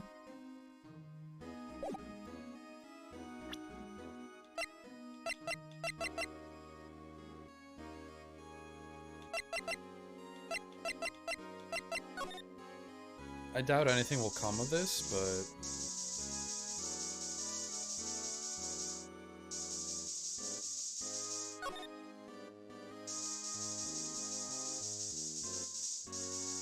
Oh. Okay. Whoa, this area must have been covered in blood. Is this from the that incident? It must be. When Prosecutor Neil Marshall was murdered, 2 years have passed, so the reaction's kind of dull. So a murder really did take place here. I guess it didn't really show us much.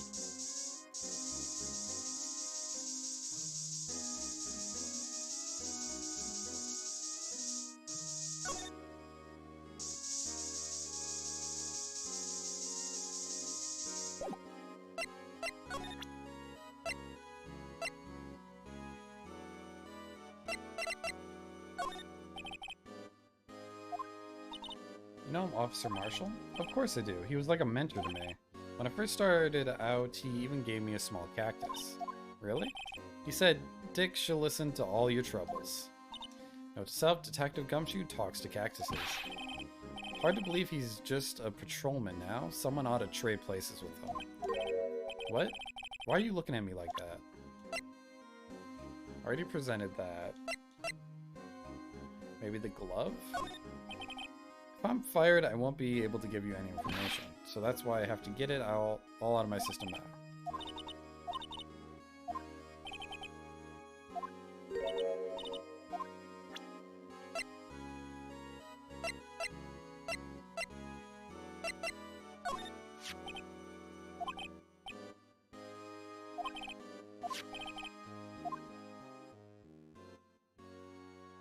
Yeah, I think this is the same.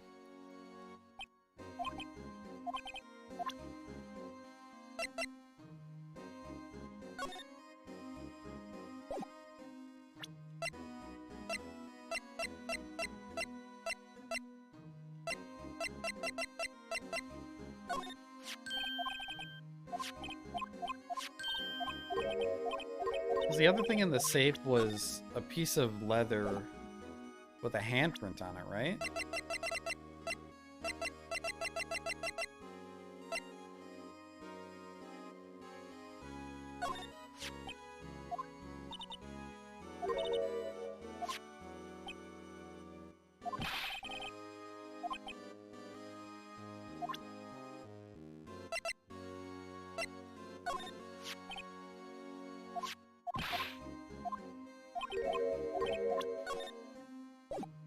Can I just leave, or...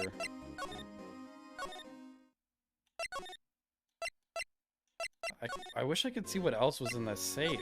Why is it not showing me again? It's weird that it doesn't tell me it again.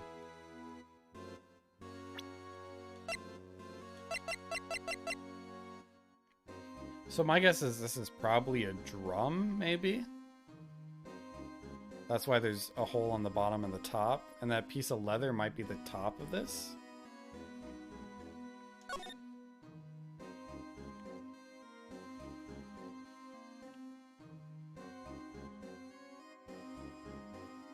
Although that doesn't explain the blood.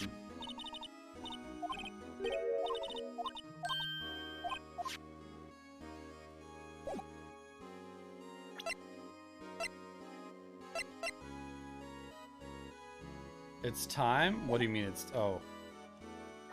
What do you mean it's time? This memo found in the car trunk.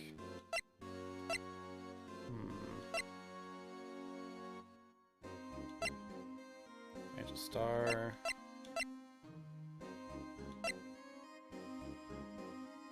Top... Again? Why do you want me to do that again? Why? I'm not gonna do any better, I don't think. I haven't been studying it. Are you sure? It won't be that entertaining. I'll give you that much.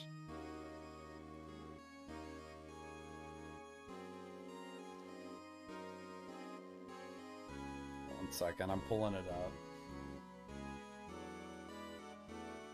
I don't think I'll do any better. I'll be honest with you. It will be for you, whatever. Let's see. Oops, not 1,000 Wonders of the World. Oh, get out of here, ad.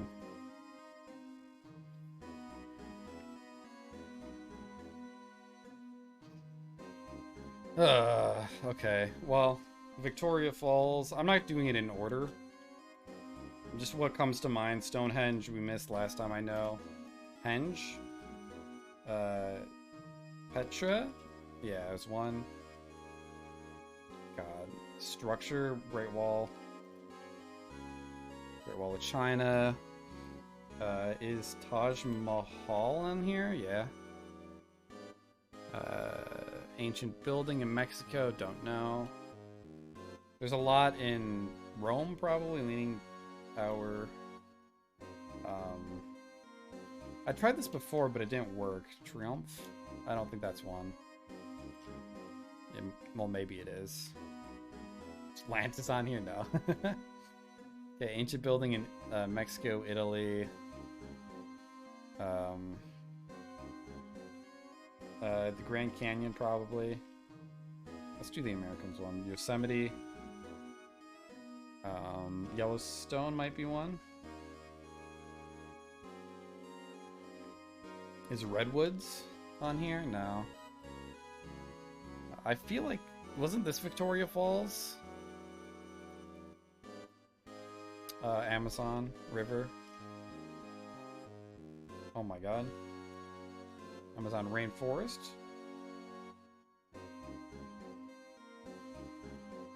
Oh, I guess Mary's helping me. Parthenon. That's fine. Oh, Giza. Pyramids of Giza. Is Sphinx on here? Probably not. I don't think so. Great Pyramids? No, that's the same thing. Nile River. Natural region of Chile. Ruins in Turkey. I don't know. I probably used to know. Vincent? St. Vincent Church? Vincent? No. Francis? It's named after a pope. I can't remember all the pope names. They're not that important to me. Egypt. Oh, Alexandria Museum? Cairo Museum? Well, Great Britain Museum? No. Is it just London Museum? Shit, it's not that. British Museum? There it is.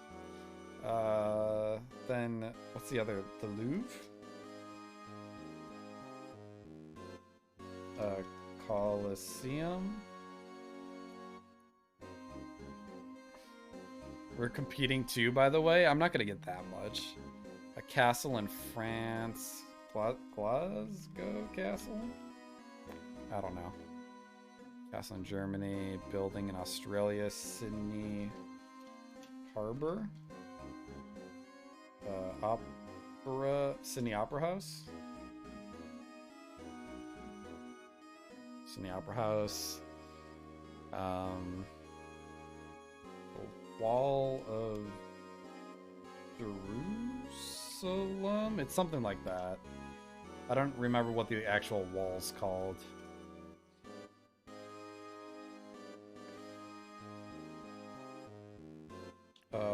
Oh shit. I remember the Moscow something Basilisk Square? Moscow Square, would that count? Saint Basilica? I don't know how the fuck you spell it though. Basil? St. Basil's? Oh, what's that? St. Basil's Cathedral. Oh, that's what I was thinking of. Isn't there... Oh, the museum. Moscow Museum? I don't know. Made sense at the time. City in Italy. Shit. What's it called?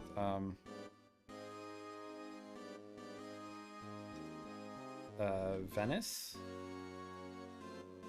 Venice? Canals of Venice?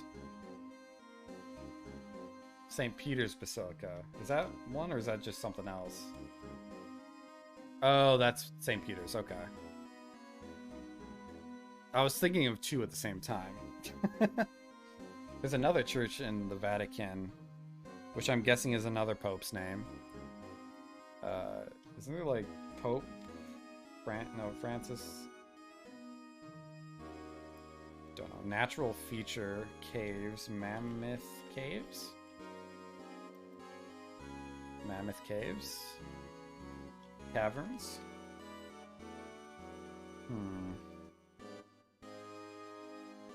Oh, the Sistine Chapel. Okay.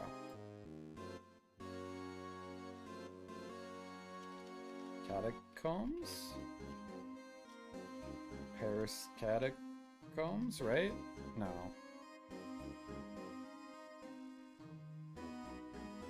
Oh, Galapagos Islands, Easter Island. Statues in China. Oh, the Redeemer. What's the full name of that? Christ the Redeemer. I feel like I should know this waterfall. I thought they were the Mammoth Caves.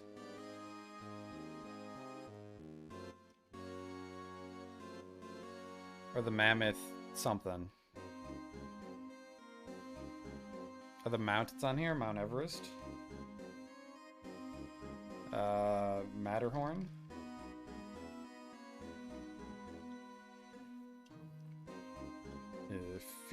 Fuji? Mount Fuji doesn't count. Building in New... Oh, I had trouble with this last time too. The Burj Khalifa? Oh, that's right. It's something else.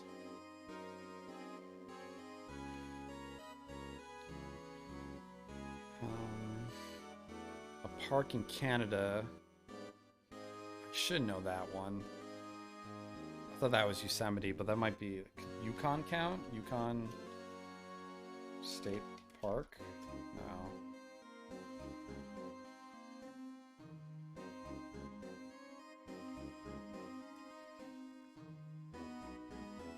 No. The Hanging Rock? No. I don't know what the Australian rock feature is. A structure in France. Natural region in India. A city in the USA. Washington, D.C.? No. Las Vegas?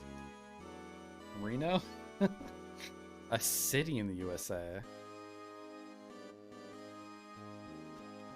I don't know what that means, Boston. Area 51? Uluru?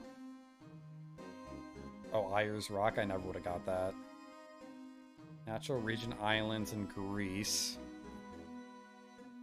It's not Cyprus, is it? No. That's not even in Greece. There's a lot in Turkey that I don't know. Oh, the Ganges. Is the Thames on here? No. The Yellow River? A city in Italy. Rome? San Marino? No. A temple in Japan I probably knew once.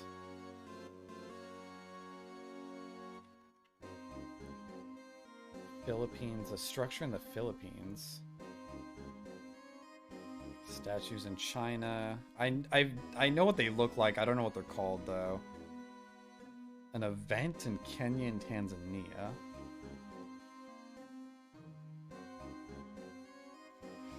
No, Day of the Dead won't be a thing, right? Natural features region in Norway. I don't know. It's probably the mountains of some kind. Is Monaco Harbor on here? Or something. It's probably... There's a harbor somewhere. How is it not the Mammoth Caves? I don't know any other caves in the US.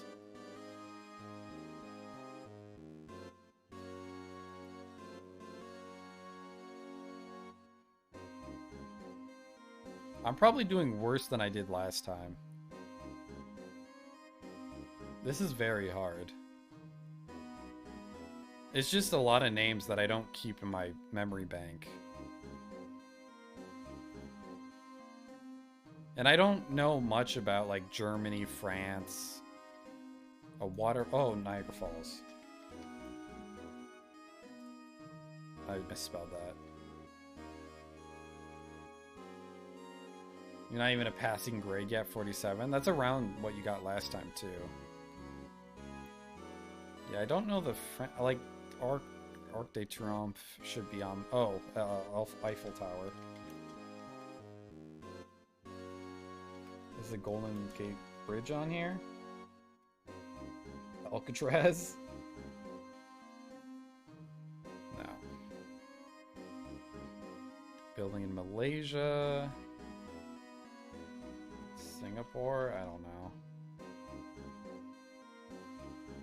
Palace in Turkey. Yeah, I won't get the buildings. I won't get the church. Well,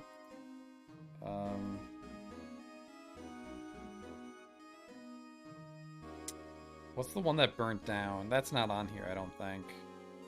The Notre Dame? Cathedral? Yeah, it's not on here. Church in Italy.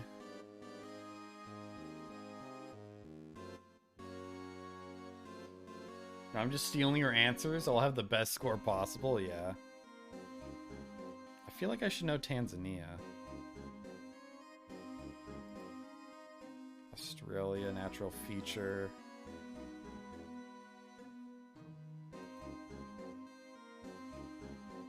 Is it like the Gobi Desert? Or do deserts count? The Sahara Desert? The Sahara counted. Gobi Desert? Ancient site called? I don't know. It's probably a ziggurat or something.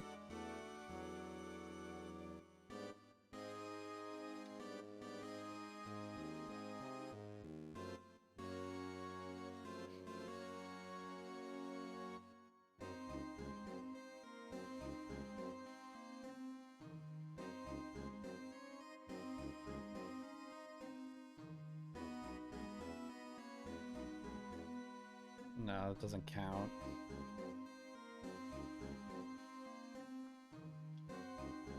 Egypt Temple.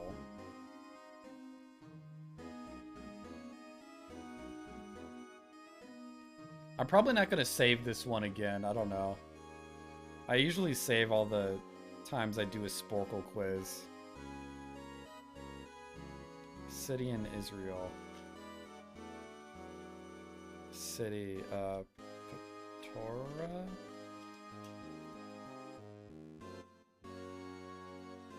No. I think I already did that. I'm thinking of Petra, maybe.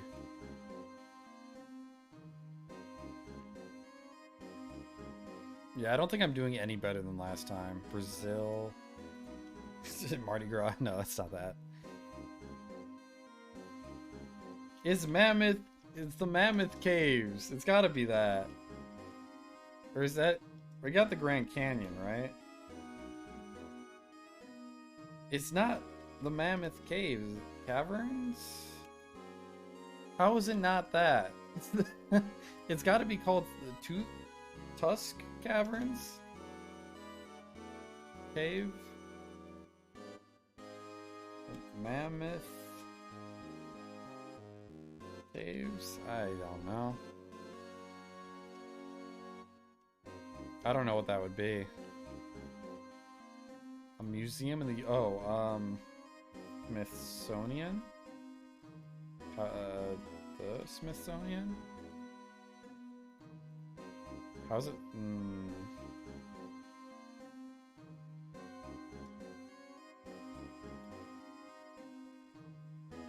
Maybe like the Chicago Museum?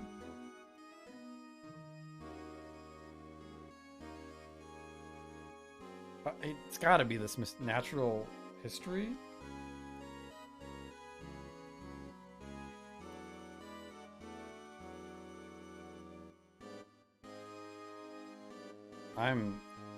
It's gotta be the Smithsonian. Museums. DC Museum?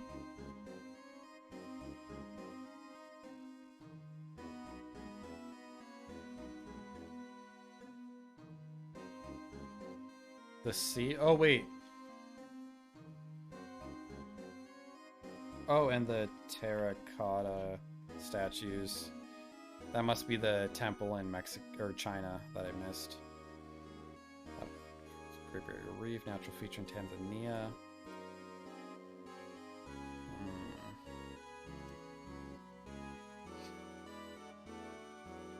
There's another sea here. Dead Sea? I feel like the Italy one with the city should be easy, but...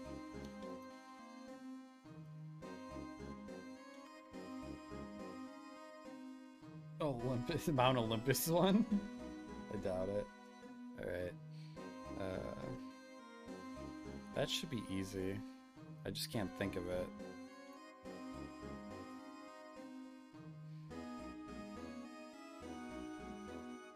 A valley in India, in Pakistan.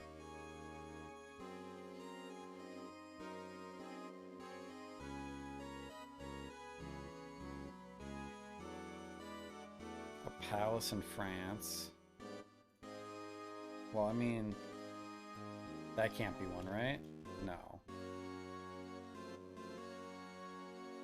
Is the spire on here? No.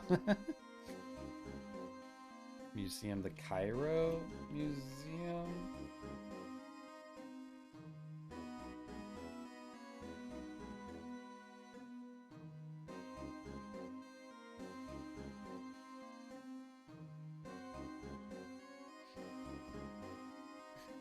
Oh, Morocco.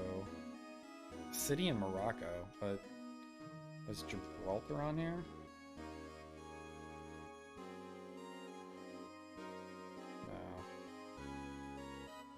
You're stalled at 53. Do you know the US cave one?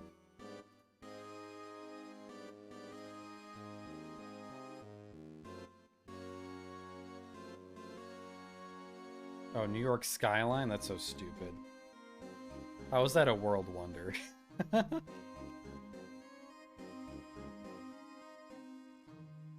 It's not Mammoth Caves. I've tried it already.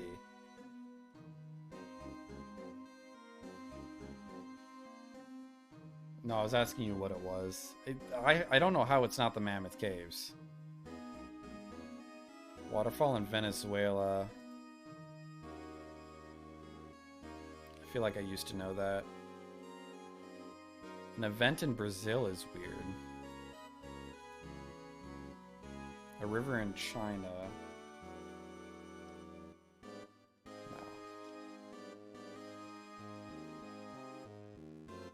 I don't know. I thought it was the Yellow River. Or the Ganges. We already got the Ganges. Delhi? I don't know. Delhi? Carnival? I don't know what it... Oh, it's just Carnival in Rio? That's stupid. How is that a world wonder? Isn't there also like a paint one? Festival of Paint with color in India? I don't know. That wasn't a Simpsons episode recently.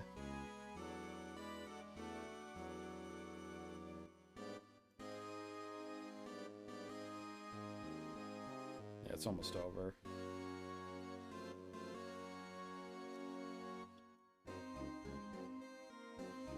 Nah, I don't know anymore. Yeah, it's just a big parade, I thought.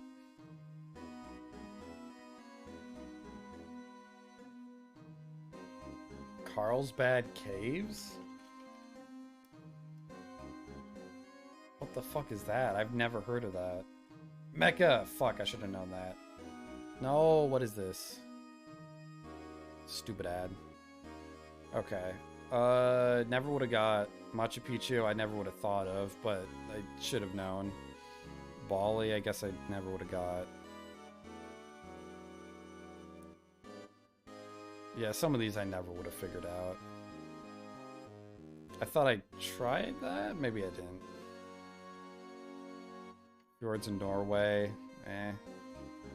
Egyptian Museum. I guess I should have tried Egypt Museum. I thought I tried that actually. Hong Kong. I knew there's a harbor. I just didn't know where. Versailles. Okay. Mecca. I forgot. Pompeii. I should have thought of. Kashmir Valley. I don't know what that is. Oh, you've been to the Met Museum? That place is cool. San Francisco Bay, also stupid, but okay. I wouldn't have thought it would be on here. Burj Al Arab, okay. Petronas Twin Tower, I know what that is. I just didn't know it was called that. Angel Falls, I should have known. What's Kremlin? A building? St. Mark's Basilica? Shit. Yeah, I probably would have got... I should have gotten, like, at least 6 more, but the rest I wouldn't have known. I have 700 hours in Civ and still missed 4 of the wonders from that game. What do you mean 5 or 6? Man, this one's really hard. I mean, I got above the average this time, so that's cool. Like, what's the... Oh, I'm not signed in. Never mind. Let's go back to the game. I gotta get through this, please. Well, I need to present something to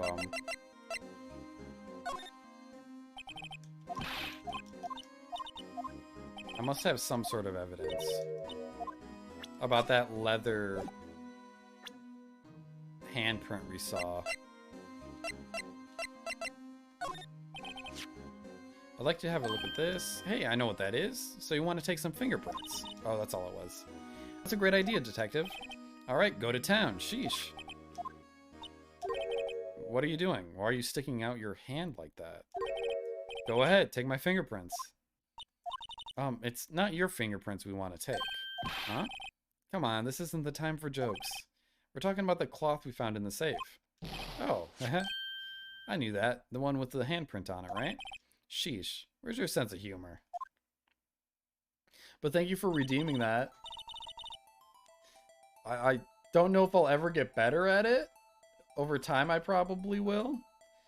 There's just a lot there that it just doesn't occur to me, because it's not something I think of every single, like, month. Mr. Wright, let's check for prints. Sprinkle the powder on the cloth, then, once they've been absorbed into the prints, blow the rest away. What are you? My mom? I don't have to be told a million times. Alright, let's get over with. Probably... This one looks pretty pronounced. Let's do this one.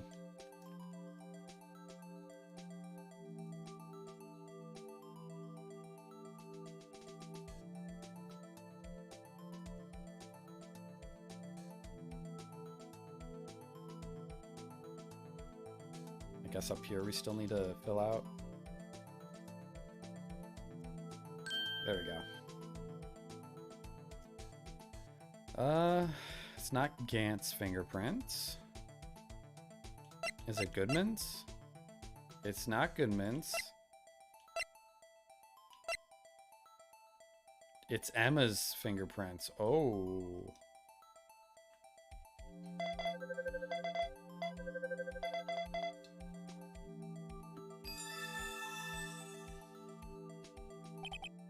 No, how can this be? What are Emma's fingerprints doing here? Hey, you found a match. Whose fingerprints were they?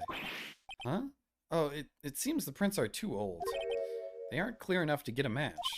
Oh, that's too bad. I thought they'd be Dark's prints. Psst. Hey you, over there. Or over here. What's going on here? What are that kid's prints doing inside the chief's safe? Don't ask me. Let's just keep this information from Emma for now. Here, maybe you should hold on to this. Well, was I any help? Of course. Thanks to your ID card, we were able to get some hard evidence. Now, that's not very kind, is it? In other words, if it wasn't for this ID card, he would have been useless. Oh shit. Isn't that right, you in the coat? Chief Gant! We didn't think you'd be back so soon. Fortunately, I'm a man who believes in signs. I happened to look out a window and saw a stray dog run right into a pole. Just then I thought of a certain detective. Do you mean me, sir? Now then. I'm afraid I'm going to have to ask you all to leave. Yes, sir. Sorry. Oh, you in the coat. Yes, sir? Drop off your ID on the way out. You won't be needing it anymore. But, sir... Now get out. Yes, sir. Well, be on our way too, then. Wait. You, the one without the spiky hair. Don't go yet. Me, sir? I'd like a word with you. But, sir, I'm not a licensed scientific investigator yet. You with the spiky hair, you're free to go. Mr. Wright?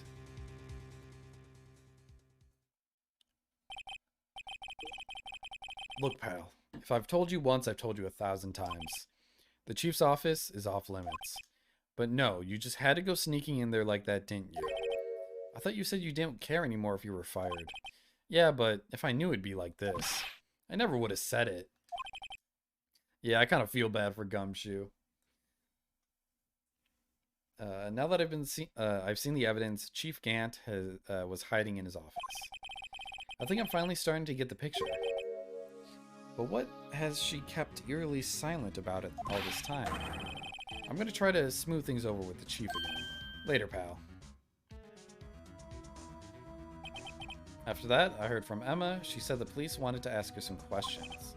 So she'll be busy for the rest of the day.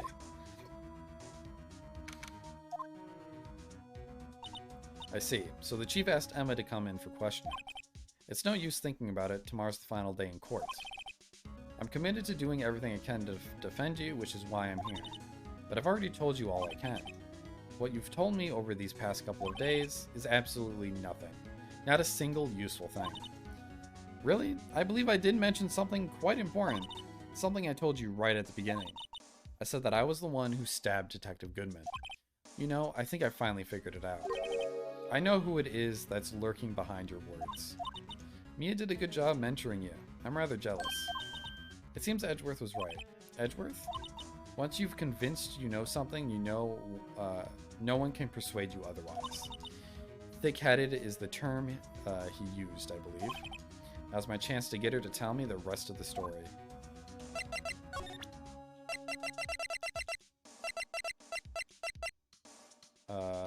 No. I think this... Well, maybe the prince?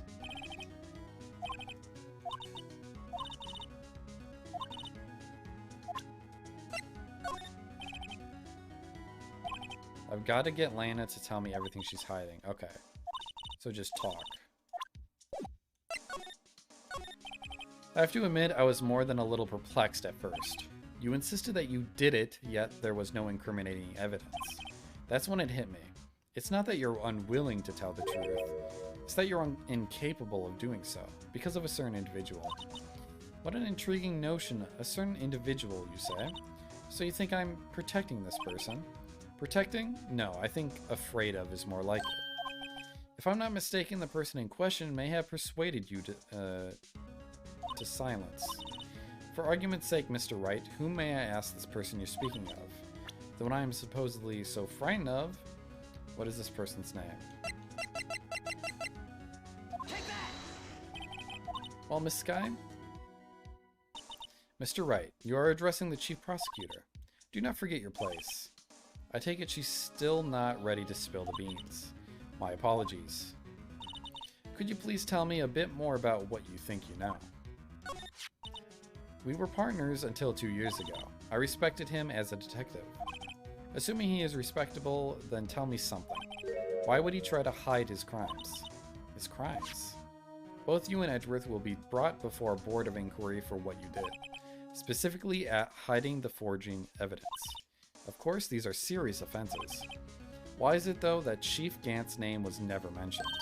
Chief Gant? Edgeworth didn't know the truth behind the forgery.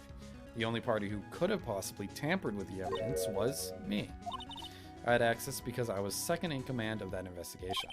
Yes, you, but also one other. Damon Gant. If you intend to accuse Chief Gant, you'll need more than just words.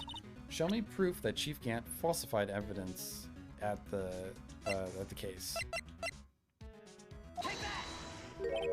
I just found this in a safe in the chief's office. This jar piece and this piece of cloth. Do you know what these are? They're pieces of evidence from the SL9 incident. The person concealing evidence was none other than Chief Gant himself. Now tell me, why are you taking all the blame for him? Touché, Mr. Wright. It's as you surmised, I cannot disobey the chief's orders. Even if it means being found guilty for murder, why not? Come now, Mr. Wright. You can't possibly expect me to be able to tell you that. 3 days ago, I had no choice but to cooperate in the murder of Detective Goodman. Or perhaps I should say follow orders. Yes, that's more accurate than cooperate. Although I can't tell you the details, I can say that I was given an order that day. I need you to dispose of Bruce Goodman's body. You'll find it inside the trunk of Miles Edgeworth's car.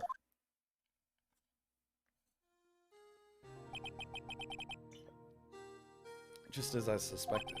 Despite what everyone believes, you were not the only one who murdered Detective Goodman. Correct. I was trying to take the body out of Edgeworth's car. The trunk's lock was broken, and I discovered that murder weapon while inspecting the body. The murder weapon? You mean Edgeworth's knife? No. When I found the body, this was the knife stuck in it. The knife from the SL9 incident, serial killer Joe Dark's knife. I couldn't just leave that knife in him. So I took it out and stabbed him with another knife. Ah, okay. That would be Edgeworth's knife. That's right. Even though he was already dead, my hands were shaking at the thought of stabbing him. That's why I ended up cutting my hand. And that is the reason for the bandage on your right arm? Yes, it seems that I got blood on the victim's shoes as well. And then she saw me just as I plunged the knife in. Miss Starr, huh?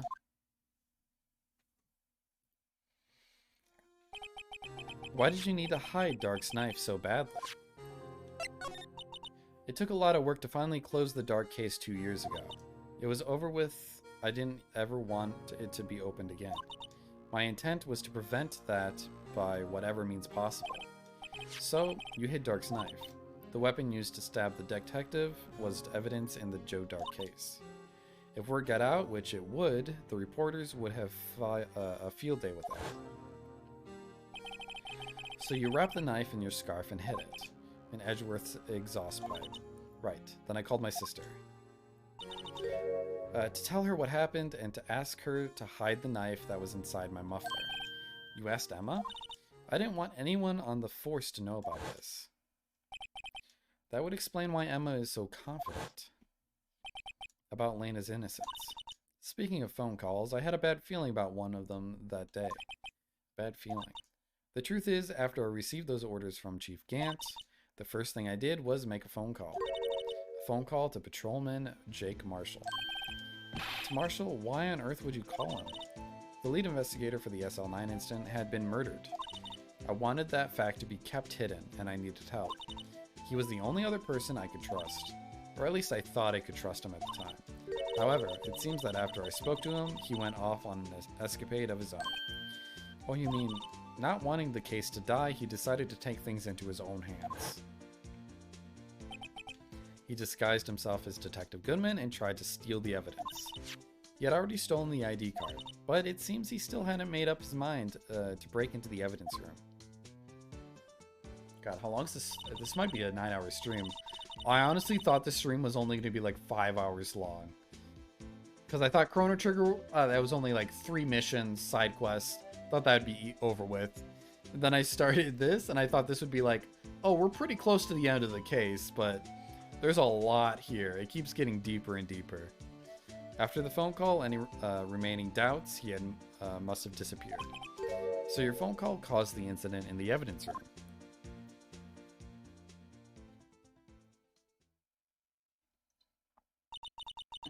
I'm afraid that's all I can tell you. But Lana, you've earned my respect, Mr. Wright, both as a defense attorney and an investigator. Now, please, don't pursue this any further in court tomorrow. Tomorrow's trial, there's only one way to drive off Lana's demons. I've got to get to the bottom of everything. Yeah, don't listen to her. Detective Goodman's real murderer. And what went down in the chief's office 2 years ago.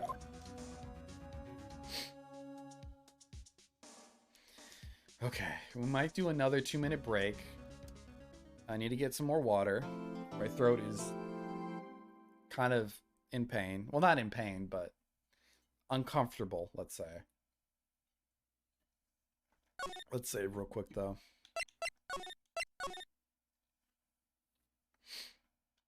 All right. Well, wait. Yeah, we'll be right back. I'm gonna do a quick 2-minute break. Don't go anywhere. Get a snack, get some water, and return here in 2 minutes, and we'll be ready to finish up this trial, hopefully.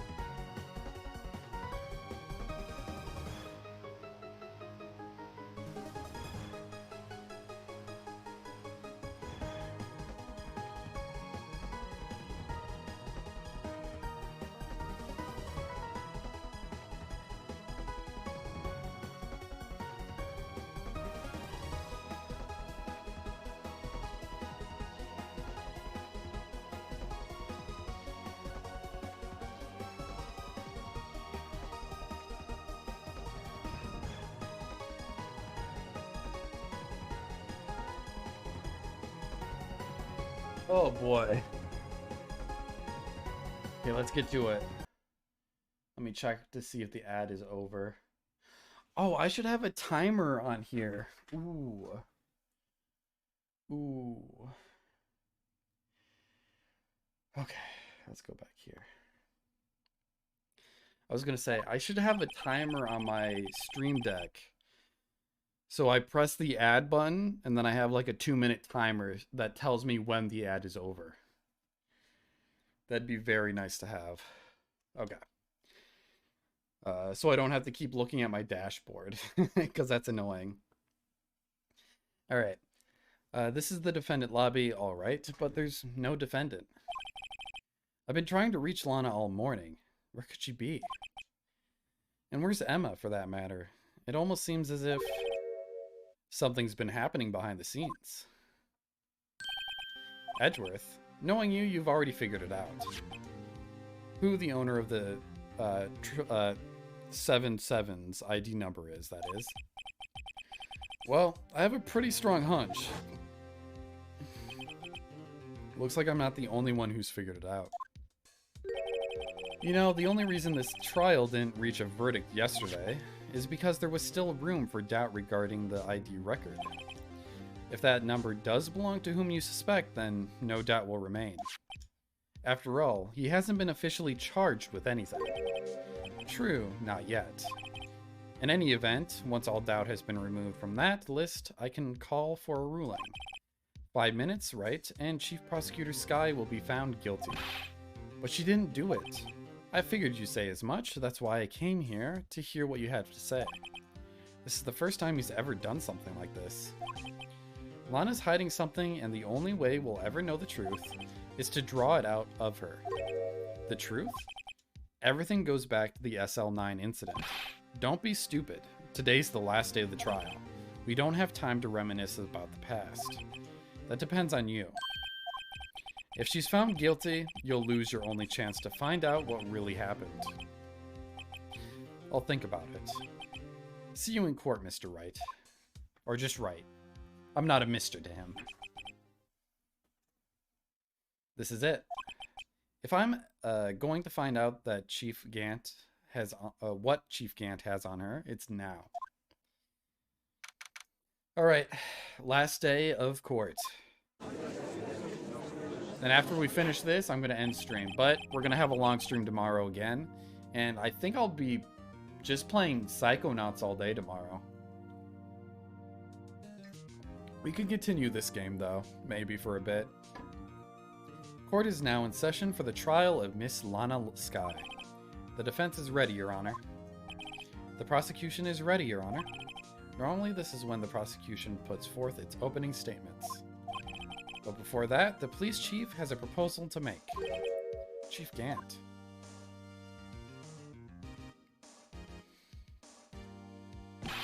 Morning, folks. How's everyone doing? Hey, Udgy. Been back in the pool yet? No, I've been drowning enough as it is in my work. Oh, that's a good one. Don't think I can top that. If you don't mind me asking, Chief, exactly what is this proposal of yours? Lana, that is to say the defendant, has asked me if she could speak directly to the court. She wants to do what? Having heard what she intends to say, I feel she should be granted her request. In the end, it should save everyone a lot of time and trouble. Uh-oh. What's this all about, defendant? I'd just like to make one simple request, and I'll be finished. Well then, what's your request? Your Honor, I'd like you to put an immediate end to this trial. Huh? I confess to all charges against me. On February 21st of this year, I murdered Detective Bruce Goodman in the underground parking lot of the prosecutor's office. Oh, Lana.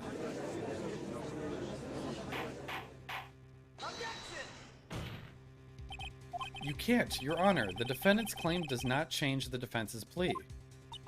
In that case, Mr. Wright, I no longer require your services. But Lana, Your Honor, I hereby forfeit my right to an attorney. The prosecution may lack direct evidence against me, but it has sufficiently proven its case through testimony and circumstantial evidence. I would like you to render your verdict now, if you please. Okay. So, Edgeworth is definitely doing an objection here, right? Because he wants to get to the bottom of the SL incident, too. And if it ends now, he's not going to be able to hear it. While the defendant certainly has the right to self-representation, her request is legally valid, although this is an unprecedented situation. Indeed, it appears there's no further need to continue this trial. Even if Mr. Wright may feel otherwise. This can't be happening. It appears the time for the verdict has arrived. This court finds the defendant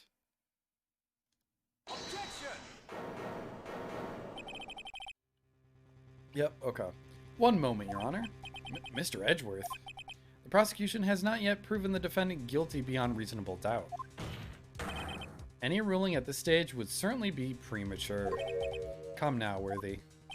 I understand this is a difficult time for you, but why don't you just be a good little boy and keep your mouth shut, hmm? God, I love him. He's so cool. I don't think I care for your tone, Chief Gant. What? Creating another fabrication to cover up your past mistakes. Sorry, but I'm no longer the naive little boy you would have me be. With this sudden confession from the defendant, it's obvious to me some kind of deal was struck behind the scenes. Some kind of deal, hmm? Not everyone operates as you do, Worthy.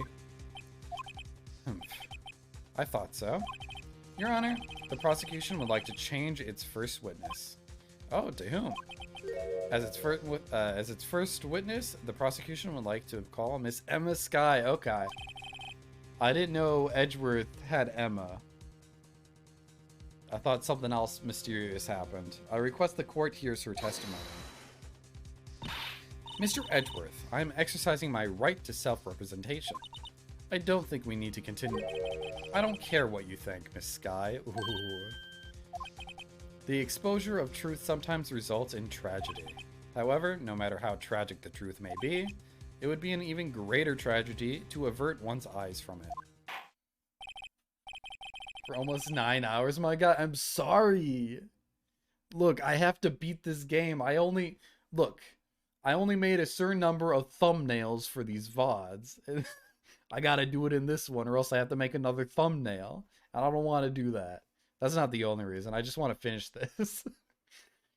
I just want to finish this game. But we should be done after this trial, I hope. I don't think we'd be live too much longer. Very well, the court shall grant the prosecution's request. That's okay with you, right, Chief Gant? Worthy, you'll live to regret this, mark my worms. Shit bloke, am I right, Mary? Miss Emma Skye, please take the stand. Looks like Edgeworth has decided to take the horse by the reins. I'm saying. Now then, witness, please state your name and occupation. My name is Emma Skye. My occupation, I'm Lana's little sister, and I want to be a scientific investigator. 2 years ago, you encountered the serial killer Joe Dark of the Joe Dark killings. Is this correct? Yes, I'm trying my hardest to forget about that, though. I'm sorry, but I'm afraid I'm going to have to ask you to recall those events one more time. Mr. Edgeworth, please remember this trial concerns the murder of Detective Goodman. Is an incident that was resolved 2 years ago really all that relevant? Yes, it most certainly is. Well, okay then. He sure gave in fast. Now, please testify about what happened to you 2 years ago. The trip to yesteryear has finally begun. It's bound to head to the truth behind this trial.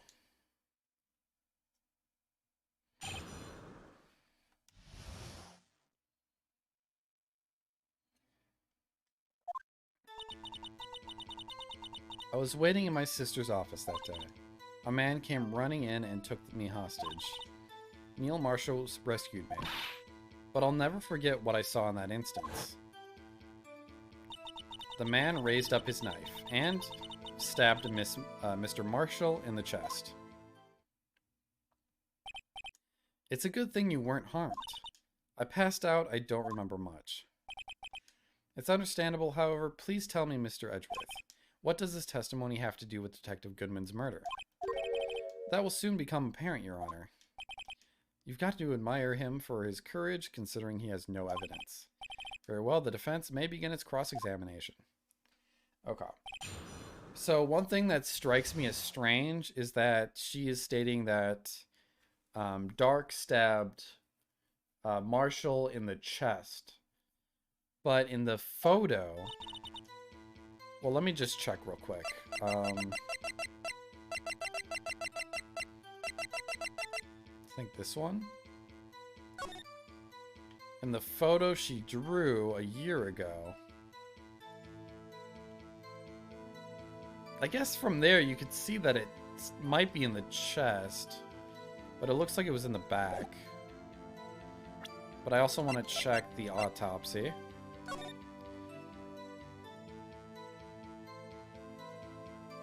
Single stab wound, piercing heart and lung. Died from blood loss in under 10 minutes. Weapon found in wound was missing the tip. Oh, I never really looked at this. Is there anything on the back? No. Clear handprint can be seen on the leather cloth. The print belongs to Emma. I think I'll keep this information to myself. Okay. I was waiting in my sister's office that day. 2 years ago, the defendant was a detective at the police department, correct? Yes. She was second in command under the deputy chief of police, Gant. My sister, she was the best detective ever.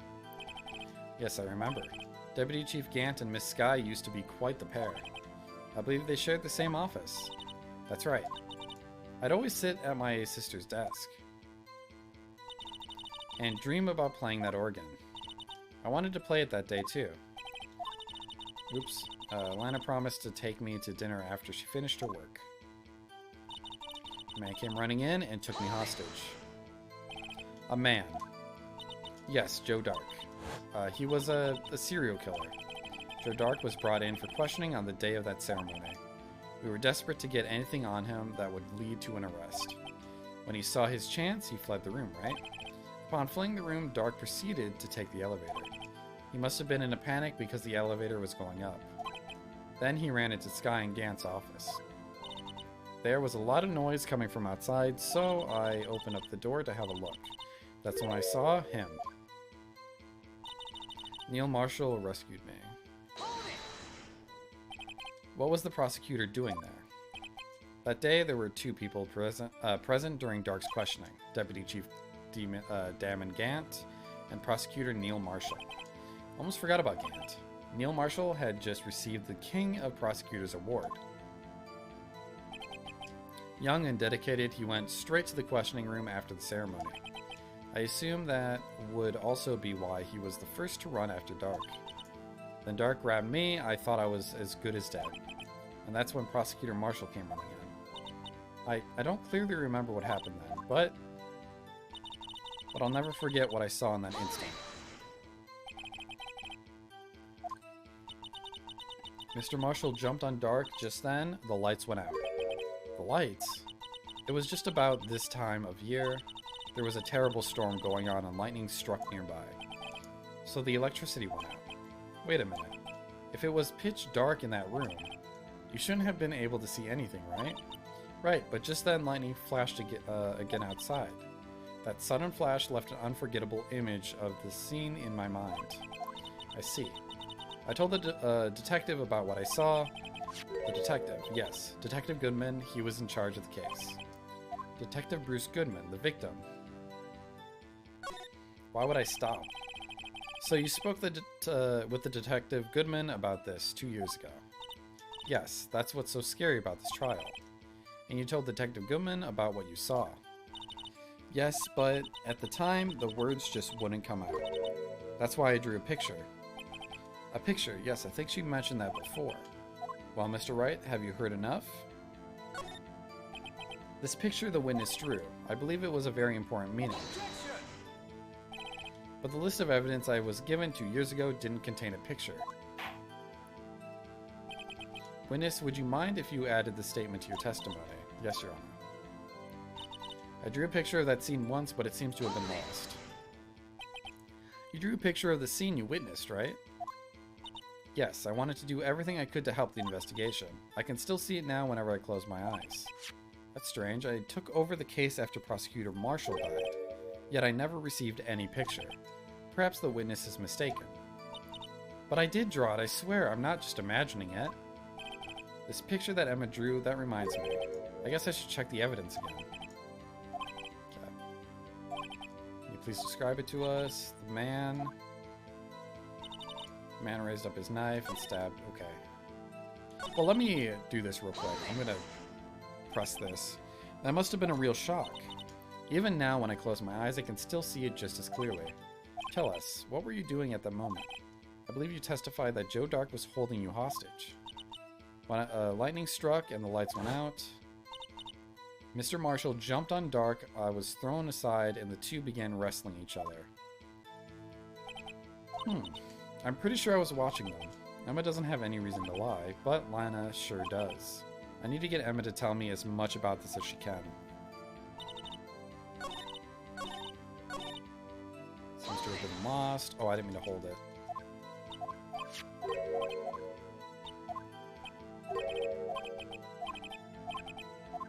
Okay, let's go back. And then present... where is it? I think it was, objection! Hey Chrono, what's up? Thanks for the objection. We're about to do that right now. Mr. Edgeworth? This little girl put all her heart into drawing that picture. And yet, you would insist on denying its existence. Huh? I just wanted to object. I didn't have something to actually say. My apologies. You're gonna get docked health points now. Hey, I'm not the bad guy. All I'm saying is that, as the prosecutor for that case, I wasn't handed such a picture. That may well be. But that doesn't mean it doesn't exist. Behold. This is the evidence list for the SL9 incident? Please turn it over, Your Honor. Turn her over. Ah, what's this? Yes. What is that? Hey, that's it. That's the picture I drew. Oh, I just noticed on the picture she drew, the thing he's holding, it's not sharp. It doesn't look like a knife. It's just a flat rectangle. So I'm guessing that might be the return, like he stabbed and then retracted it, maybe? Because the piece of the knife was found within Marshall, so he definitely was stabbed, I think. So this might not be the initial attack angle. It looks like he may have taken the knife out of him. Imagine if Japan had discovery laws like the US and couldn't just whip out surprise evidence in the middle of something as important as a murder trial. And like all the trials can only be solved in 3 days, no matter what. It'd be kind of fucking wild. It'd be a strange world. Also, this man has no neck, I just realized. He looks like the Juggernaut. Indeed, two men appear to be wrestling him. What's the meaning of this? What are you doing with that list? Me? Only the prosecutor in charge should have access to that list. Huh? These lists, they're different from each other. What? It would appear, Mr. Edgeworth, that the evidence list you were handed 2 years ago was incomplete. These two lists fit together to form one. You can see the marks here, where they were torn apart from each other. I object to your objection. So you see, Mr. Edgeworth, it's quite obvious that... Oh, God. It's quite obvious what happened. 2 years ago, only half of the evidence in the case ever reached you. What? What? Order. But Miss Sky, why did you draw your picture on the back of such an important list? Because that's what Detective Goodman handed me in the questioning room, Your Honor. Wait a minute. If this list was torn in half, then that means... Your Honor, are you alright, Mr. Wright? Your eyes are bulging from your head. If the evidence list was torn in half, then there might be more of the drawing on the back of Mr. Edgeworth's list. Yes, that's quite conceivable, Mr. Edgeworth. It's possible. Let's see. How did he not fucking see it? It's one sheet of paper. How did he not fucking flip it over? Hmm? Is something wrong? Do you even have to ask? Sorry, Your Honor. There was indeed something drawn on the back of my list. It's that thing. Oh shit. It's the blue badger. That's that thing? That thing that was dancing in the evidence room? Clearly, this act of vandalism is the work of a certain chief of detectives. I guess he was out of out of scrap paper. Evidence list restored and updated in the court record. Master of instantly regaining his composure. Very well, witness. Will you please testify about this picture you drew 2 years ago? Huh? Oh, yes, Your Honor. What's wrong with Emma? She seemed to be thinking about something when she was looking at the picture. I'm gonna save here.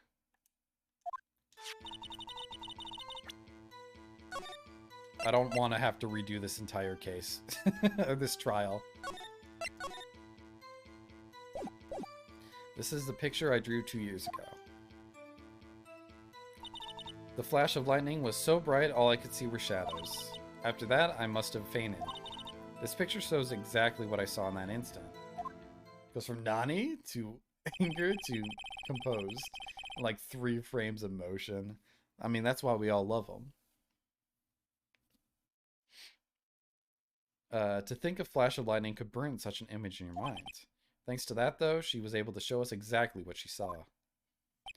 Well, I don't see any contradictions here. This clearly shows Joe Dark about to murder... I mean, Judge, we've been over this before in, like, I think 2 previous cases.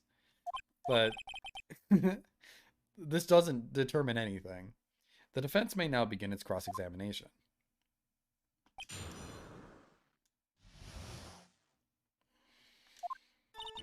This is a picture I drew 2 years ago. The flash of lightning was so bright, all I could see were shadows. After that, I must have fainted. Picture shows exactly... Okay, you know what? I'm gonna be smart about this and just press everything. Did you draw this picture right after the incident? I think I drew it 2 or 3 days later. At first, I was in such a state of shock that I couldn't do anything.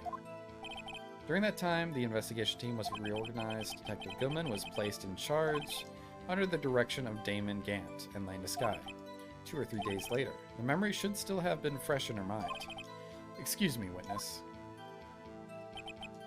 But can you please tell us why this picture is painted all black? She can only see shadows, yeah. Oops, go back. So at the time you didn't even know it was Mr. Marshall who had come to your rescue? No, I couldn't see him clearly. The lighting was so bright that I was knocked to the floor. You were knocked to the floor? Drake had a tight grip on me, but when Mr. Marshall jumped on him, I was knocked away. Have you ever seen a judge more regularly shocked in your life? This judge is surprised by literally 90% of what either lawyer says.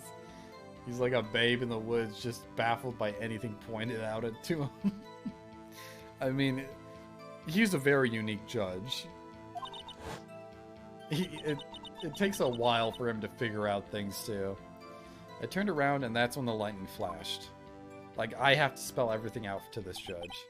For Emma, I'm just glad she wasn't hurt. What happened after the lightning flashed? Must have fainted. You mean you didn't see the actual murder take place? No, I'm sorry. The flash of lightning only drove off the darkness for a split second. Not only that, but the trauma of the situation understandably caused the witness to faint. Do you really need to torture this girl any further? What? Hey, I'm not the bad guy here. Anyway, this picture shows exactly what I saw in that instant. Sorry for asking so many times, but are you sure you drew exactly what you saw? Of course, this is exactly the scene. It wasn't influenced in any way from your talks with the detectives. Are you insinuating we somehow manipulated her memory, Mr. Wright? No, of course not. I'd better watch out or he might find a way to cut my salary. I drew this picture before I heard anything from the detectives. So I don't think anyone's story would have influenced me. Mr. Wright, is there something that's bothering you about this picture? Huh? Oh, well... That's strange. She claims this is exactly the scene that was imprinted in her mind. And yet, there's clearly a contradiction here. This is a picture I drew 2 years ago. This picture shows exactly what I saw in that instant. I'm gonna save real quick, because I think this is where I need to present something. Let me just check. Clearly a contradiction here, so this is where I show the evidence.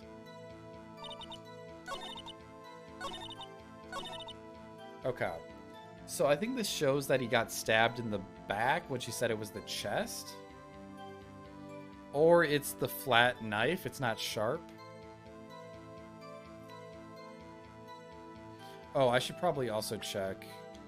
I think we updated the evidence. I need to look at it.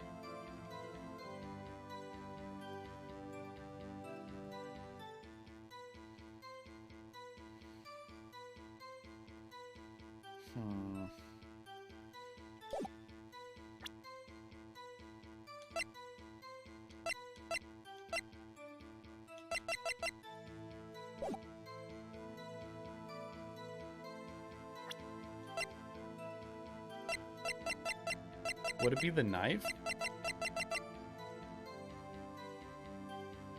I feel like this isn't it. But maybe.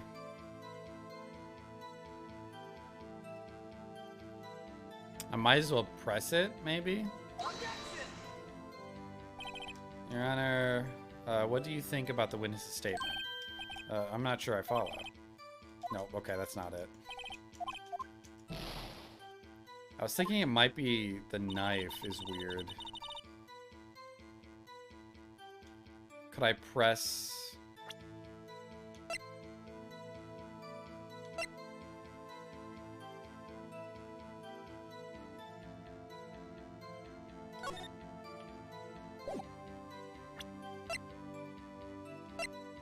Stabbed in the back, died from a puncture. It could be this? Yeah, okay. It's not very clear which side he stabbed him on. I hate to be the bearer of bad news, but this picture the witness drew contains a blatant contradiction. What? But I still remember it just like it was yesterday. Mr. Wright, perhaps it would be faster if you simply pointed out this contradiction to us. What part of this picture contradicts the autopsy report? Is it this?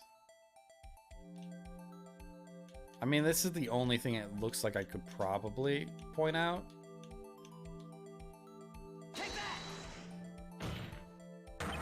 The contradiction, of course, lies here.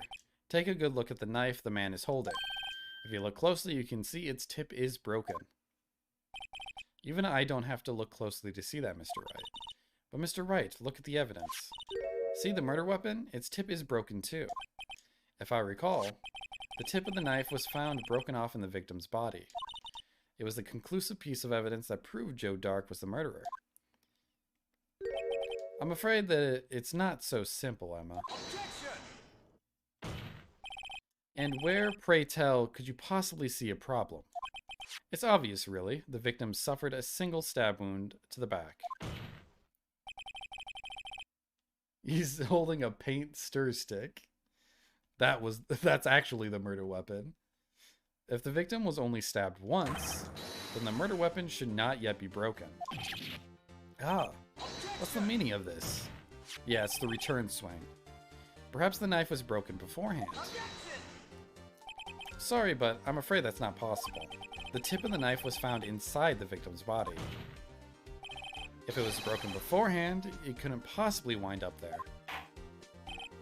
That's right. Oh, they always interrupt each other. The tip of the knife was undeniably discovered within the victim's body. The only possible explanation is the witness's memory is mistaken. Going forward like a tennis match? It's more invigorating than a tennis match in my opinion. That's why I rescued her so many times if she was sure she remembered correctly. I believe you were annoyed at that time, but she was sure she remembered correctly. But there's no other way to explain this inconsistency. Damn, they really are just going back and forth. Not so fast, Mr. Edgeworth. There's another explanation. Have you forgotten already? About a little something called falsified evidence? You're treading on thin ice, right? All I'm saying is that this broken knife tip might be the piece of evidence that was forged.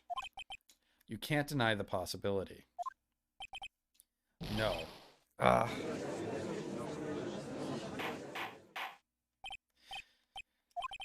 you saying the investigation really was corrupted? Your Honor, Please allow me to once again go over the events that took place the day of the murder. The police department and the prosecutor's office were holding a ceremony that day.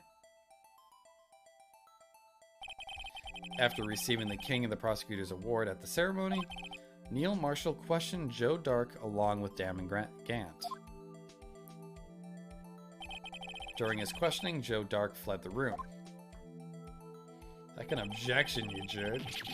Prosecutor Marshall chased him and was killed by Dark. It is my belief that somewhere in this story there is a lie. I'm not lying. The man really was holding up a broken knife. If that's true, then there's no other way around it. This could not have been the actual murder weapon. There must have been another broken knife. What are the chances there being two broken knives? Another broken knife besides Joe Dark's? Could there have been one? There is another one. It's on the award that was given at the ceremony. If the witness is this adamant about the accuracy of what you saw, it can't just be explained away by simple observational error. Mr. Wright. At this point, I think I would, if I was Edgeworth, this is grasping. This is a huge, like, guess, if anything. In the instant, Emma really did see a broken knife. I assume, then, that you have some information about this other broken knife. If so, please feel free to enlighten us. The murder weapon was already broken prior to the murder. There's only one way. Big stretch. Take a look at this. Here's the real murder weapon. Well, it's this award, but... would it be this? It could be this. This might be the evidence. I'm gonna save real quick in case it's not. I can't. I can't save, fuck. So I think it's the broken knife on this shield here. But I could also present this. But this one doesn't have this. He removed... Oh wait, 2 years ago the halberd was removed at Gant's behest, giving it its current form. So maybe that's more conclusive than... What's this description?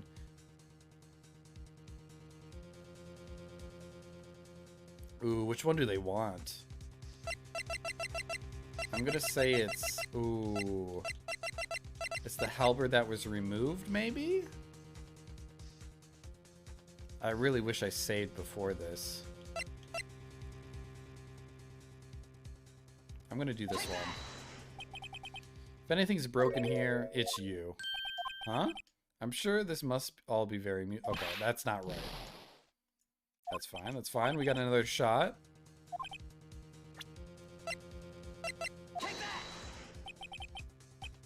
2 years in the past, right here inside this picture. This is a picture of the award ceremony. What is it, Mr. Edgeworth? It's the broken murder weapon? Notice the award Prosecutor Marshall is holding. Okay, there we go.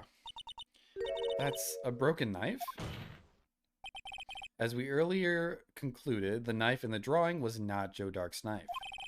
That being the case, the knife the witness saw was in all likelihood from this award.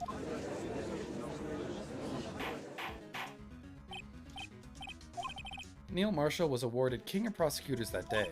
As an award, he was given this broken shield and knife. When he chased after Joe Dark, he pulled out this knife. Being a prosecutor, he did not carry a pistol. This broken knife was the only weapon he had in his dangerous situation. But that can't be. Oh, and why not, Mr. Edgeworth?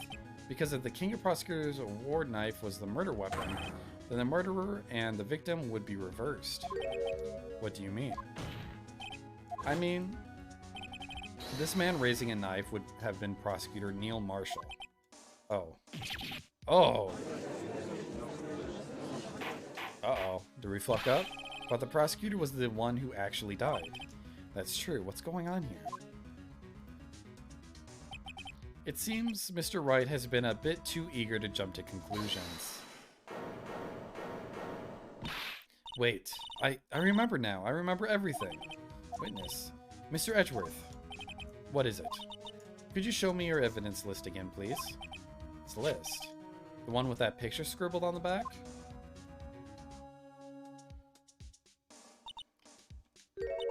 I knew it. This picture, I'm the one who drew it. What? You drew that? That's right. The list wasn't torn in half at the time I drew this picture. What? All this time, I've been trying so hard to forget. I must have locked this part away deep inside me. Perhaps it would be best if we added this to the witness testimony. Would you please tell us what you've recalled, Miss Sky? First the knife mix-up and now the blue badger? This should be interesting.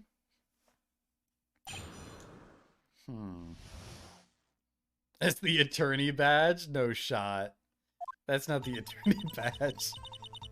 When I saw that man raise his knife, I panicked and rushed toward both of them. Convenient loss of amnesia in the middle of the trial. That'll hold up in court. In this court it does. I think I knocked away the man with the knife. Just then there was another flash of lightning, and that's when I saw the blue badger. He wasn't in the room, but I'm sure I saw his shadow. What? This is certainly most unusual. Try impossible. The chief of detectives hadn't even designed him until this year. That would mean he didn't even exist 2 years ago. Yes, well, the defense may... Stop. Please, don't pursue this any further. Anna, what's the meaning of this? Please remain seated in the defendant's chair. But you can't do this. I've already confessed to the crime. You can't just... Wait.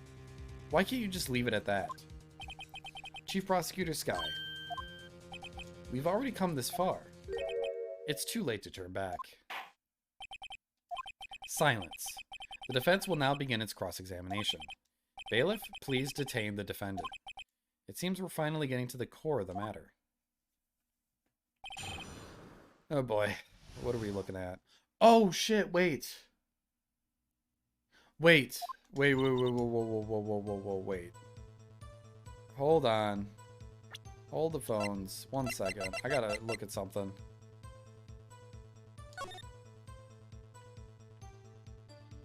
No, maybe I'm wrong. Okay, I'm wrong. I thought this was gonna be the shape of the badger, like the bottom of this, because you can sort of see like the 3 jangles that come off of it. But I'm wrong. I'm just wrong. Oh wait, but it broke, so maybe it would make sense? Let me look at the list again. No, but it's still a weird shape. I don't think that's it. Although... Wait.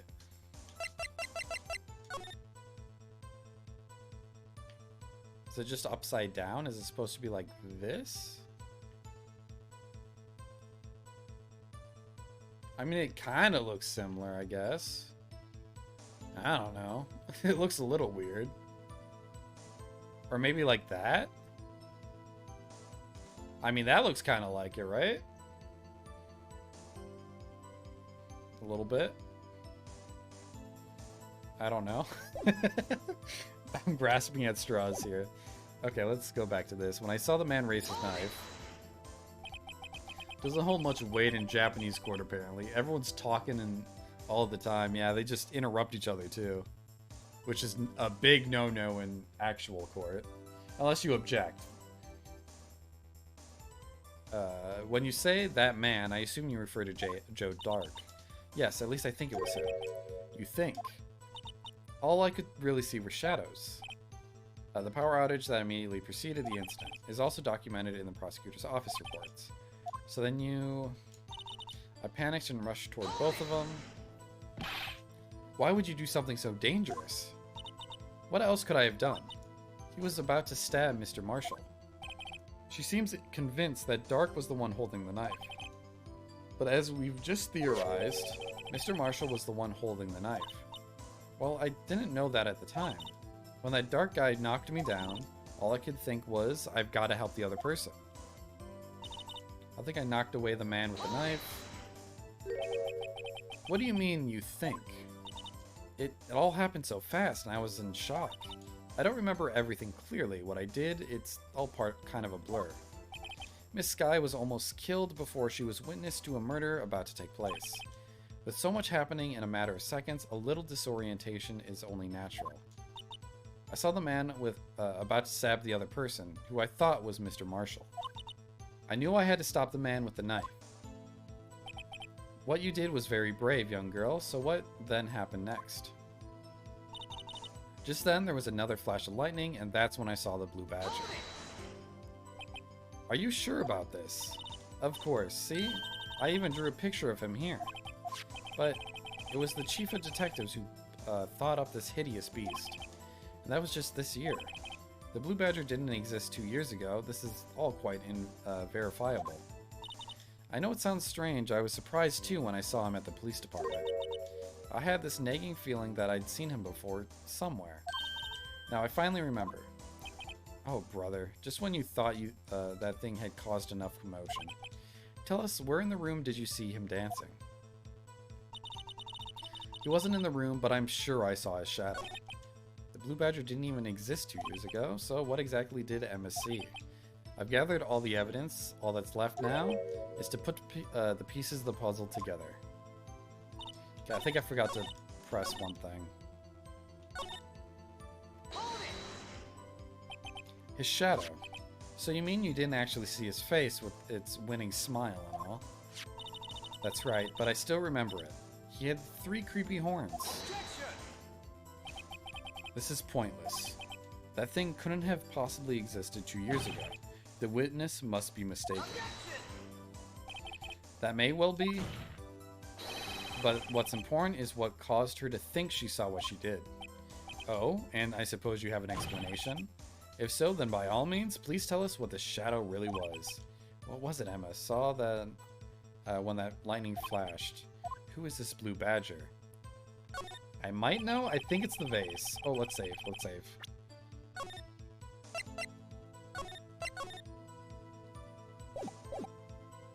The blue badger hadn't even been dreamt up when Emma drew this picture, yet she's certain she saw its shadow. Ladies and gentlemen, it is the defense's belief that on the fateful day 2 years ago, there indeed was something that looked similar to the blue badger. Something that is now sitting in this very room. Mr. Wright? In this room. Very well, Mr. Wright. What is it that the witness saw in that instant? Wait, it's sitting in this room? I mean, I think it's this.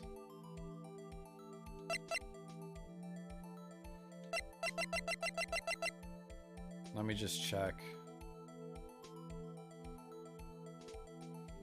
Yeah, I'm gonna say the vase. We saved, so I'm not too worried. It's ornately arranged bacon. The mysterious blue badger was in fact this. But that's... what exactly is that? I believe it's some sort of jar? But Mr. Wright, that doesn't look anything like the blue badger. Indeed it doesn't. As it stands now, it's just a plain jar. However, what if we were to change our viewpoint? Our viewpoint? I've got to show them the correct angle to look at this from. Is it this? I think.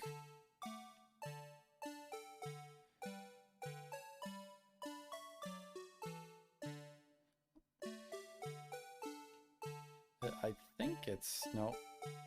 The other way? Oh, like that, maybe?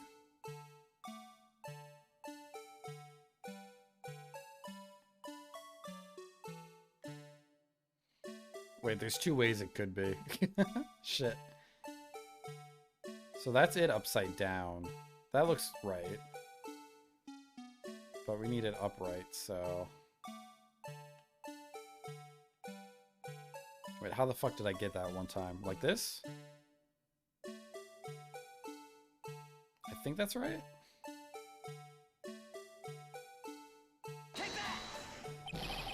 This isn't right. I've got to make it look more like the badger.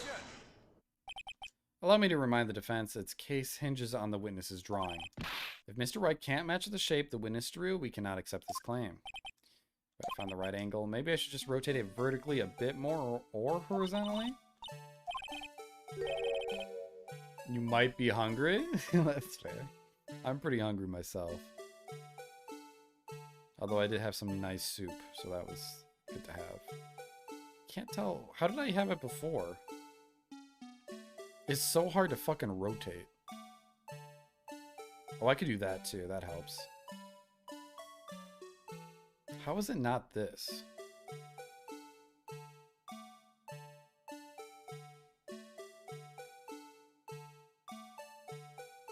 Like, it looks like that, but upside down. Right?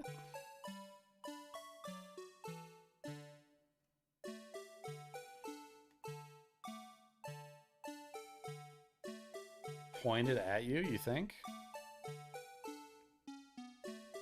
Oh, like that?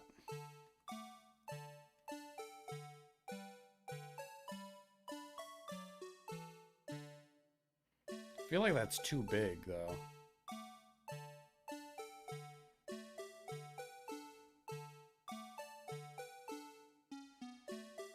Like that?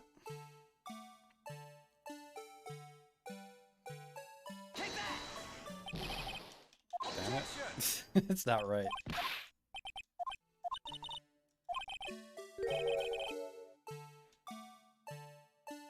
I feel like I had it right the first time. I think it was just not properly angled. Like, it looks good upside down here. Like, that looks good.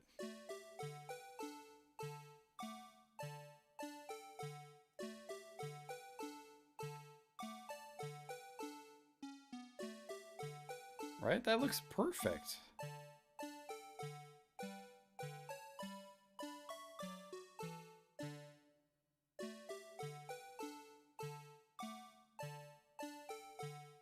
I mean, yeah, that's what I did the first time.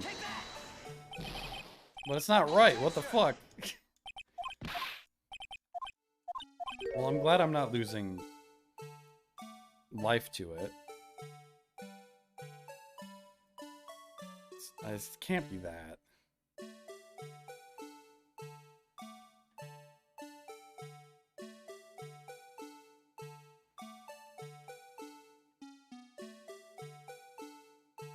No, that doesn't work.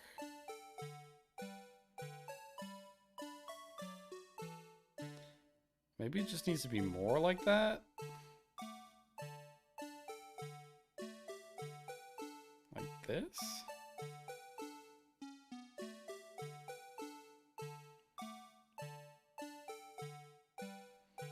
I don't know how close I have to get it. So I'm guessing it's not like that at all. Why is this so confusing to me? So it's not that. I mean, this part here at the top has to be the top circle. It's not like it's like this, right? No. Yo, goated quest with a raid. Let me give you a shout out real quick. Welcome in, peeps. 1 second.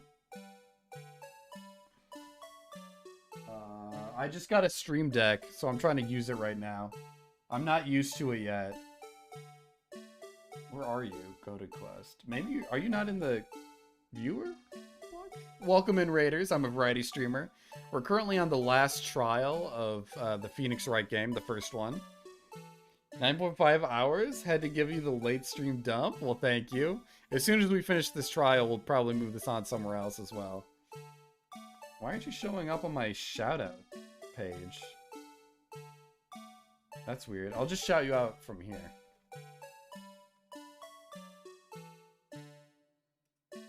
There you go. There's a shout out for you. What were you guys playing? You guys noticed it, but I internalized it. Yo, I need to play some Monkey Ball. I love Monkey Ball. What levels are the surgeons playing? They're playing the lap. They're doing the lap. Little dole power up, some potassium power. True. Everybody is speaking facts right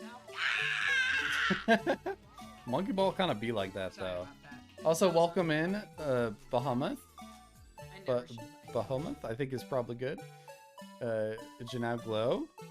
I'll just call you Glow if that's okay. Welcome in. Right now, we're trying to figure out how to get this jar to look like this stupid mascot. And I've already tried this, which looks pretty close.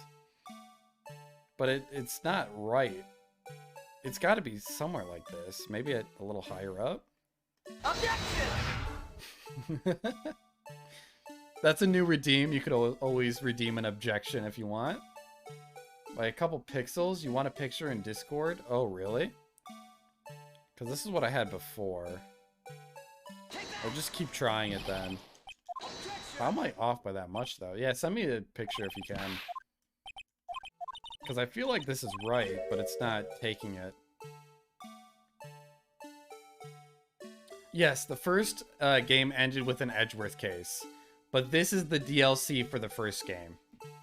Or the extra content that was on... well, I think it was on the DS. It was released on DS.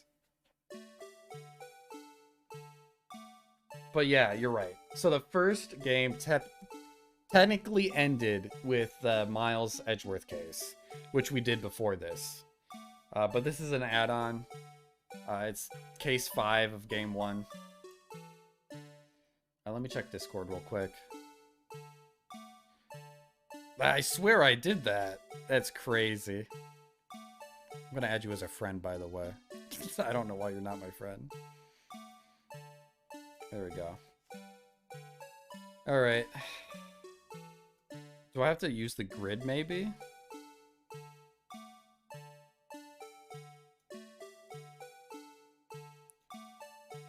I'm gonna use the grid as reference, maybe? So it goes, like, right there.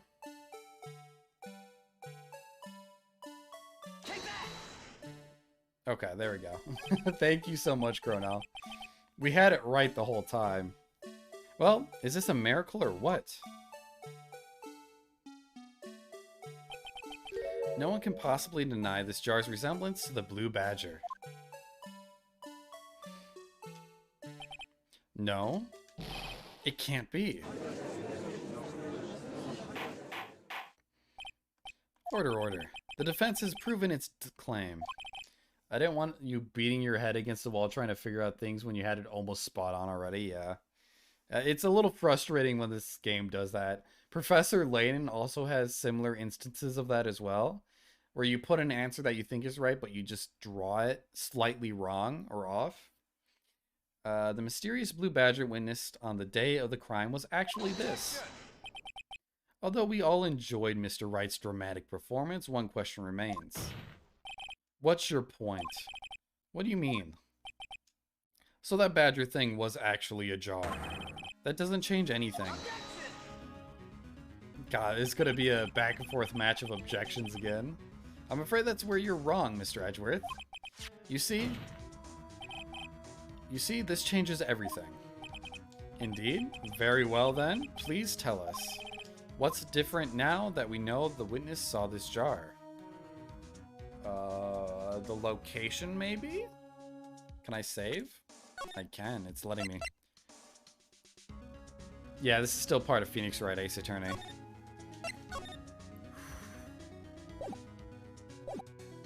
I don't think the murder weapon matters. Oh, can I check real quick? Because we have a picture of it.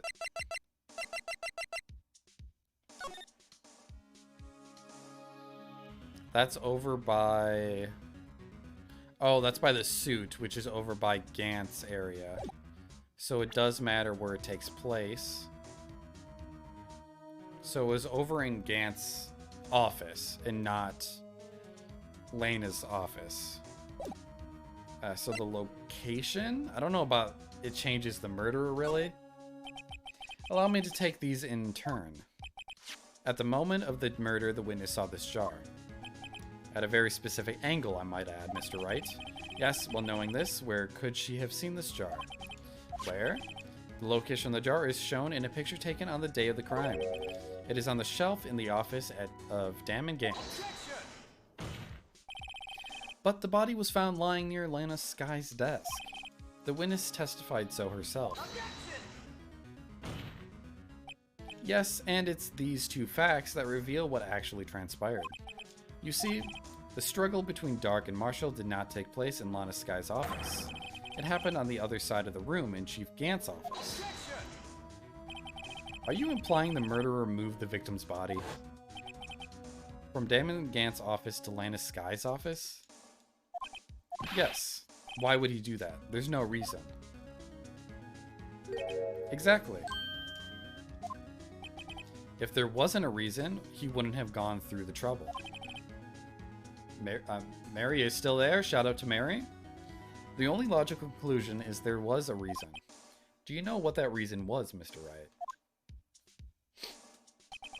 I finally figured it out. So this is why Lana tried to stop the trial. It's too late to quit now, though. I actually don't know why. Please recall the witness's testimony. She said she knocked away the man who was holding up the knife. In the next instance, the jar was hit and flew through the air. Now tell me, what could have sent the jar flying? What would have that would have to have been the impact the man made when he was knocked into the wall. Ladies and gentlemen, if I may draw your attention to this picture once more. If the man was knocked in the direction of the shelf the jar was sitting on, what would he have hit? Oh, the halberd that's being held up by the suit of armor. The suit of armor, holding a very sharp and dangerous looking sword. Yes. And since the man who was knocked into the armor was carrying a broken knife, he would have had to have been Neil Marshall wielding the King of Prosecutors trophy. No, Mr. Wright, you can't be thinking. Yes, there is another possibility of what actually transpired in that room. You're not asking me? I might know. Another possibility? Of course, the perpetrator would have had no idea. But nevertheless, I understand why you're asking, Mary, because she is way better and smarter than me in every way, I think. Of course, the perpetrator would have had no idea, but nevertheless. I don't know if I can go through with this. Well, she has definite better memory. You took one look and said, nah? Is that true? Constant shook face. Mr. Wright, what's the matter? If events took place at the defense, as the defense theorizes, then the outcome is obvious. In that moment, assuming the man Emma Skye knocked away was actually prosecutor Neil Marshall. Yikes, okay.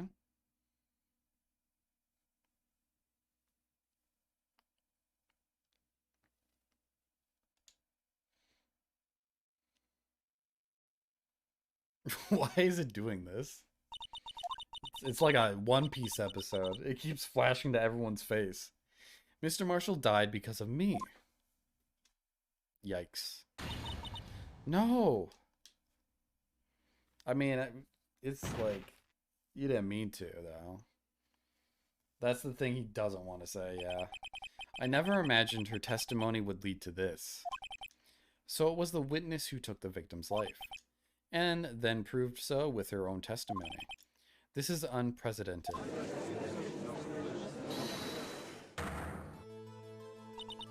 What? What are you saying?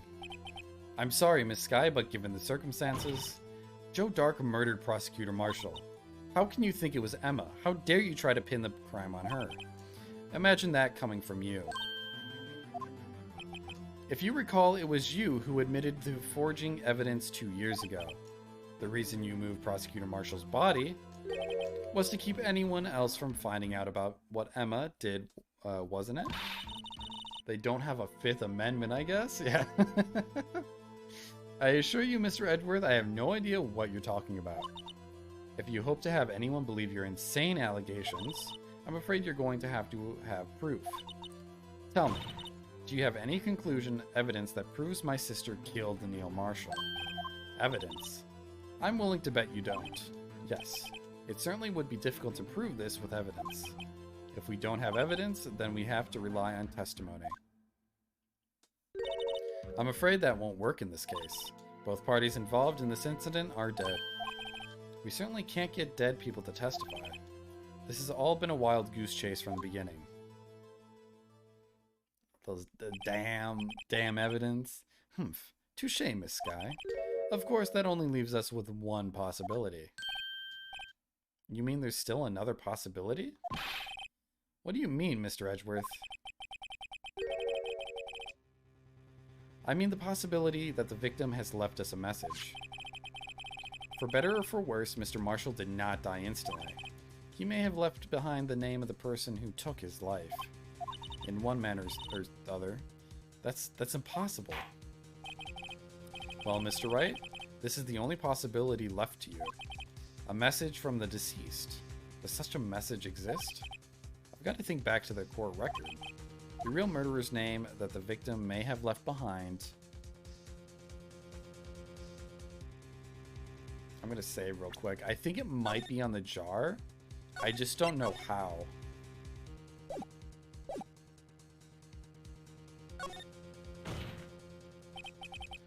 The message from the deceased is already in our possession.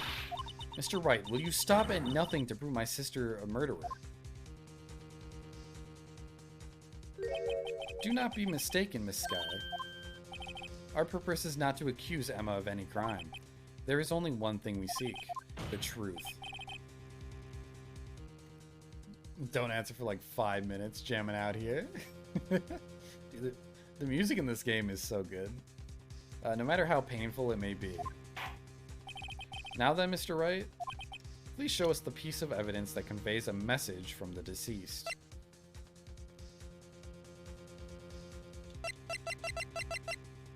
I think it's the jar. I don't know what else it would be. That's the forged knife. Okay. It's gotta be the jar. This is the message left by the deceased. This is that blue badger from before, right? Oh, is he going to just speak the killer's name? If that thing could, I'm sure it would. Looks like everyone's forgotten this is just a jar. A message was left here on the surface of this jar. What do you mean? If you look closely, you can see a faint trail of blood on this jar. It looks like someone wiped the blood away. Oh, and then you connect the dots. Yes, but notice, for some reason, the blood on some of the fragments was not wiped away. Yes, there is a line here drawn in blood. So what you're saying is these dots were once lines. Prosecutor Marshall did not die instantly. He used the few precious moments left to him to leave behind a message. On that, someone apparently wiped away, but blood must have seeped into the jar where the lines changed directions. Precisely so. All we need to do is connect these points, and the victim's message will become apparent. No. Mr. Wright, what kind of message did the victim leave for us? Your Honor, I believe these bloodstains will reveal us the answer. I've got to connect these dots to make letters. There's only one thing the victim would have written given the circumstances. His murderer's name. Is this going to be in Japanese or Gant? Is it Gant? That might be an A. Oh, this might be a little tough.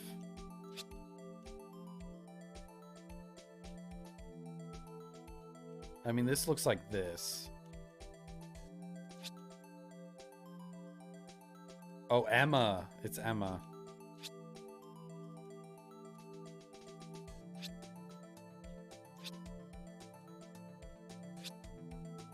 Uh-oh. This ain't looking good for you, Emma.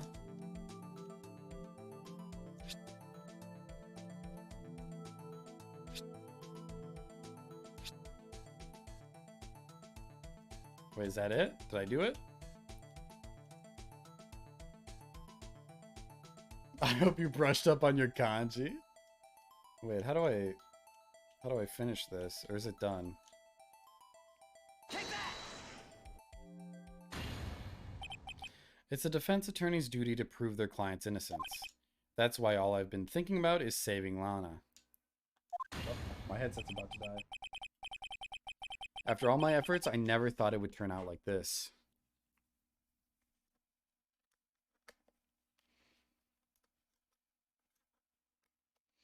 Come on, get in there. There we go. Okay. After all my efforts, I never thought it would turn out like this.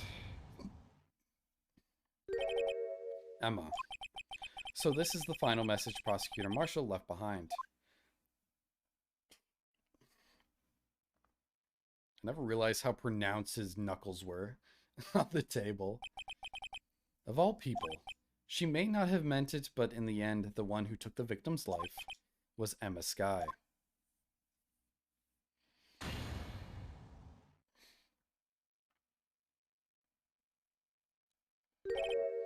Seaworthy, can't say I didn't warn you. Chief Gant, do you understand the implications of what you've done? What? What are you talking about? 2 years ago, Joe Dark was sentenced to death. He was convicted because of his final murder. I believe you were the prosecutor in the case, were you not? Yes, Worthy. Because of you, an innocent man was sentenced to death. Not only that, but you used forged evidence to ensure his conviction. I mean, he killed like... Didn't he kill like 4 or 5 other people?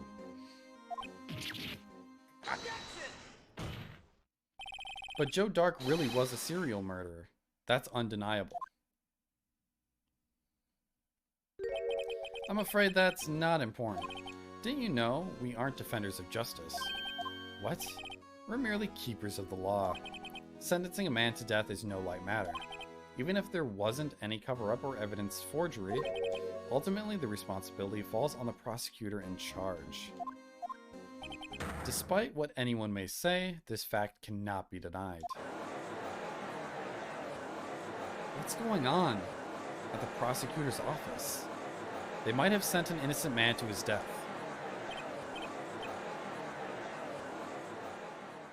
Dude, shut up. They're so loud. The gavel's pounding fell on deaf ears. Unable to settle the crowd, the judge declared a recess. Where this trial is headed, no one knows. God, it keeps going. It's not over yet. I mean, it's only a recess. There's no time for investigation. Holy shit. Why is this taking forever? This is such a long case. I feel like this whole episode could be its own game. Okay.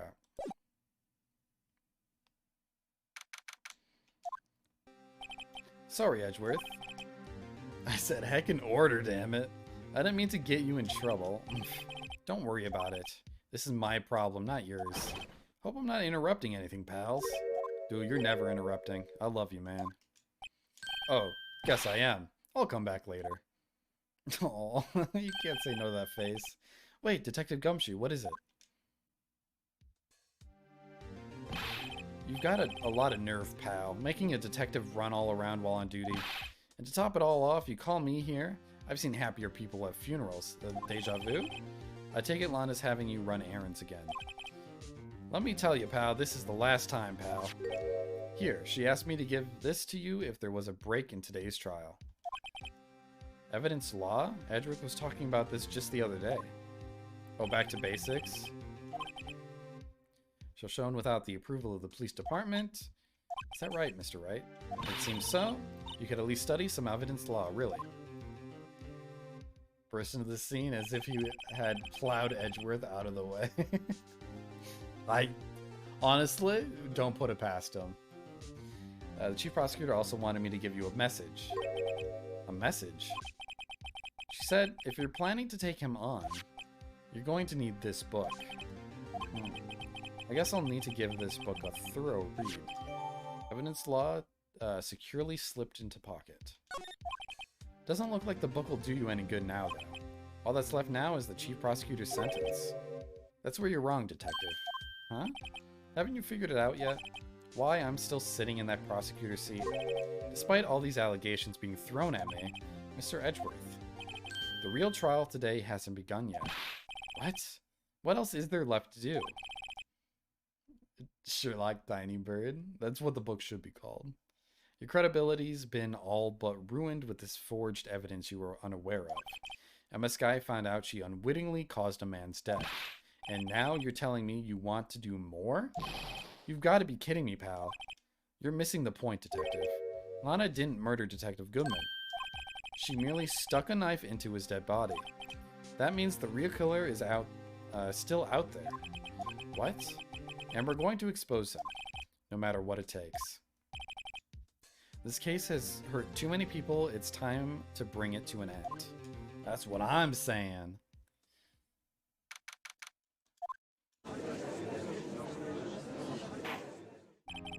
Court will now reconvene for the trial of Miss Lana Skye. Mr. Edgeworth? Yes, Your Honor. The inquiry committee is planning to impose harsh penalties for your actions. Thank you for the news, Your Honor.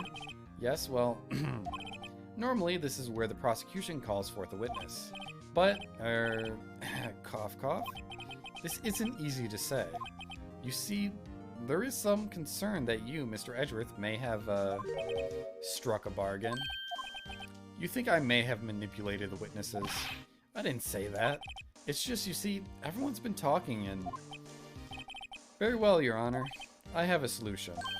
Solution? That being the case, the prosecution will allow the defense to call forth all further witnesses. What? There's no precedent for what you're proposing. Undeniably, this is an unusual arrangement. Oh no. Yes, bring it to an end, please. I need a nap. Ugh. God, we've been doing this for 10 hours. Well, not this. We did Chrono Trigger at the beginning, but... so that means we've been doing this for like 6 hours, I think? Holy shit. Very effective one. It would prove that I haven't struck any deals with the witnesses. Hmm? Well, Mr. Wright, what do you say? Unbelievable. Edgeworth has found a way to continue the trial. Very well, the defense accepts the prosecution's proposal. I can't imagine how long the second and third game are. I think they're longer. Maybe. I'm not sure. I believe they would be. Then it's settled. The defense may now call forth the witness. Mr. Wright, you do realize this is your last chance. If you call the wrong witness, this trial is as good as over. The defense calls. Let's save. I see my health bar appear. That makes me scared, so I save. While I looked earlier, how was CT add-on? It was pretty good. The final boss, holy shit, that was annoying. And I got really salty during the Lana? Is it Lana's? The inventor girl. I think that's Lana. Her boss, or her fight, was kind of annoying. Because they kept healing for like 1,000 damage. Or HP. But overall, I think it was really cool. A good tie into Chrono Cross, hopefully. The defense calls. The time's finally come to bring out the real murderer. Can't be you. Emma! Wait. Is it Gant? It's gotta be Gant, right? Luca, that's it. Damon Gant. The defense calls Damon Gant to the stand. Damon Gant? What does he have to do with anything? As a defendant's partner 2 years ago, Mr. Gant was first-hand knowledge of the crime.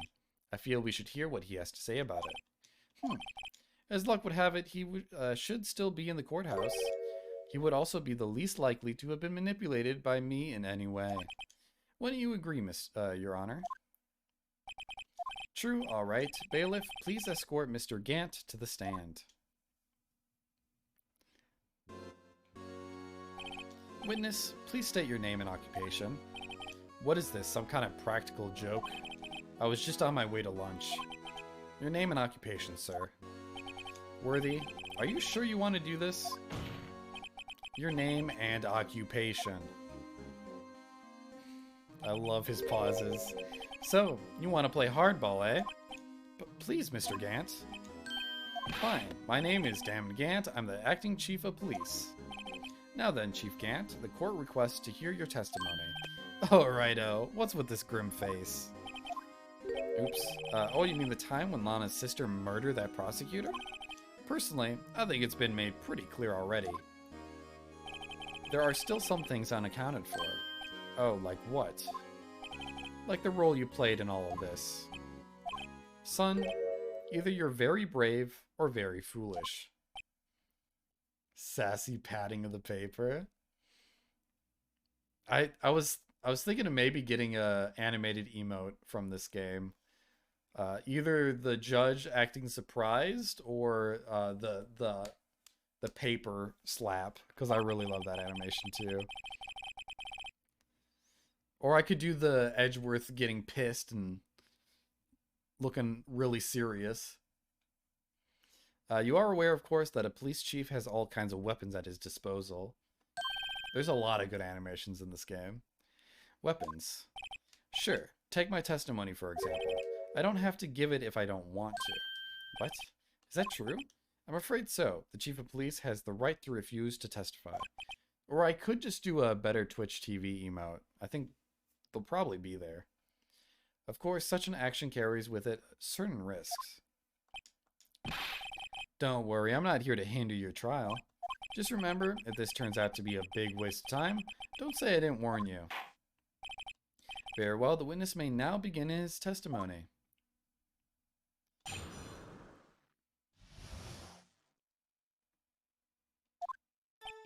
As I recall, Neil and I were questioning him that day. To make a long story short, we slipped up. The power outage didn't help either. When I went to my office, I found Lena there. Apparently, she had already arranged the crime scene. As you can see, I had nothing to do with the forgery. With the gavel, I would like to assault him. Is that when Dark was arrested? Him? He was lying on the floor unconscious.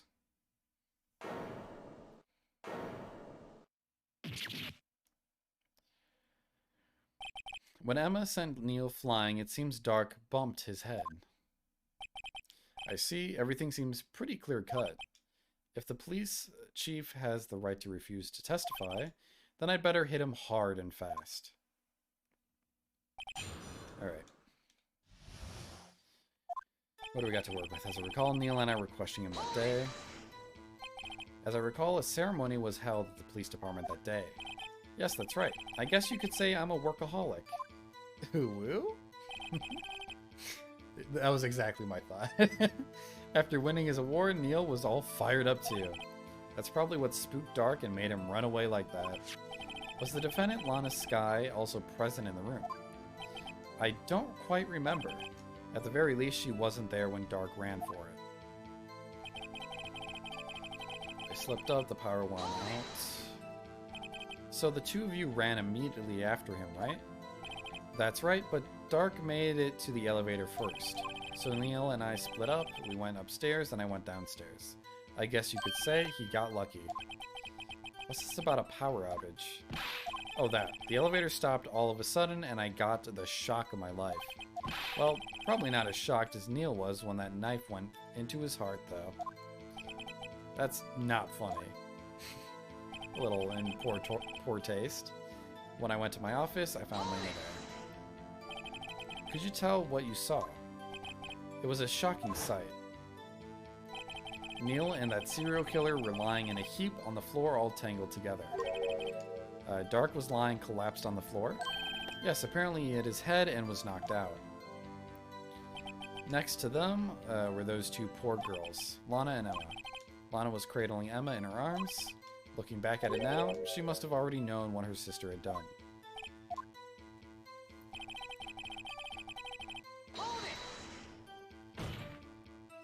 How can you know that? Because of the victim's body, it had already been moved. So that means you found the body near Lana's desk. That's right. I think you said earlier it was my suit of armor that really stabbed the prosecutor. Yes. Anyway, as you can see, I had nothing to do with the forgery. So you're saying that the forgery had already taken place by the time you arrived at your office. That's exactly what I'm saying. I can understand how Lena must have felt, but moving a body and hiding evidence are inexcusable no matter what the circumstances. Is that how it really went down? Staring at the witness won't do you any good, Mr. Wright. If you're going to stare at anything, you better be off staring at the court record. Worthy, always a smooth talker. But which piece of evidence ties Gant to forgery? Lana did admit to forging evidence, but that can't be the whole truth. Somehow I've got to link Gant to the incident.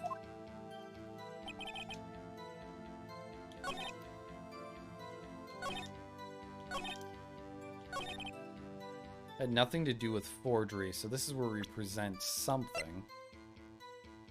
Oh, let me look at this. I never did. No evidence shall be shown without the approval of the police department. Unregistered evidence presented must be relevant to the case on trial. Okay. Unregistered evidence presented must be relevant to the case on trial. So I'm guessing that has to do with this, maybe?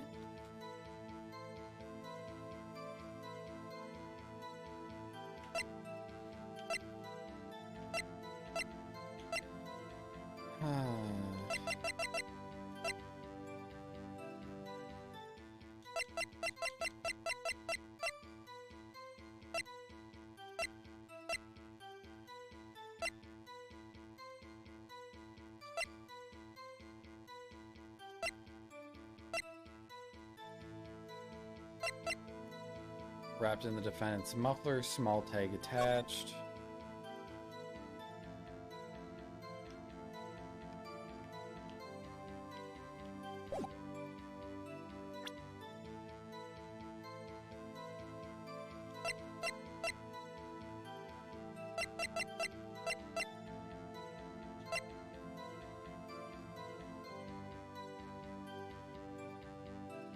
I don't think this is it. Halberd was removed at Gant's behest, giving it its current form. I don't think that has anything to do with forgery. 10 hours? I know. We're almost done, though.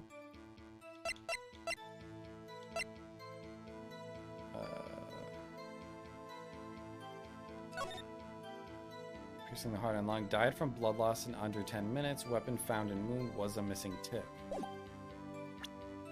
Would that be it? The missing tip that was found? No. That's what you said at 10 hours? That's what I thought. I'm just hoping I'm done by midnight.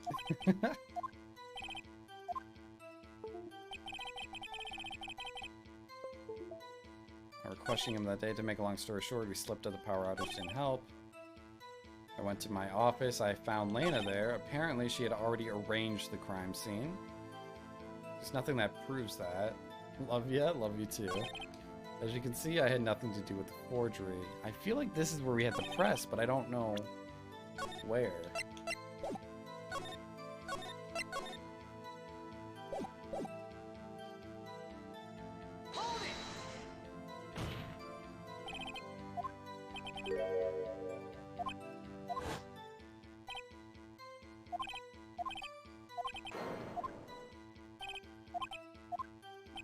Loaning him to us for so long.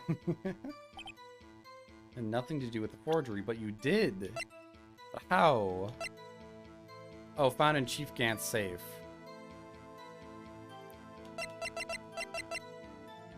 Final fragment found in Chief Gant's safe. Emma is written in a source of blood. It could be this? You claim you had nothing to do with the forgery. But I'm afraid that is a claim you cannot back up. You guys can keep them. Oh no, I'm in trouble. Several pieces of evidence were found in your office. Take this jar for example. What's that blue badger you showed us earlier? A piece of this jar was discovered in your safe. Not only that, but the evidence list I presented earlier was actually found inside your desk. You see, Chief Gant, these articles of evidence uncovered in your office are both concrete proof that you also played a part in the illegal investigation. They don't want them. Hey, well, you have me. Too bad. Chief Gant, what's the meaning of this? Oh, there's a defense attorney who may even rival Worthy. So you admit it then? That you were involved in the forgery? Who, me? Or do you mean you? Me? Why would I have anything to do with that? Well, you were the one who snuck into my office when you were found this evidence. Prosecutors aren't the only ones capable of forging evidence, you know. Defense attorneys can do so, too. Isn't that right, Righto? However, Detective Gumshoe was present during the investigation. Worthy, my boy. Not even detectives are exempt from the law. Rest assured, Dick will receive his due punishment. What?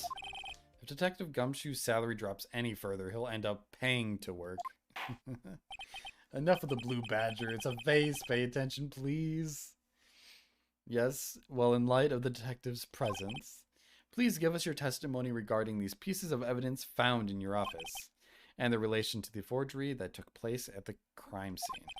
My, kids these days no longer know how to put 2 and 2 together.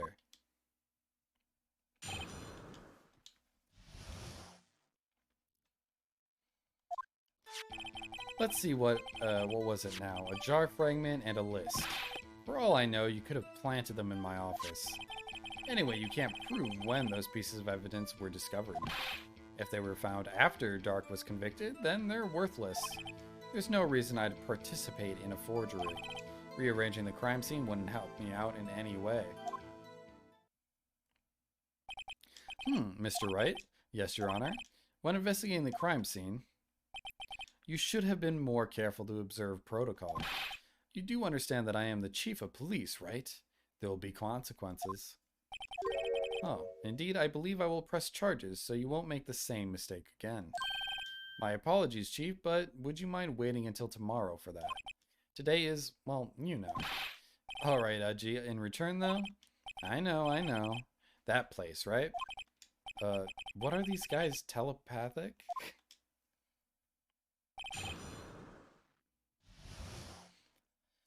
Alright. For all I know, you could have planted them in my office. Anyway, you can't prove when those pieces of evidence were discovered. Found after Dark. If they were found after Dark was convicted, then they're worthless. Are you saying this jar fragment wasn't discovered in the initial investigation? It would appear not. After all, it wasn't listed in the evidence list. For all we know, it could have been suddenly materialized the day after Dark was sentenced. Oh, and wouldn't that be convenient, right? The chief is talking about a possibility, so long as you can't rule that out. Your remarks, however clever they may be, will only succeed in wasting time. We just need the gavel for just a few swings. Sorry, minutes. I mean, this guy's an asshole. He's just... It's so blatant that he's, like, forging evidence. Tell me something I don't know. Now, come on, Righto. Think about it.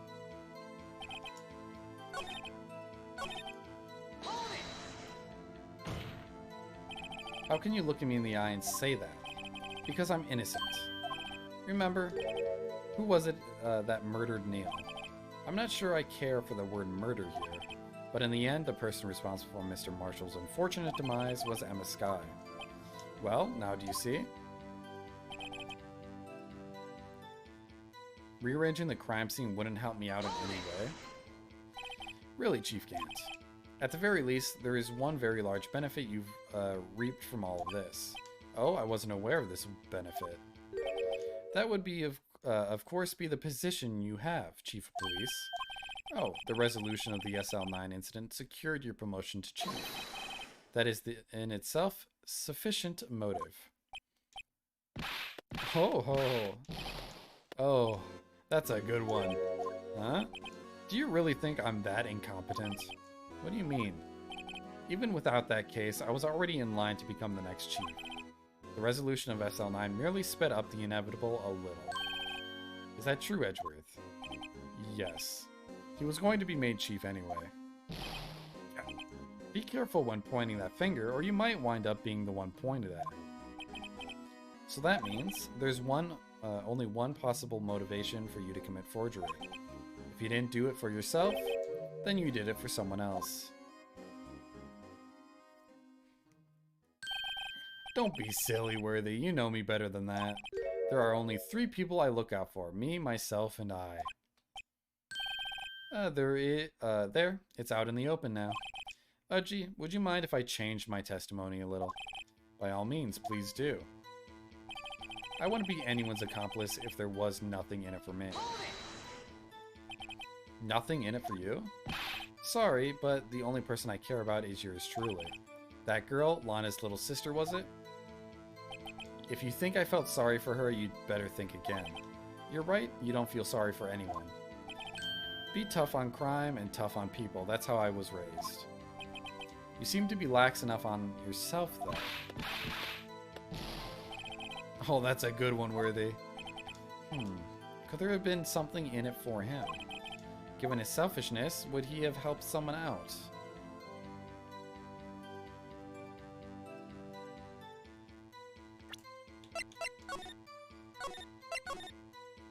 Himself? Let me check the accomplices. What would this help? Maybe Jake Marshall?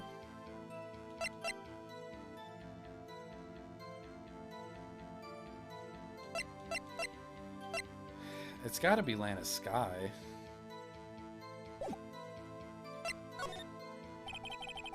Sure, you might not help out anyone for their sake, but it would benefit you. You might decide to assist someone. Mr. Wright, it appears you're positively determined to portray the chief as a nice man who likes to lend people a hand. That's not what I mean. Very well then, who is this person you believe Chief Gant may have helped forge evidence?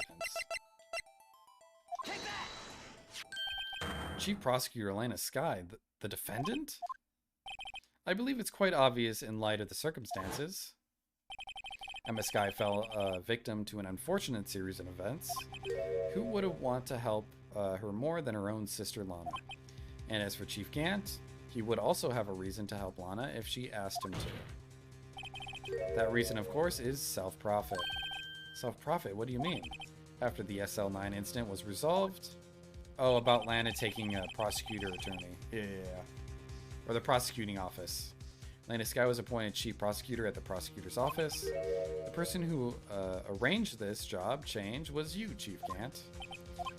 But how would you profit from all of this? He would be able to use the chief prosecutor as his puppet. Essentially, he would acquire unchecked authority over all investigations. Do you mean to tell me that despite the chief's formidable appearance, he plays with puppets? Oh, Judge. Come on. Oh, wait. You must mean puppet as in someone forced to do his bidding. Never mind. Admit it, Chief. You assisted Lana Sky in forging evidence. Your motive to appoint her as chief prosecutor so you could control her. Righto, my boy. You have quite an imagination. Let me ask you something. Do you have any proof of this? That I controlled Lana? For example, is Lana testifying that I've done such a thing? Lana, she's keeping quiet to protect Emma. There's no way she'd testify against Gant. Can I assist the judge as well? Please, yeah, you can assault the judge. I misread that, but yeah. Feel free to. I'm afraid without any proof, this all amounts to nothing more than mere conjecture. Unless that is also what happened in this incident. This incident? Or which one would that be? Of course I'm talking about the murder of Detective Bruce Goodman.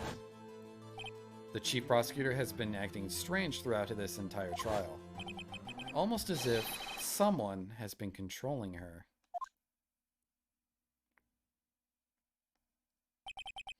Worthy, you'd better watch your tongue. I wouldn't want you to get hurt. Just what do you mean? What he means, Your Honor, is that Chief Gant is involved in the murder of Detective Goodman. Not only that, but Chief is now making Lana take the rap to cover up his involvement. What? What? Order, order. I said order. Mr. Wright, you can't be serious. Huh? This is an affront to the highest ranking officer in our law enforcement agency. To accuse the chief of police of blackmail and murder? That's... It's impossible. Your Honor, I was merely reiterating what Mr. Edgeworth said in easier to understand language. It's too late, Mr. Wright. There's no turning back for us now. It looks like he's the one who's decided to go through with this. Can you prove this, Mr. Wright? That the chief, a high-ranking officer of the law, is involved in this murder? Regardless of his rank or title, Chief Gant is just a man. The question is he a criminal? I believe the evidence will tell. I see. All right then. Let's see what Mr. Wright's got, and it better be good. Show us the evidence that ties Chief Gant to the murder of Detective Goodman. Let's see here.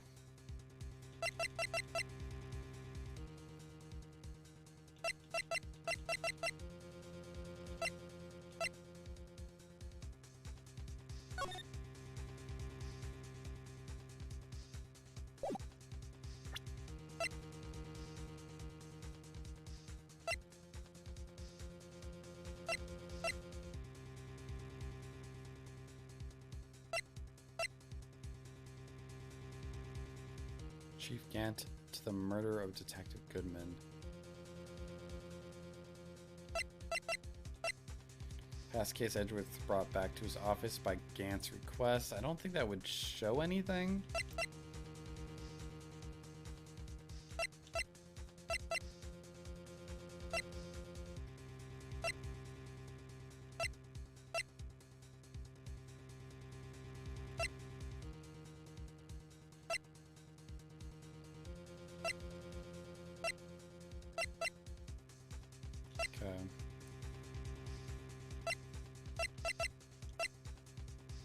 I was thinking maybe the halberd was removed by Gant's behest, but I don't think that would prove that he has a connection to the murder.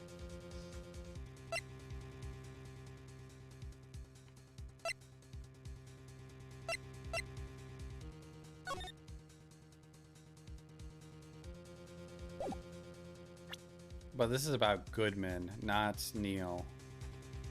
So we have to take that into consideration as well.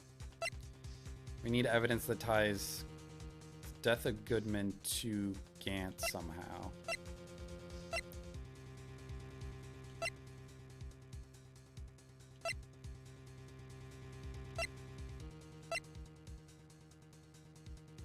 It could be this because he entered the room, but there's no way to tie his badge number to it, maybe?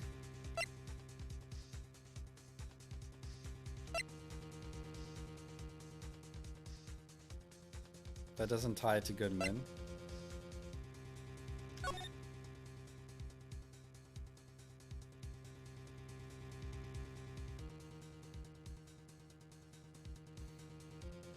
I'm still confused by that scribbled out 9. I don't think that's ever come up.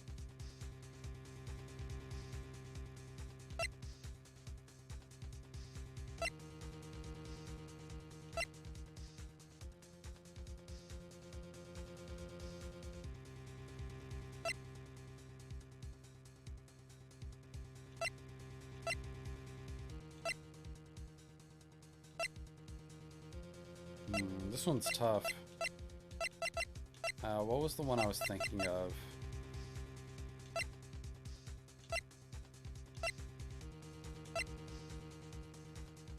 I don't think it's this. That has nothing to do with Goodman. I feel like this is the closest thing. His ID card was entered the evidence room before Miles Edgeworth. This is the ID card list. Yes, the one that shows who entered the evidence room on the day of the crime. There was one ID on the list we couldn't determine the owner of yesterday. 7 7s. Sorry, but there's no way you can prove that's my card number. It's your number. What? How do you know that? The safe in Chief Gant's office requires a code to open. A 7-digit code. 7 digits? You don't mean...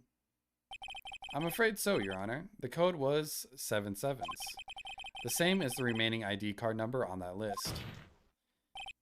Chief Gant, you enter the evidence room on the day of the crime. This won't be enough to get him, though. Knowing this game, it's not enough. But what do you have to say? Nothing. The defense's search of my office was in violation of regulations. And I will demand Mr. Wright be punished to the maximum extent of the law. He looks mildly annoyed. We need to make him extremely annoyed, though. But right now, this court demands an explanation from you about the use of this ID card. Chief Gant, so you admit it. You entered the evidence room on the day of the crime? What about it? I'm chief of police, whether it's the evidence room or the bathroom. What's the difference? I can go anywhere I want. Tell me, when you entered the room, were you alone? I always go to the bathroom alone, as I do with the evidence room. Detective Goodman wouldn't have happened to be with you that day, would he? Of course not. Why would he be? I hadn't seen him in days. You hadn't seen him in days, Chief Gant? I'm afraid you've just undone yourself. The award ceremony, right? On that day you had to have met with Detective Goodman. What do you mean? The trial's purpose is to determine Landeskai's guilt. No, it isn't, Your Honor. This trial's purpose is to determine the truth. I love how much they object to the judge. You're not supposed to do that. If Chief Gant met the victim on the day of the crime, then we need to determine one thing. What transpired during that meeting? In that case, Mr. Wright, I'm going to have to ask you for evidence. Show us proof that that the victim went to meet Chief Gant the day of the crime. Silence, Judge. We're making a point here. Let the grown-ups talk, Judge. The victim went to meet Chief Gant on the day of the crime. Proof that the victim went to meet Chief Gant. Oh. But this is the prosecutor's office. He's not a prosecutor, right?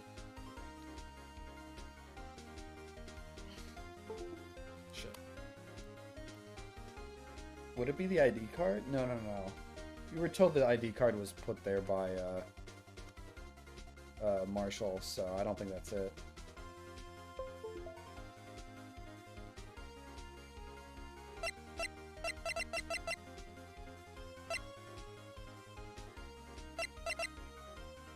Oh, was it this? Happer and document data can only be submitted to the Chief of Police. But he never filled it out fully. Maybe it's that? It could be this. I'm gonna send it. I think it might be this.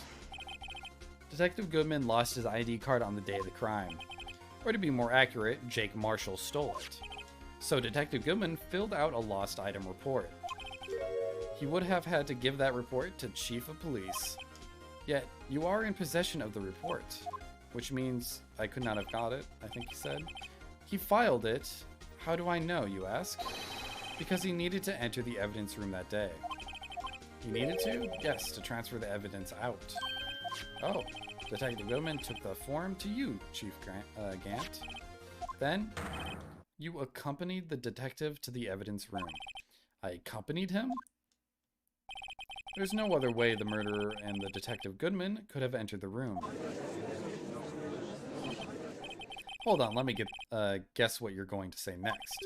I, the Chief of Police, murdered poor Goodman. Exactly. But wait. The chief didn't necessarily need to accompany him to the evidence room. He could have just lent him his ID card. Yes, now that you mention it, I believe I might have done something of the sort. Sorry, but that's not possible. According to the record, your card was only used once. Yet you showed us your ID card earlier. If you had really lent it to Detective Goodman, it would have been found on his body. Holy shit. Oh god, that was a weird animation. Now he's extremely annoyed. Chief Gant, you didn't.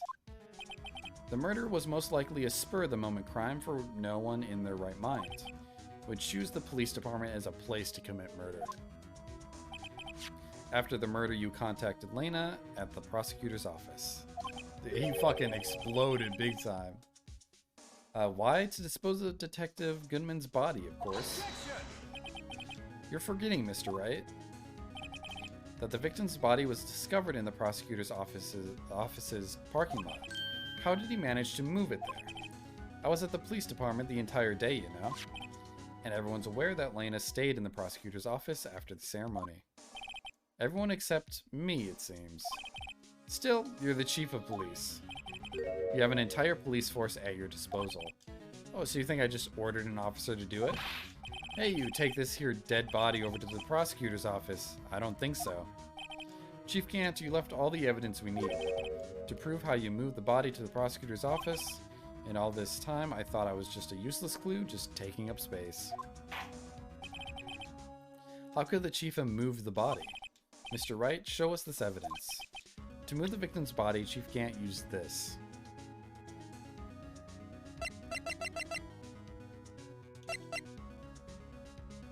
Did Edgeworth do it? Did Edgeworth take his own car? After the ceremony?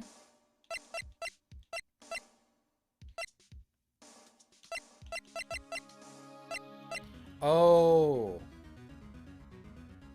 Brought back to his office by Gant's request. Yeah, it's gotta be this. This is how he moved Detective Goodman's body. What's that? A screwdriver? But what does this have to do with this case? Mr. Edgeworth, think back to the day of the crime. What is this screwdriver doing here? It's here because... he figured it out. I was asked to go by Chief Gant, no less. He told me he wanted me to keep it here in the prosecutor's office. In any case, on the day of the stabbings, I brought this back here. After the ceremony ended that day, I didn't plan to return to the prosecutor's office. But you did because Chief Gant asked you to. You mean the body was found in the trunk of Mr. Edgeworth's car. I think it's obvious what happened. The body was moved by that car. Detective Goodman's body was carried in the trunk of Mr. Edgeworth's car. Yes, unless of course you have another explanation, Chief. Why else would you have asked Mr. Edgeworth to transport evidence from a closed case? There's only one plausible explanation. To transport the body to your accomplice, Miss Lena Sky. Order. What's going on here? Is there no room for rebuttal to the defense's outrageous accusations? Think back to the photograph Miss Starr took at the prosecutor's office. This was not a photo of the body being stuffed in the trunk to be taken away. It was exactly the opposite. It is a photo of the body being taken from the trunk. Chief Gant, please say something. I believe your time's up. Time's up. Sorry, Wright, but I'm having lunch with the District Attorney General after this. We have to get going if we're going to make it in time for the early bird special. Come on, get the gavel. But the cross-examination isn't finished yet. Remember what I told you earlier? A police chief has all kinds of weapons at his disposal. Weapons. Like the right to refuse to testify. I'm invoking that right now. What? That is not a right to be casually invoked. There are certain risks to be considered. So you're going to just run away after all this? Run away? Don't make me laugh, Worthy. I stabbed old Goodman? That's what you're saying, right? But if you had any conclusion if you had any conclusive evidence, you would have presented it by now. Well, you think I had Lana dispose of the body? If so, then show your proof and get it over with. I'll say it again, Mr. Wright. Damon Gant is the current chief of police. This court will not tolerate any accusations against him without concrete proof. Well, Mr. Wright, Your Honor, do you have any concrete proof? Proof that Chief Gant murdered Detective Goodman and made Miss Sky dispose of his body. Do I have concrete proof? Do I? I don't know if I do. I might save. I don't think this will hurt my health. I have no proof yet. See what that does. It's no use showing evidence I'm not even sure of myself. No, Your Honor, at present I have no conclusive evidence. Humph. See, Uji? In that case, this court is forced to penalize you for your allegations of mischief. What? Here's a tip. Never gamble what you can't afford to lose, righto? It seems that Lady Luck was on my side again today. Okay, Uji, I'll leave the rest to you. Oh, was that it? Oh, shit. Whatever the VHS tape I have of his saying, good thing I got Edgeworth to take the evidence from that case when I stabbed the guy. Just whip it out of nowhere. This is front to senior officer in our nation's law enforcement agency. Objection! Okay, this is what I was hoping for. Lady Luck, Maybe we should have a word with her. Mr. Edgeworth, what do you mean? There's one lady who knows the real truth behind this trial. We haven't yet had the honor of hearing her testimony. I think what I did was right. Because I don't think I have anything pinning her or pinning Goodman with Gant. At least I don't think I do. A lady who knows the truth and another witness. In the absence of conclusive evidence, the only other method of proof is testimony. But Chief Gant has invoked his right to refuse to testify. There's still someone else, one more witness, who can answer all the questions. Nani? Raised in this trial, someone right in this very room. Mr. Edgeworth, who is this person? Why are you asking me, Your Honor? Have you forgotten? The defense is the one calling witnesses today. That's right, does such a witness exist? She may not be willing to tell the truth, but we can't just stop now. The defense calls forth, I believe, Angel Star?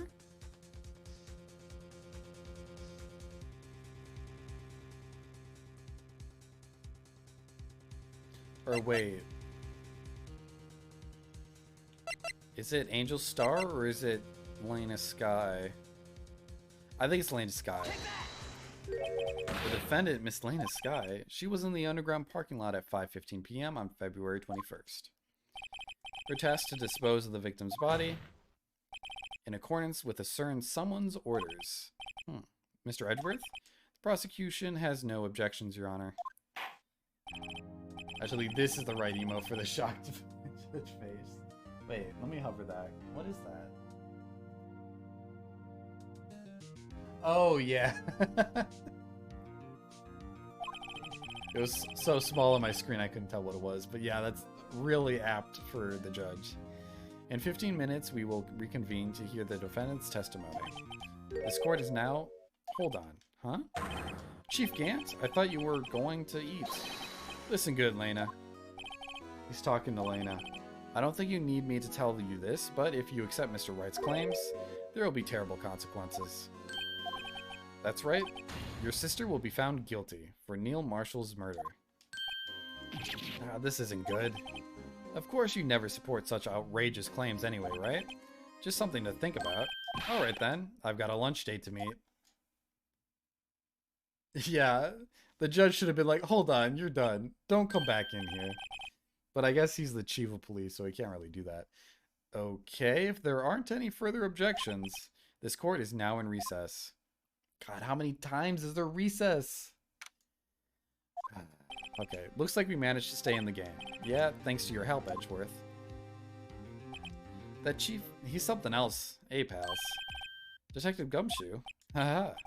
I'm not a detective anymore. Oh yeah, sorry about that. Don't worry, I've already decided where to work now. At your office. My office? Sure, I'll take the place of that top-knotted girl you used to work with. Could he mean Maya? Still, looks like we're all out of moves now. Chief Gant's done it again. How is it he always gets the upper hand? It's not fair he has the right to refuse to testify. Settle down, Wright.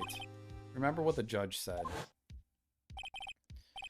But Chief, that is not the right to be casually invoked. There are certain risks to be considered. Risks? What did he mean by that? It's simple. If the chief refuses to testify, the opposite also holds true. You mean he forfeits his right to say anything too? Emma, are you okay? Yeah, when I came to, I was in the medical office. I've been listening to the trial from the gallery. So she's heard everything that's been going on. Emma, I'm sorry for what I said before. No, don't be. It was the truth. You know, it's funny. I almost feel somehow relieved. Relieved? Yeah, now I finally know what happened. To think all this time, my sister was being blackmailed by that terrible man, and she did it all just to protect me. Ever since her appointment as chief prosecutor, everyone who knew her said she changed. Perhaps it was easier. But what do you mean? What do you think I mean? To follow Chief Gant's orders. She must have shut herself up deep inside. To force herself to do anything and everything the chief told her to do. That must be why she became so cold. It was my fault. It's all because I murdered Mr. Marshall. Hey, don't go blaming yourself now. If you want to blame anyone, blame society. Hell yeah, fuck society. Chief Gant may be able to fool everyone else with his forgery, but he can't fool my memory. I remember now I knocked Mr. Marshall into that armor. I see. Well, we better get back to the time. It's time for the final act. Emma, why don't you wait? No, I'm going with you. I want to be there when Lana tells the truth. Let's go, Wright. It's time to end this. Do I have anyone live still? Second place is still live? What the hell? God damn it. I guess I shouldn't be talking. I've been live forever today. We'll see if I finish this time. Oh, is he gonna finish soon? Damn. I might not have anyone to raid then. Well, let me check again. Is there anyone there? No, I don't. There's not many people on my follows list that I would want to raid. Now then, will the defendant, Miss Lana Skye, please take the stand? Miss Lana Skye, you are the chief prosecutor. I'm sure you're aware of that, what is required of you. But Mr. Edgeworth, you already know everything. You know all that I've done these past 2 years. Please provide the court with your testimony, Miss Skye. And remember, you are under oath. We want to hear the truth. Mem just went live? Do I know Mem? Wait, Mem...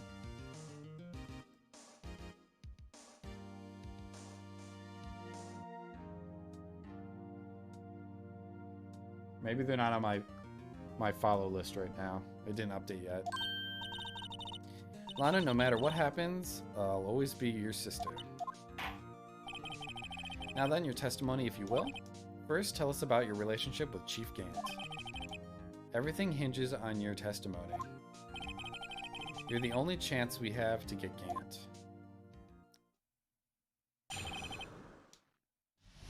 Gant and the fabrication. I worked alongside Gant for years. There's no truth to this blackmail theory. I fabricated the evidence 2 years ago all by myself. When I found Prosecutor Marshall's body, I rearranged the crime scene. My only motivation was to get Dark convicted. It had nothing to do with Emma. It had everything to do with Emma. Your Honor, I'm confessing to a capital offense, of course I'm sure. But Lena, if this is true, then that means Chief Gant has nothing to do with this. That's what I've been telling you from the beginning. Please, Mr. Wright, you've got to help her. She's sacrificing herself because of me. But what if she's telling the truth? She's not. I know my own sister. Whenever she speaks stiffly like that, she's hiding something inside. Deep down, she's really screaming in agony. Yeah, this is no time to start second-guessing myself. The defense may now begin its cross-examination.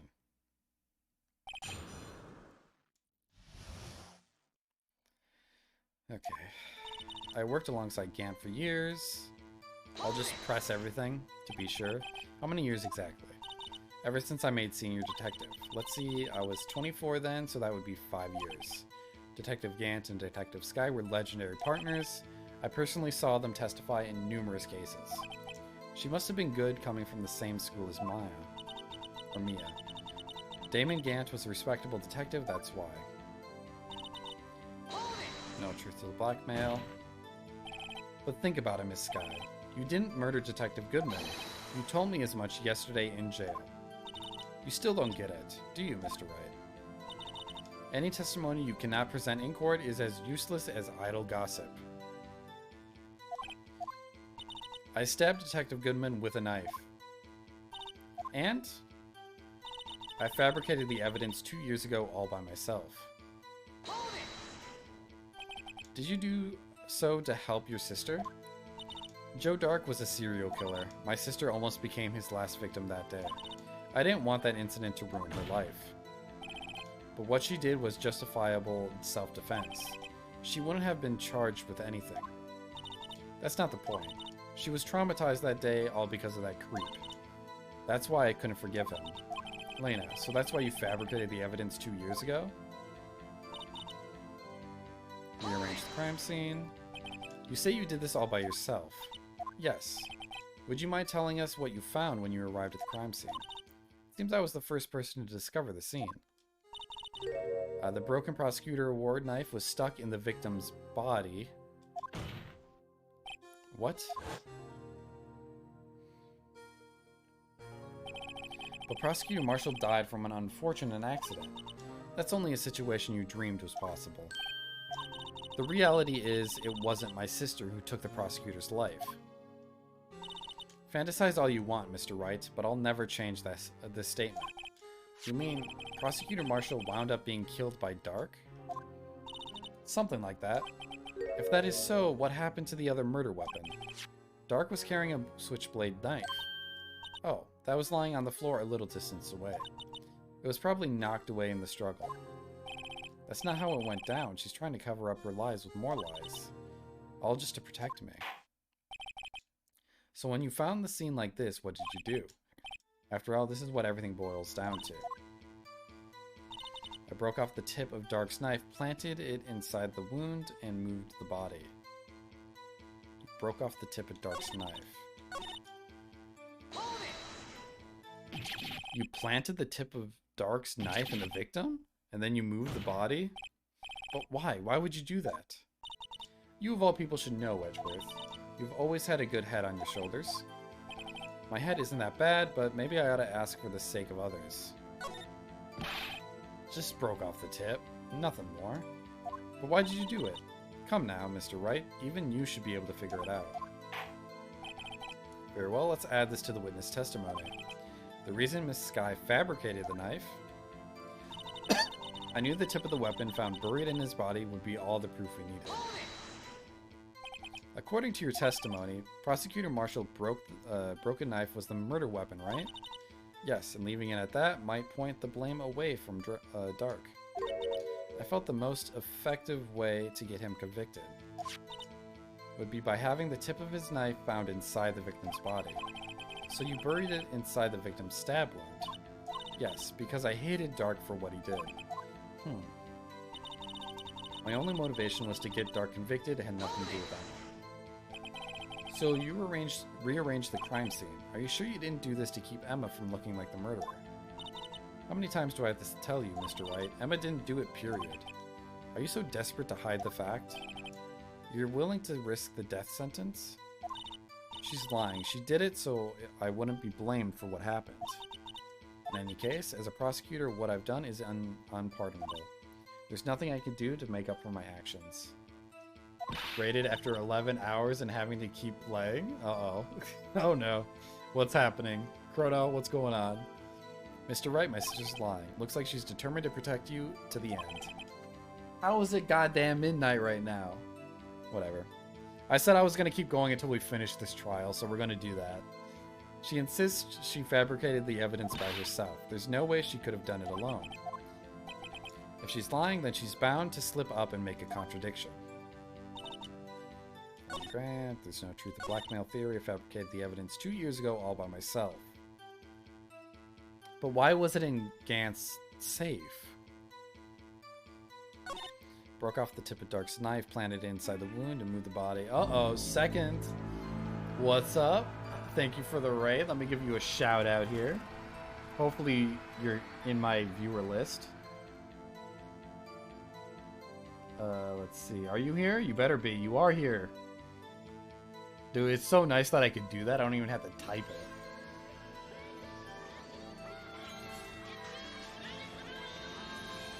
Well, welcome in, Raiders.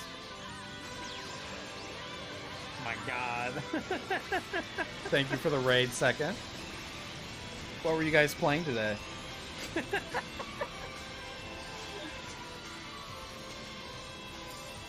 Oh, Pokemon Mystery Dungeon. Okay. I forgot I updated that to say the game. Very clever. Furry Isekai. Welcome in, Princess Eve.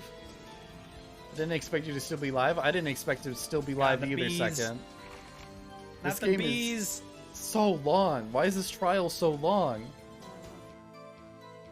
But if you don't know me, I am a variety streamer. I play games that people redeem with channel points. And we're currently going through the Phoenix Wright trilogy. We're about finishing up the last trial in the first game. Well, in fact, this is like an extra content to Phoenix Wright, Ace Attorney. When Pasaria opened like 9 tabs so he could blast all the individual ones at once. It's really long, but it's so good. This is my favorite trial in the series. I'm really liking it, but it's longer than I thought it would be. I think I spent like 9 total hours on this trial alone, maybe more. Found buried in his body would be all the proof we need. I don't know what to do with this one, honestly.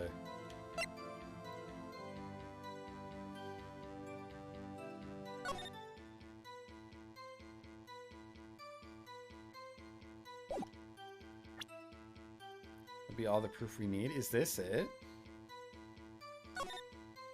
No evidence shall be shown without the approval of the police department. Unregistered evidence presented must be relevant to the case on trial. Dude, I've been doing this for 6 hours myself. It's hard. It's tough. Well, at least when you're in the dungeon, you don't have to talk that much, I think. Found in Chief Gaines' safe. Evidence for something, but what? Bears Emma's Sky's prints. I think it has something to do with this, because this is what was tagged on.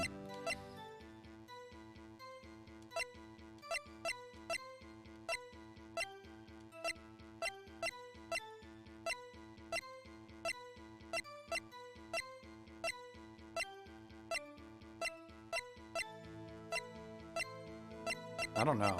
I don't know. Tip of the weapon found buried in the body would be all the proof we needed. But what other proof was needed if it wasn't just the knife? Well, let's go to the previous. Broke off the tip of the Dark's knife, planted it inside the wound with the body. Knew the tip of the weapon found... Well, let me hold it again. According to your testimony, Prosecutor Marshall's broken knife was the murder weapon, right? Yes, and leaving it at that might point the blame away from Dark. I felt the most effective way to get him convicted would be by having the tip of his knife found inside the victim's body. So you buried it inside the victim's stab wound, yes, because I hated Dark for what he did. It has to be this, but...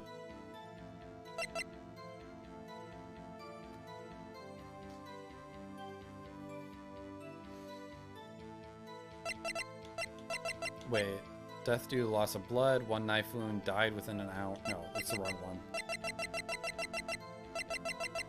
Stabbed in the back, died from a punctured heart and lung. Knife tip was in the wound.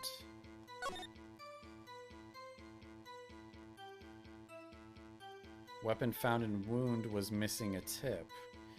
Wait. Huh? Died from blood loss in under 10 minutes. Weapon found in wound was missing tip.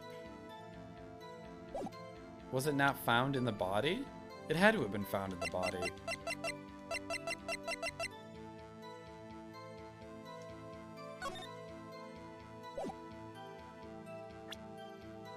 Wrapped in the defendant's muffler, small tag. What? Am I just misreading this? Died from blood loss in under 10 minutes. Weapon found in wound was missing the tip.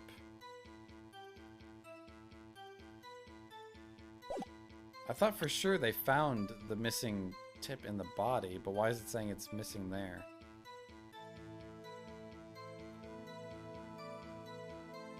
I don't think this is the right play. I don't think this is it.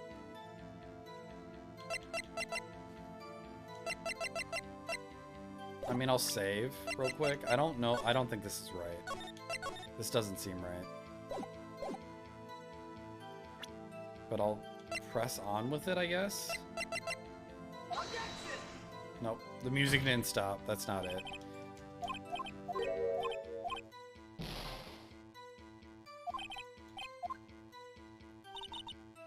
The weapon was buried. They're saying the weapon was missing its tip. Okay. That just makes it seem like they didn't know where the tip was. But it wouldn't be missing if it was in the body as well. She admitted to putting in the tip. Damn, we got her. My only motivation is to get Drake convicted. It had nothing to do with Emma. Would this be it? Oh, fuck. Because it had something to do with Emma. It's... Why is this so tricky? Found buried in the body would be all the proof we need. It broke off the tip of Drake's knife planted inside. It's not that. It's 2 years ago all by myself. There's no truth to this blackmail theory. You didn't murder Detective Goodman. You told me as much yesterday in the jail. Blah, blah, blah. I've already heard all this.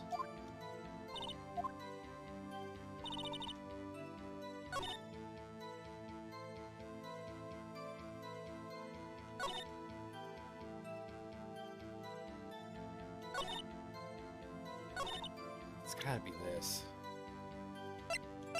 I mean, we could try the knife. I don't think that's it either.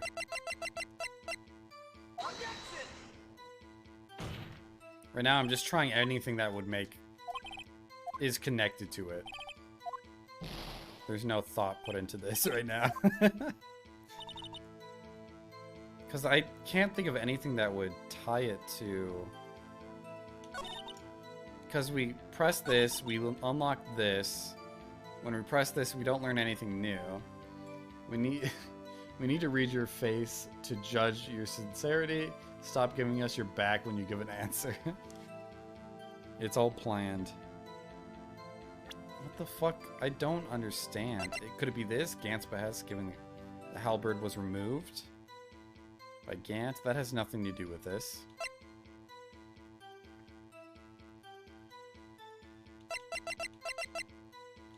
Oh, why is this so tricky? What the fuck?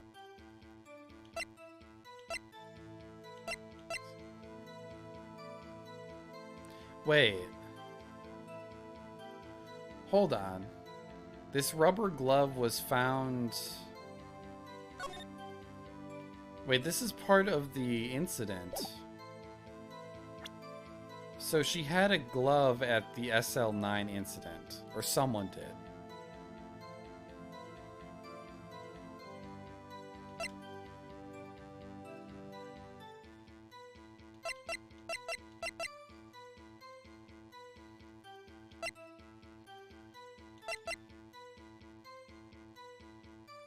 Is this it?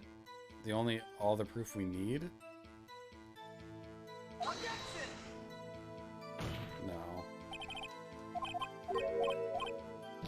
What the fuck? I don't understand. I might be getting hung up on something that doesn't matter.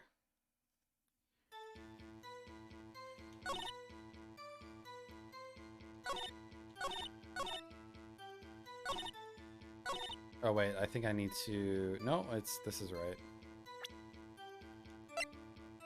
What am I missing here?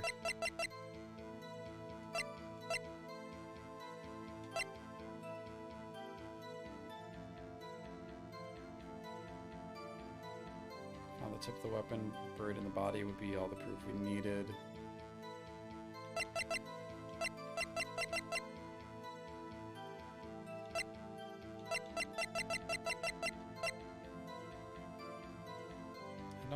What's this?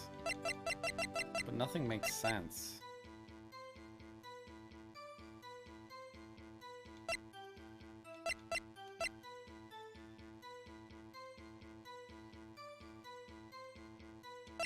We could try. I don't. Did I already try this?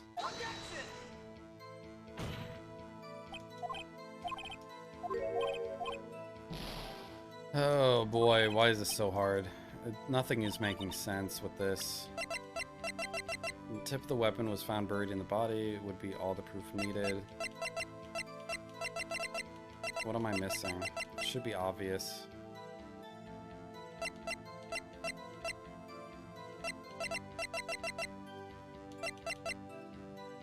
Maybe it's not here.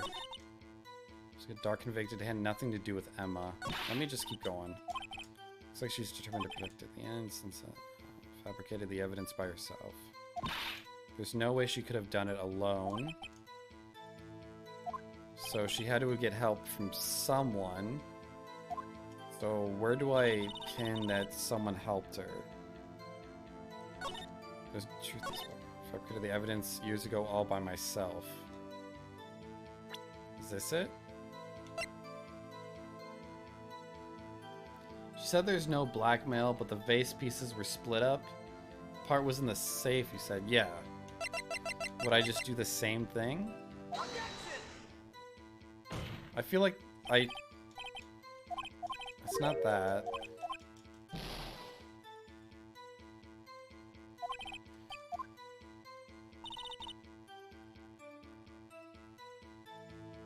Can you use the pot as blackmail statement?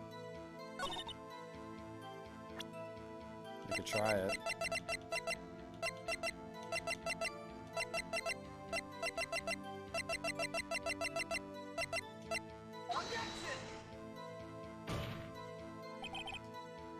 Nope.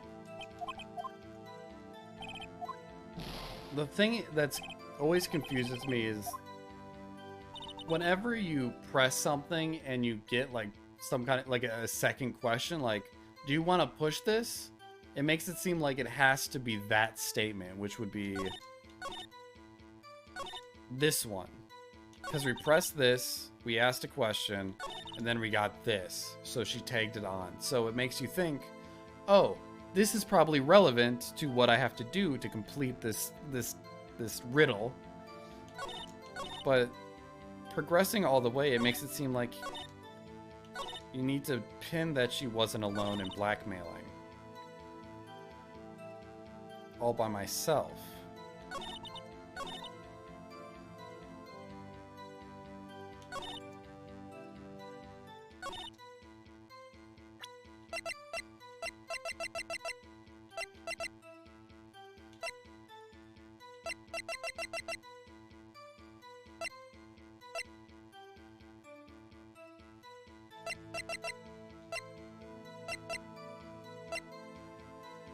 Oh, why is this so annoying?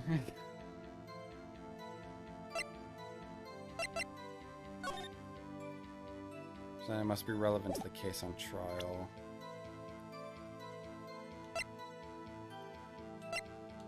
And we could try this. This is another thing that was fabricated. Well, actually, no. I don't think it was fabricated. It was hidden. Or I could try...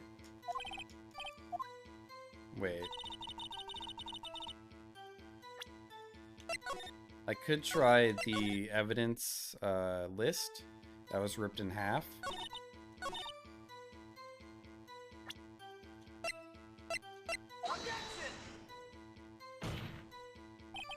No, I've tried everything at this point. Well, not everything, but like everything that makes any lick of sense.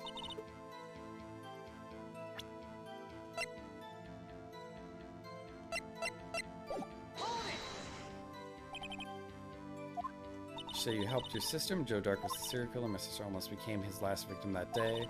I didn't want that incident to ruin her life.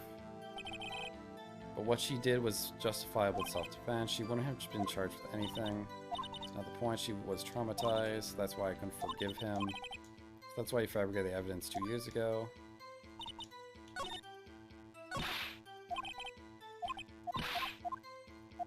Second, if you know, you can give me a little bit of a hint, maybe? Where I could go? Maybe not the answer, but... I don't want to be up this late figuring out this shit. This is confusing me. Broke off the tip of Dark's knife plant inside the wound. Like, my mind is telling me this is where I have to press, but I feel like I've tried everything that makes sense. Oh, post-stream stuff. I'd have to look it up. It's been a while since I played this. That's fair. Never mind. None of this is really adding up. I'm not really sure what the game wants me to do here.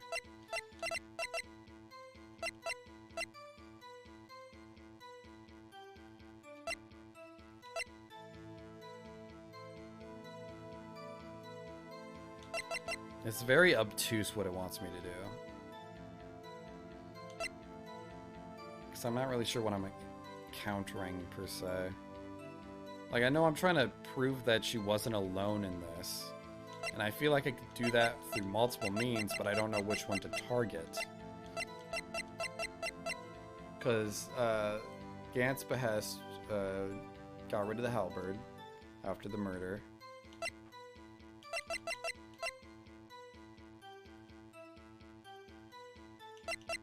I'm guessing it has to do with the previous case, not the current Goodman case. Because this is about Dark's killings.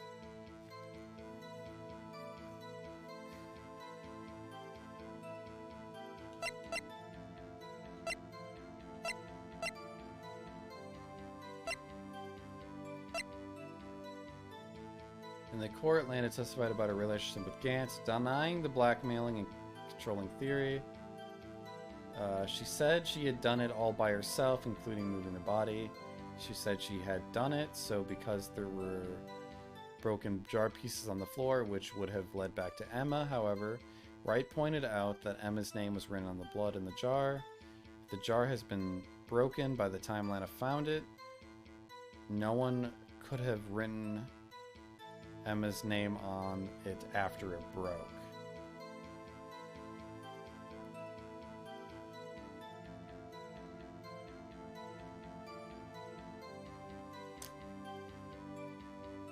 She said she had done so because there were broken jar pieces on the floor, which would have led back to Emma. Pointed out Emma's name. Well, this feels like it comes later.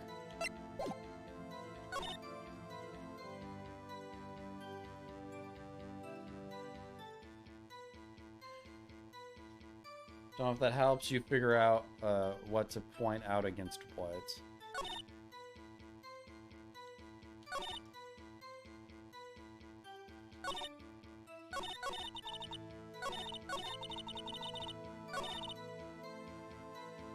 So would she we have to get her to say she was fabricated the jar. But it would be all the proof we need, maybe here with the jar? Because that's another piece of evidence? No. A fourth statement?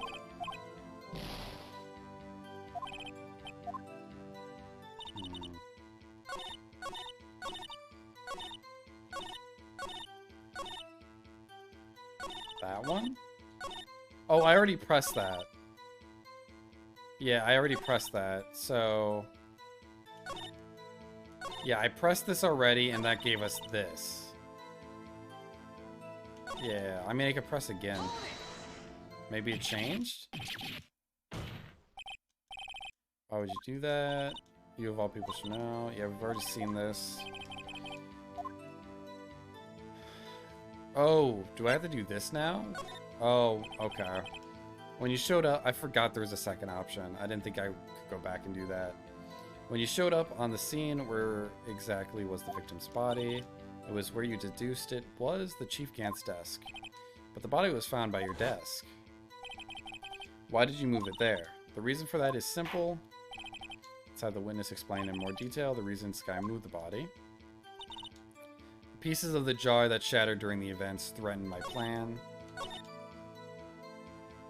Press. Pieces of the jar, you mean? Yes, that wretched jar you showed us earlier. In order to show that Dark committed the crime, I felt it would be more expedient to move the body. So when you first found the body, the jar was already... Of course, it had been shattered to pieces. If you looked at the crime scene, it would be clear right away what happened. Oh, and she said Emma did not kill her. Okay, okay.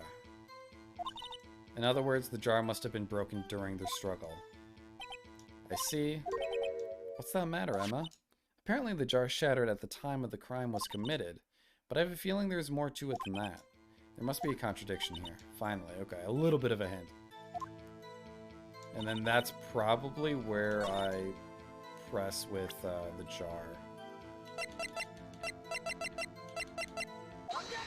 Okay, thank you, second. I would not have thought to press it once more. Miss Sky, I understand how you feel. You committed that crime 2 years ago to protect your sister. You mean the forgery at the scene where Neil Marshall was murdered? If that were the truth, or if that truth were to be exposed now, the past 2 years of your life will have been in vain. Even so, I am compelled to bring to everyone's attention a significant contradiction within your testimony. Contradiction in my testimony? You testified, and I quote, "The pieces of the jar that shattered during the events threatened my plan." That's right. Do you have a problem with that? It's a simple oversight, really. You see, a message was written on this jar with the victim's blood. Yes, the prosecutor must have written it in his final moments. Exactly so. And this is where the contradiction lies. In order for the victim to be able to write his message on the jar, it must not have been broken beforehand. He died. He couldn't have written Emma's name on a shattered jar.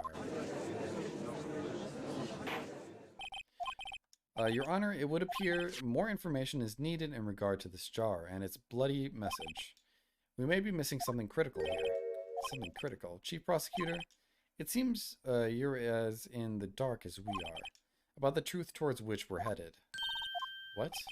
Just tell us exactly what you saw. We'll piece together the information to arrive at the truth. Very well, the witness may now continue her testimony. Oh boy. I immediately noticed the blood traces on the jar, but it was dark in the room and I didn't have time to check it out. To be safe, I wiped away the blood. All I could think about was wiping them clean before they were discovered. You mean you were the one who wiped away the message in blood? I wasn't Chief Prosecutor at the time. She didn't think Dark was the real murderer. That's why she tried to erase the real evidence. Very well. The defense may now begin its cross-examination.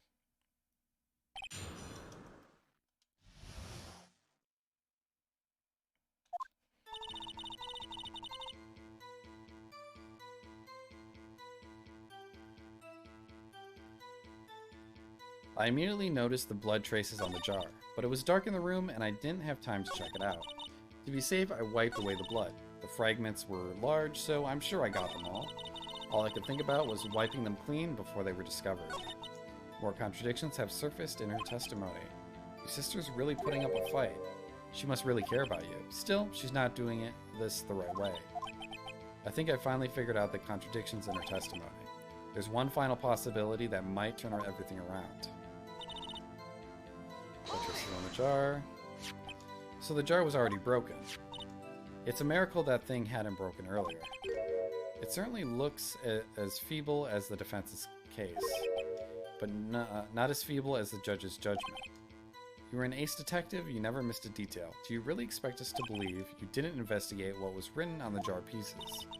Normally I would have. But it was dark in the room and I didn't have time to check it out. So you didn't know your sister's name was written on the jar? No. If I had known, I would have gathered all the pieces around, ground them to dust. Well, that helps my case. Lena, you do that for me? It seems you two might make up yet. Anyway, I just barely had enough time to move the body as it was. If someone happened to upon the scene, you'd lose your chance to erase the evidence. You must have been in a hurry. I was. I knew I had to destroy the evidence before anyone came. This is rather shocking. To be safe, I wiped away the blood. I'm afraid this action of yours reveals what really happened. What do you mean? If you really thought Dark killed Prosecutor Marshall, You wouldn't have wiped away the blood. What else could I have done in this situation? Lena, I only had a few moments. There wasn't enough time for me to do anything else but gather up the pieces. The fragments were large, so I'm sure I got them all. But how could you see with the power out? It should have been pitch black in the office. A detective is always prepared, Mr. Wright. Even now, I always carry a pocket light and a camera with me. Even I carry a bottle of emergency luminol wherever I go. I never miss anything. I got every last piece. Was wiping them clean before they were discovered. So you illegally rearranged the crime scene? Yes, I don't have any excuse for my actions. I'm sorry, so sorry, Lena. I didn't know. I've treated you so badly all this time. It's not too late. There's still plenty of time to make up. After we've gotten to the bottom of this incident. No doubt this day will leave a permanent stain in the history of the prosecutor's office. More contradictions have surfaced, blah, blah, blah. Okay, so nothing really came out of this. It wasn't on purpose. The purpose of the stream was to just finish this damn game.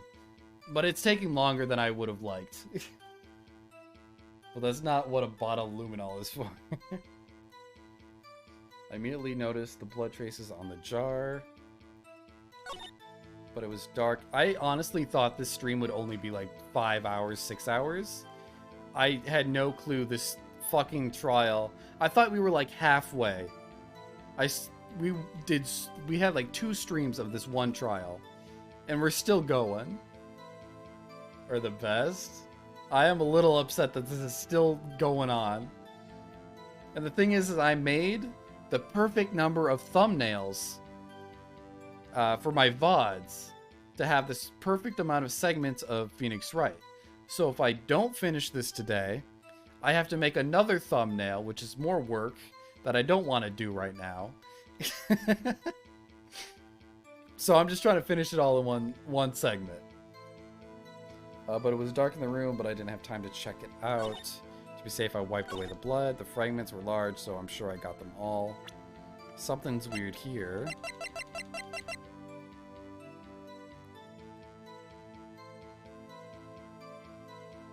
Because one of them was found in Gant's safe.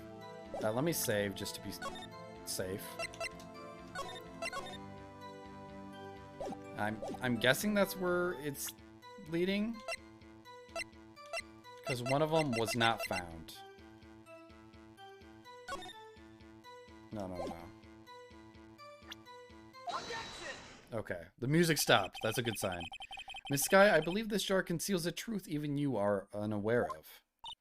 What? We found the final piece of this jar in Chief Gant's safe.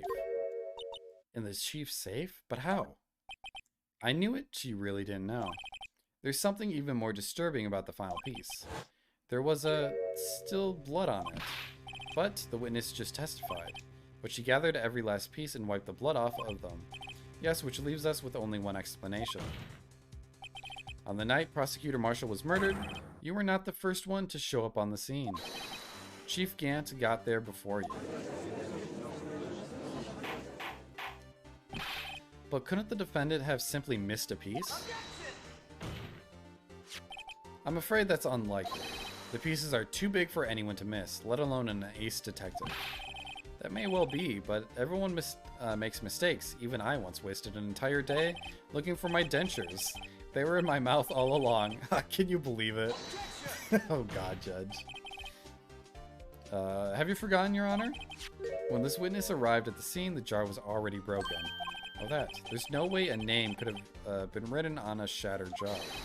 Another person discovered the scene prior to the witness. I hope you're not implying this person was Chief Gant at the time. He was looking for Dark downstairs. The question is, if he did arrive there first, why did he hide the fact for 2 years? Well, Your Honor, can you answer us that? No.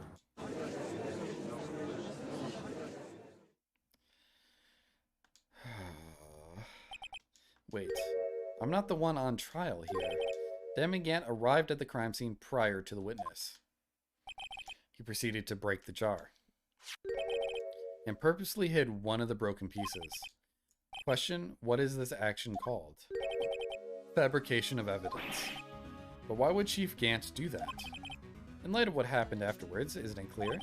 What happened afterwards? Discovering the scene, Lana Skye believed her sister Emma killed the victim. Determined to help her sister, she sought Gant's aid. Lending her his aid, Gant helped her create evidence that incriminated Dark. Sparring Emma, and therein lies the reason. The reason why Miss Skye became the Chief's puppet. No, I did it on my own. Please, sis, stop trying to protect the Chief. I can't watch you suffer anymore. No, you didn't. It wasn't you, Emma. You didn't kill anyone. Don't believe anything Mr. Wright says. Okay. Oh, the little judge, yeah. Defense attorneys make up the most foul lies to defend their clients. Oh, shit. I need to get more water then. I'll be right back.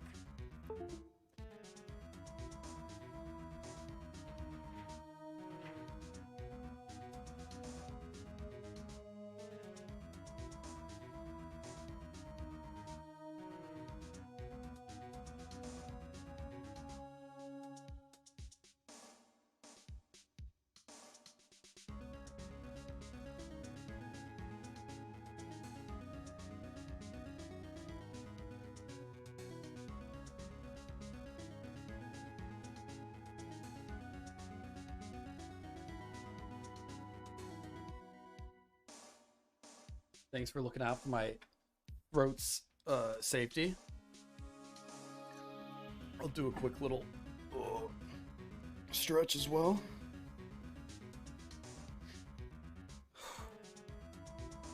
The problem with the green screen is that I can't show you my calf stretches anymore, Ozzy, if you're still here.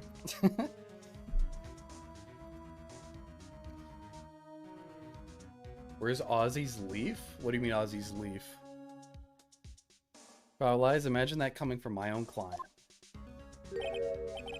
I guess you do seem the type who likes to twist the truth. Ozzy leaf? Ozzy, what? What are you talking about?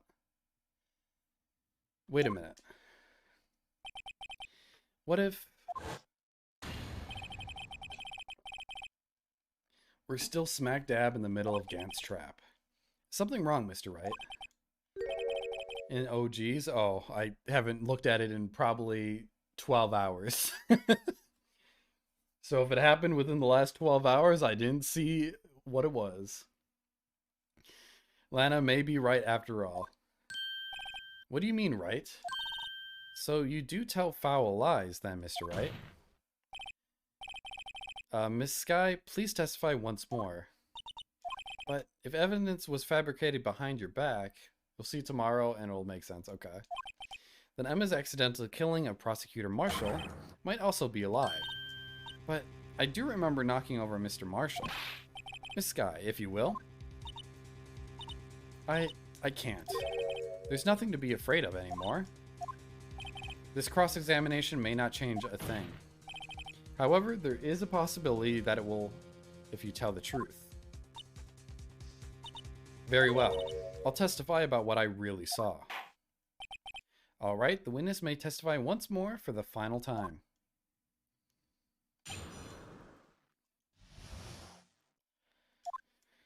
Final time? Okay. Better be the fucking final time. When I arrived, I found Mr. Marshall's body impaled on that suit of armor's sword. Emma and Dark were lying unconscious on the floor nearby. When I saw what had happened, I thought she did it. That's why I erased all the evidence that linked her to the murder. I had Chief Gant help me remove the body from the sword and carry it. But if it all really was a fabrication, Emma might be innocent. Unbelievable. The body was impaled on the armor's sword. You were the only one who saw that, if only you had proof. Actually, I do have proof. I gave it to Mr. Wright just this morning. What? To me? It's a picture I took of the crime scene as I encountered it. I thought it might be needed. But I don't remember receiving a picture like that. Lena must have known. See, Mr. Wright, she really does have faith in you. Very well, Mr. Wright, please present this picture. I don't remember receiving any pictures from Lena. Amanda said she gave it to you this morning, right? I seem to remember getting something from her then. Let's check that evidence again. There must be a picture there somewhere.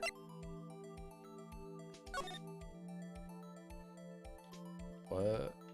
Oh, did I not check this out?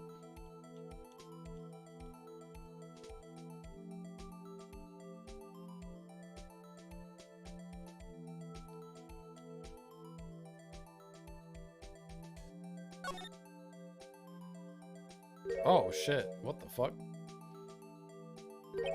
Hey, there's a picture here. Well, damn, that would have been nice to see. Oh my. This is the actual crime scene? No other detective saw the crime scene like this. Because I contacted Criminal Affairs only after I had rearranged everything. Lena's picture inserted into the court record. Mr. Wright, that picture cut out from his vest, could that be the cloth we found inside Chief Gant's safe? What's this? This is a handprint, isn't it? That cloth that had fingerprints on it. Whosever fingerprints those are must be the real murderer. What? But those fingerprints, they're yours, Emma. Why are your lips turning all purple, Mr. Wright? Oh no. Slightly is a very important picture. I thought we looked through it. Anyway, let's get on with the cross-examination. So long as you tell the truth, we should be able to flush out the real murderer. Very well, the defense may now begin its cross-examination.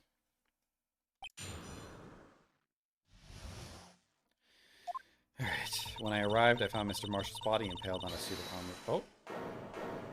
Oh? Hello? Oh, come on, Gant. Come now, Udgy. This is the poorest excuse for a trial I've ever seen. Chief Gant?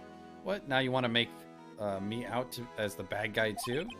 If so, I'd like to put in a word or two in my defense. I'm afraid it's too late for that. What? You already declined to testify. That means you forfeited your right to make statements of any sort. Get fucked. This must be that risk we were talking about earlier. Just sit back, relax, and enjoy the sound of the noose tightening around your own neck. Dude, edgy, so edgy, I love him. So what? You think I'm worried? Sorry to disappoint you, but I don't need to make any statements. What do you mean? The evidence will do all the talking for me. Even if I can't testify, I can still present evidence. Yes, that's true. Wait, you mean you still have some conclusive evidence? No, I don't, but someone does. Someone? So, what's your excuse, Righto? Why have you been keeping quiet about it? You do have something to show us, right? Something that proves who knocked over Neil Marshall, causing his death. Conclusive evidence that leaves no room for doubt. Is this true, Mr. Wright? If I show that piece of evidence now, Emma is sure to be made out as the murderer. Mr. Wright, if you have any more evidence, present it now, and if you try to conceal anything, you will be the one appearing before the Board of Inquiries. What do I do now? I'd better think this through carefully. I can't afford to make the wrong decision. Should I present that piece of evidence? The one that shows who really killed Prosecutor Marshall.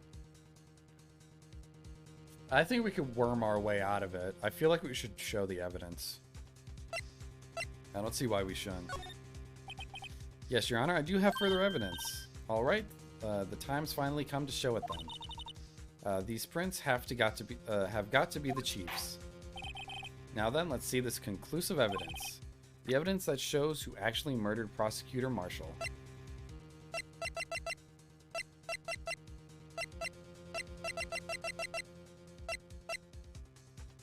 I don't know if this is a mistake.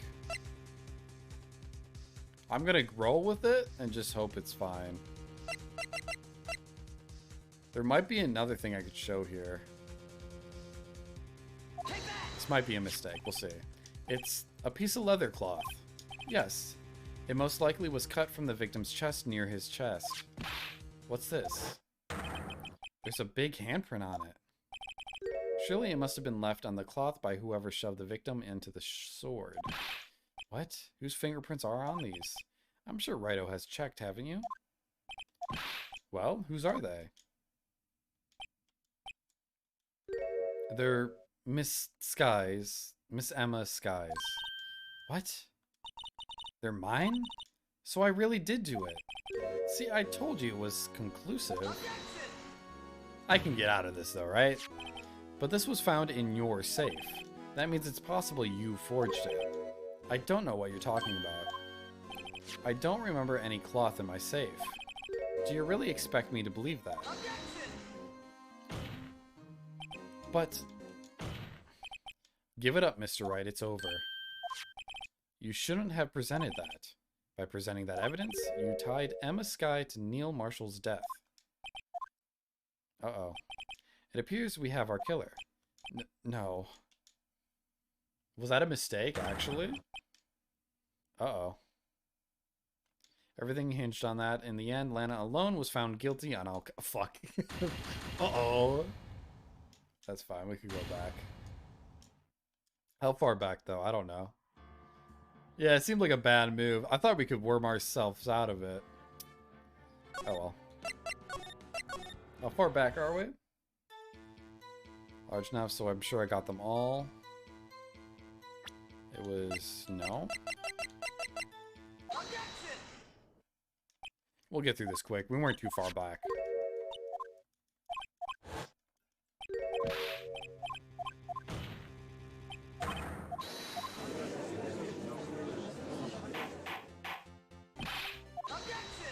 Yeah, I think the rule book was a hint not to do that.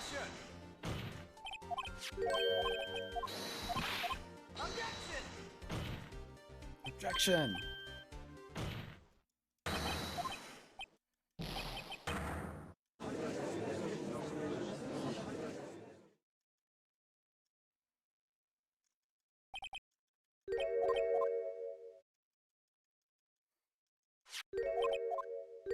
I do wish it, like, had checkpoints where it saved by itself, but...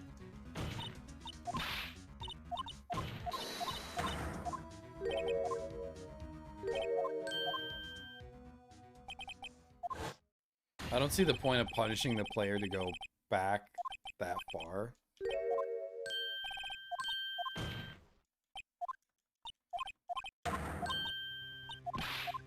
Unless it's meant to, like, relearn something that's been said recently.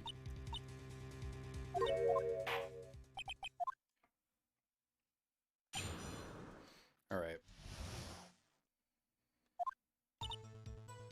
She's bodily impaled, unconscious. Once you know the answer, it's not so bad, yeah.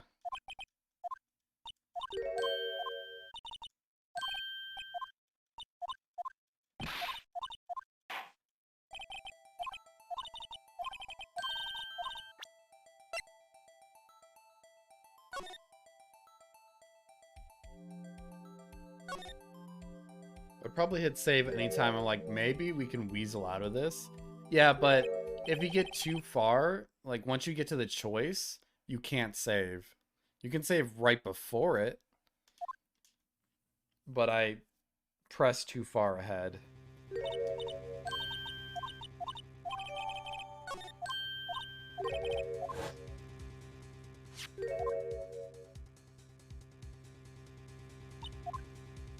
I should have saved pretty close to,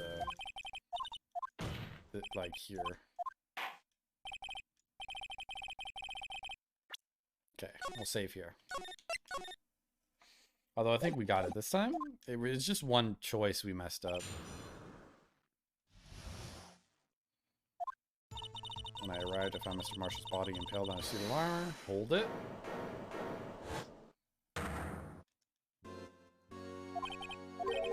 Once Gant showed up, yeah. There's a lot of talk, too.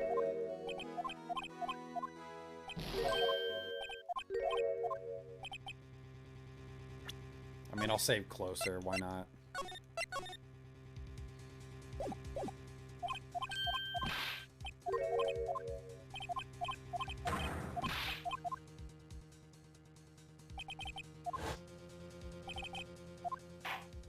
Yeah, I think, yeah, Gant showing up would have been a nice, like, ooh, something bad's about to happen.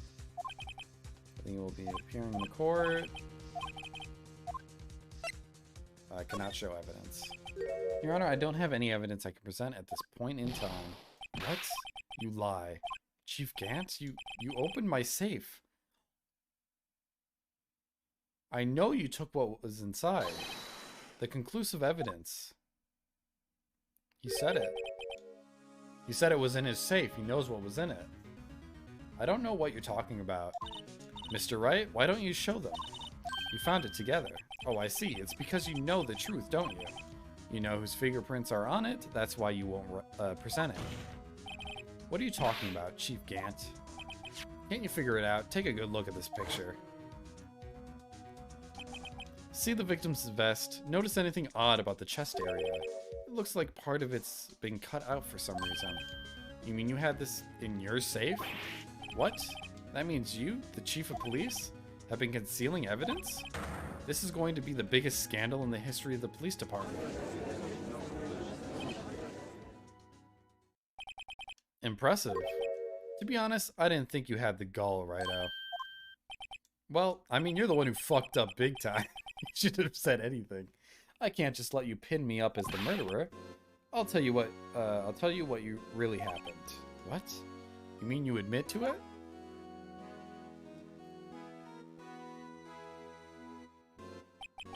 I was the first person to arrive at this crime scene that day. It then occurred to me that I could use that situation to control Lena. So you really were manipulating her. I knew Lena, if I made it look like the blame lay with her sister, that when she saw the scene, she would ask me for my aid. So you assisted Miss Sky? I told her to arrange all the evidence. I had her plant the knife tip in the victim's body and move the body across the room. And I ended up using that evidence to get Joe Dark convicted.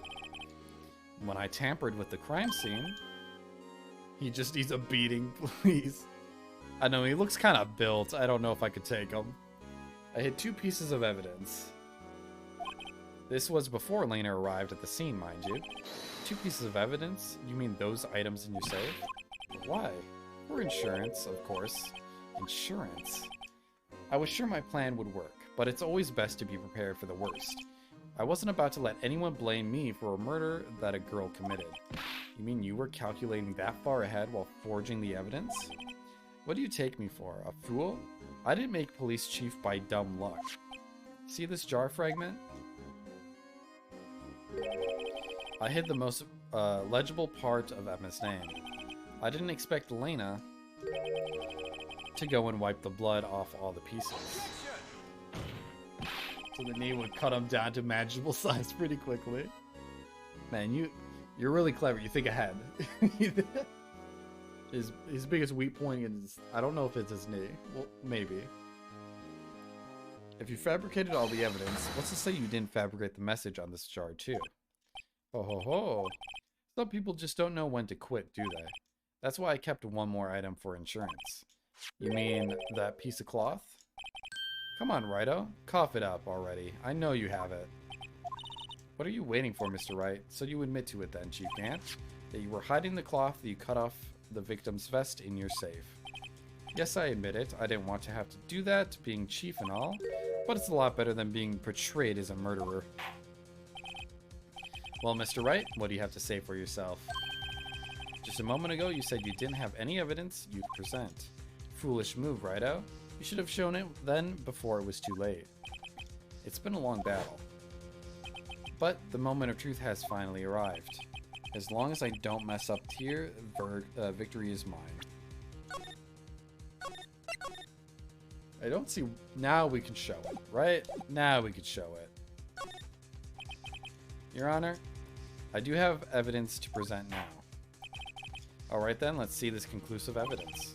The evidence that shows who actually murdered Prosecutor Marshall. Let me verify this once more. On the day of the crime, you personally cut out this piece of the victim's vest. Oh yes, at last you finally brought it out into the open. There's a handprint on this piece of cloth. Your Honor, the prosecution requests that be immediately sent to the lab for analysis. This handprint on the leather, there must have been a strong impact for it to be left so clearly. You mean, it could not have been forged. It must be authentic, conclusive evidence. Oh ho ho, you're as slow on the uptake as ever, Worthy. What? Think about it. Wright had all this time to present this evidence. Yet he was reluctant to do so? Why would that be? You mean you already know? You know whose fingerprints are on that? Mr. Wright, do you really know? Whoever the fingerprints belong to must be the real murderer. Whose fingerprints are they? Very well, I'll tell you.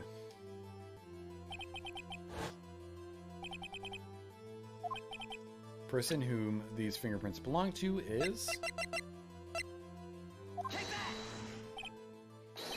Emma Skye? What? They're mine? I'm sorry, Emma, but why? Why didn't you tell me? Ho ho ho. You're really something, Righto. You knew this girl did it all along, and you still try to pin the murder on me. So it's true. Tragic, but true. This girl really did shove Prosecutor Marshall to his death. How could you monster?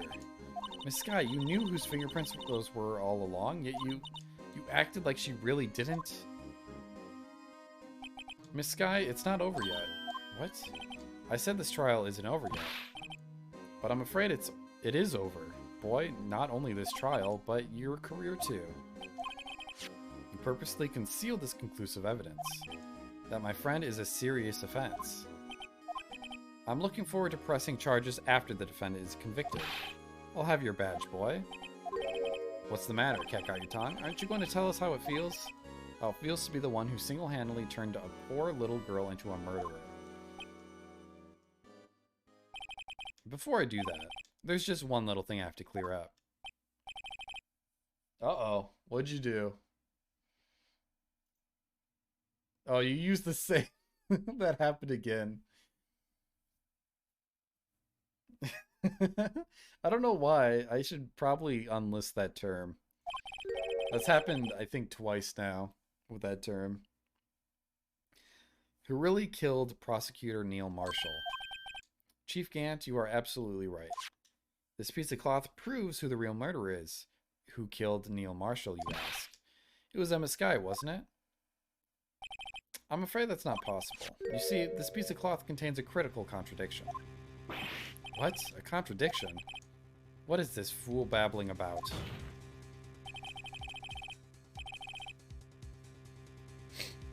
I'm talking about a contradiction, one that proves who the real killer is.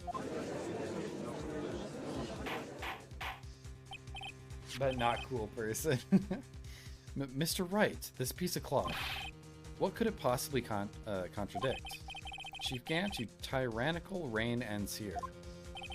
Behold, the piece of evidence that contradicts this cloth. Damn it, I wanted to save.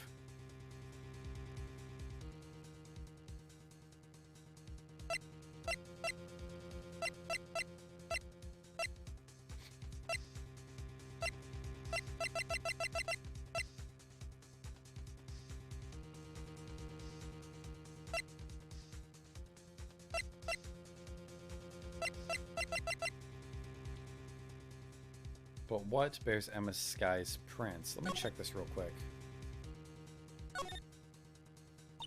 This is the handprint, right? Yes, someone left behind a stain on the fabric. Whoever it was, they must have had a really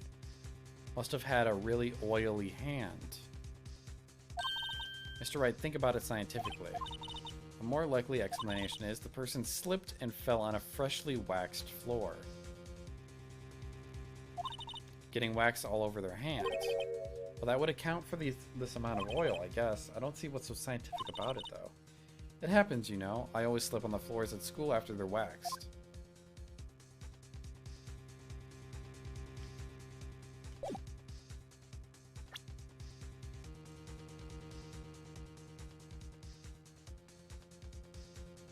Piece of evidence that contradicts the cloth, though.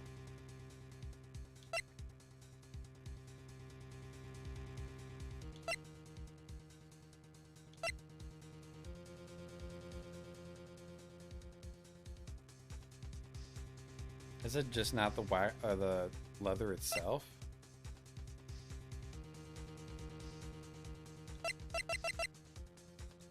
Oh, do I...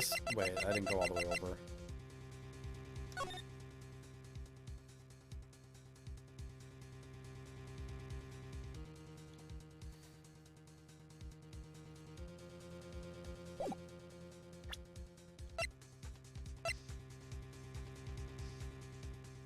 Would it just be this? I wish I saved. It's fun watching you squirm, Righto. Let me save now. This might not be right. This piece of evidence does indeed seem to contradict something. Yeah, okay, yeah.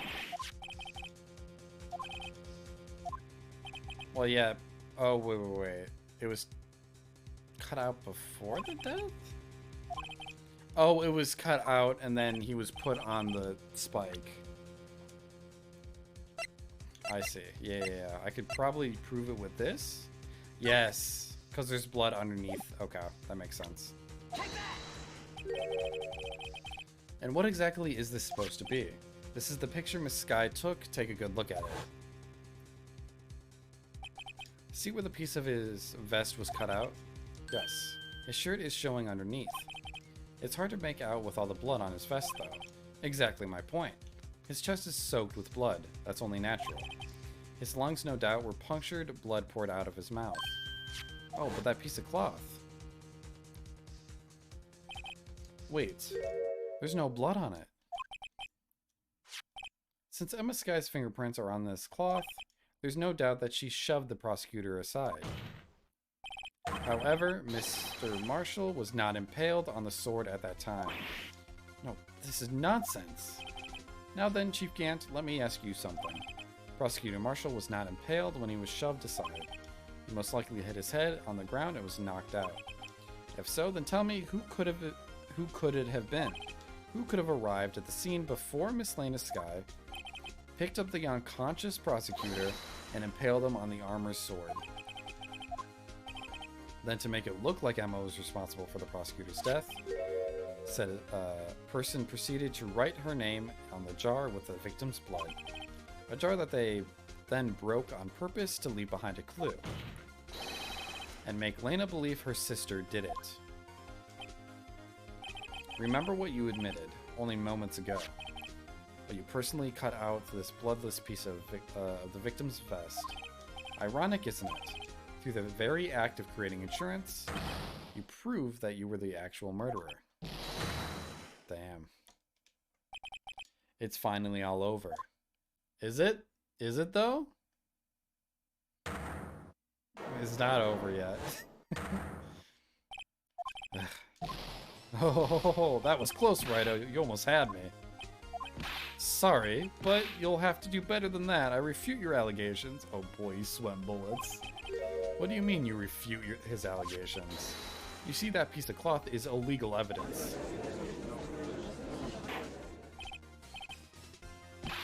Order, what nonsense is this? Illegal evidence cannot be used to convict a suspect. Remember, Uji? Earlier, old Righto here concealed that piece of cloth.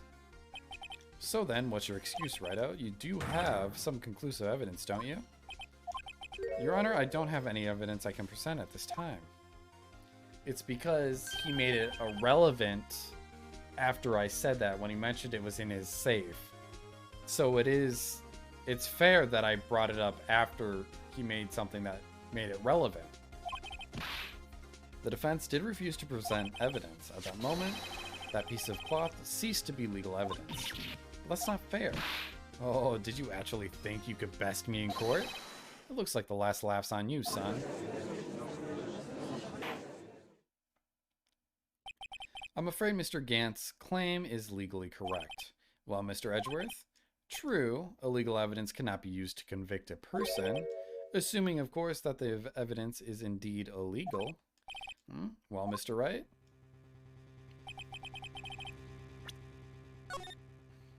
Let's save. It seems at last the time for me to reveal my plan has finally arrived. Mr. Wright, do you admit to it, that you purposefully and illegally concealed this piece of cloth? I did not. I admit I refused to present it at one point, so the evidence is illegal. Shoot him! Someone grab the bailiff's gun. No, it isn't, Mr. Grant. Oh, Gant. It's not that I didn't present evidence then, it's that I couldn't. What do you mean you couldn't? There are certain procedures involved when presenting evidence. No, Reggie, don't listen to his lies. He's nothing but a coward. There is only one issue left to be resolved in this trial. Is this evidence legal or not? Very well, let us settle this once and for all. Earlier, you refused to present evidence. If you can prove your conduct was not in violation of the law, then do so now. This is my proof, Your Honor. Evidence law. What's this? I've done my homework too, Chief. Indeed, MS Sky's fingerprints were on this piece of cloth. However, at that point in time, this was merely a piece of cloth, nothing more. What? You see, it's written right here in this book. The second rule of evidence law. Rule number 1, no evidence shall be shown without the approval of the police department. I found this piece of evidence myself inside your safe. It goes without saying I did not have approval from the police department.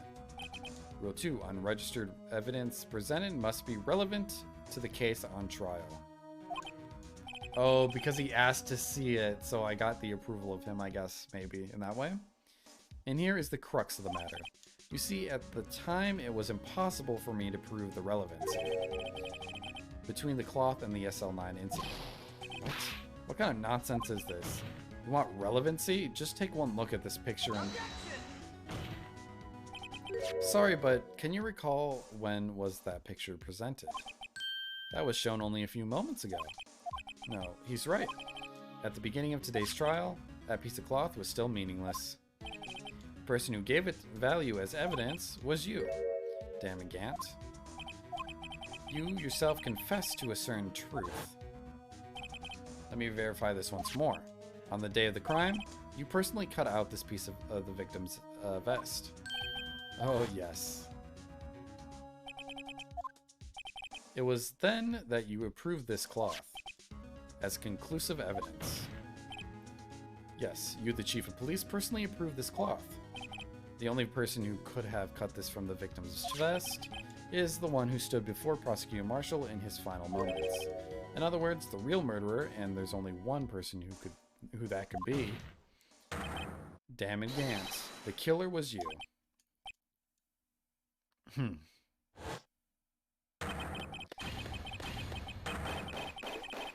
Dude, he's losing his shit. He's yucking up.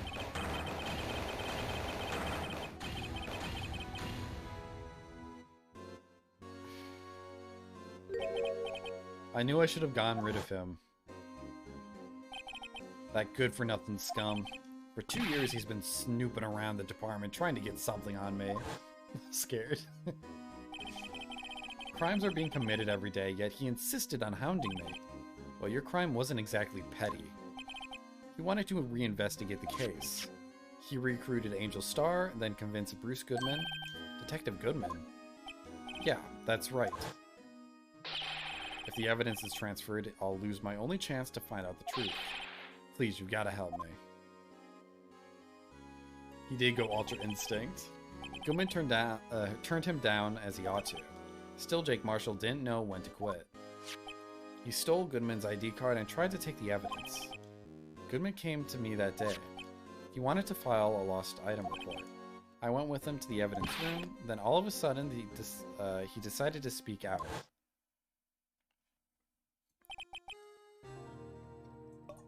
What are you talking about, Goodman? Can you please reopen the investigation, Chief? We can't transfer the evidence out. There are too many questions left unanswered. Uh-oh. He opened his evidence locker, and as he was taking the evidence out, he said, "It's not too late. I'm going to hand all this over to Marshall." Well, to be honest, I was a bit taken aback by his words. I had a bad feeling when he came to see me, but I never thought I'd bring up SL9. That's when I saw it, that accursed knife.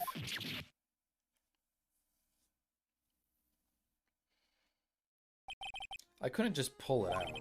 Doing so would have only led to more blood, making it near impossible to hide your crime. Even so, the blood was just pouring out. I didn't know who might stumble in, so I hurried it to wipe it up. I was worrying so much about the floor, I didn't realize my fatal mistake. The bloody handprint on the Detective Gumshoe's locker. I used to be known as the crime computer, but everyone has to start somewhere, I guess. I was too nervous. I'm trying so hard to stay conscious, but I think it's safe to say that you have the rest of the case under control. Got a morning meeting, so I gotta pass out. Yeah, have a good night, Chrono. Thanks for sticking around. Thanks for being here. Good night. We'll see you around. Hopefully I catch your next stream. Alright, we'll quickly finish this up, though. I had no business doing any of it. Then you put the body in my car? I'm sorry, I couldn't think of any other way to move the body. I broke your trunk, but what's the big deal? You make a lot more than us detectives ever will. Grr. Quickly, hopefully. Leaving the prosecution car aside, how could you get Miss Sky involved in all of this? Well, she had as much to lose as I did if the truth came out. So you took the evidence from Detective Goodman's locker. I felt bad for having to do it.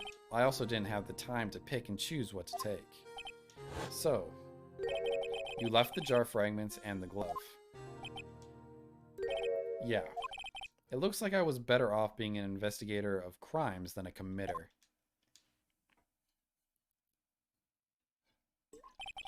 They all did their best to get in my way.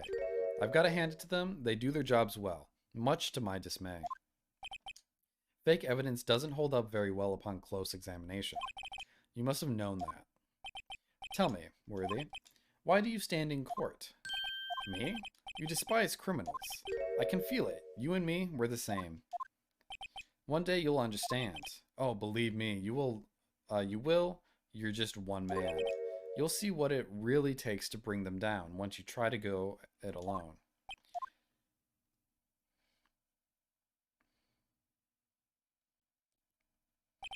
Well, looks like it's time to say goodbye.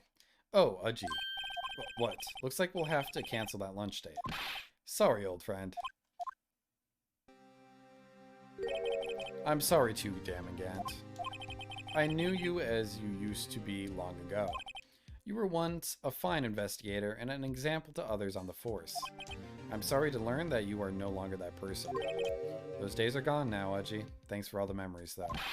Don't worry, you'll be fine. Now you have Wright here, and Worthy. With these two around, you can't go wrong. In fact, I can hear them already. The melodious sounds of justice? Is that what it said? I skipped too quick. There are two things I want you to understand. Yes, first, your sister never hurt anyone. Second, Damagant betrayed you from the beginning. You see, Miss Sky, you no longer have any reason to keep silent. You're right. When this trial is over, I'll tell everything. All that I've done these past 2 years. From the time I had Gant help me forge evidence up until today. So, it seems all the questions raised in this trial have been answered. I'm sorry, Miss Sky, I couldn't get you out of all your trouble. My, what high standards you have for a rookie. I can see why Mia thought so highly of you. Who knows, a few years from now, you just might make it to the top. I owe you my thanks, Mr. Wright.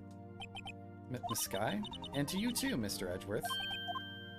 You've suffered every bit as much as I have over these past few days. Believe me, I know how much... Okay, I missed that. It was nothing. Liar. I was worried the pressure might break you. And yet, you rose above it all and guided Mr. Wright to victory. You've done well, Mr. Edgeworth. It's so good. It like wraps up so nicely. It's extremely complex, though. You're basically solving 3, like, trials in one. You're solving the first mystery of the one in the parking garage, what the hell happened there, what happened in the evidence room, and what happened in SL19, was it? That's what it was. Basically 3 chapters in one, I feel. Stop it, I only did my job. In light of this case, it seems a good examining is in order for all of us. Now, honestly, this gets me very excited for the next few games. I'm really looking forward to where it takes us. Because I feel like they've done a lot in the first game. It's going to be interesting what they change in the next few. I'm hoping they bring in the analysis stuff again, where you could look closely at the evidence. But who knows? You are innocent of murder, however. Although the chief blackmailed you, the fact is you still acted as his accomplice. A trial will be scheduled for these crimes at a later date. Yes, I understand your honor. Is there something amusing about all this? Why are you smiling? It's been a long time, Your Honor. A long time since I've felt free of these heavy chains.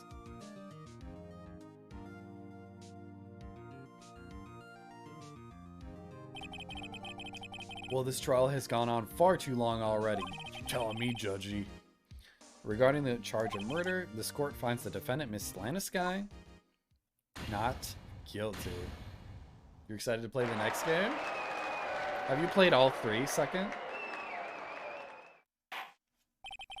That is all. This court is adjourned.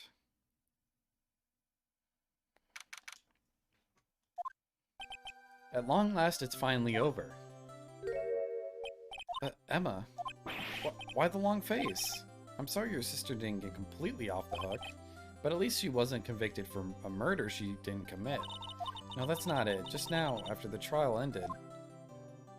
I can see why Mia Fey thought so highly of you. I owe you my thanks, Mr. Wright. And to you too, Mr. Edgeworth.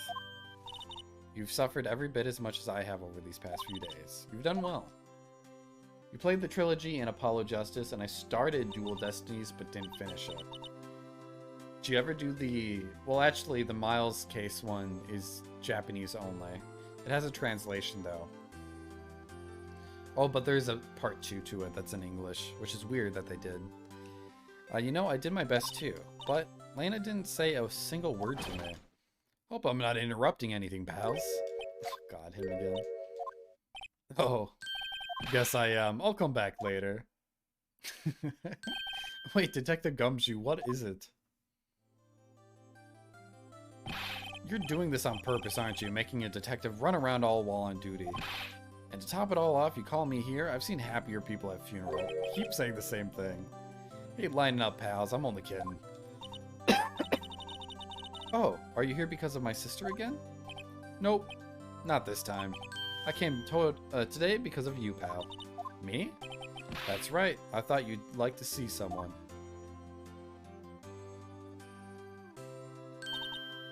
Lena, should you be doing this? She's still under arrest, you know? Well, I won't tell if you won't. Is he even a detective anymore? Emma, I owe you an apology. It's okay, sis. Don't worry about it. That day 2 years ago was the first time in my life I ever panicked. It was all I could do to keep myself from screaming. All I could think about was keeping you from getting wrapped up in this mess. Sis, I asked Gant to help me cover up the truth. I thought I was doing it for your sake, but now I realize I was wrong.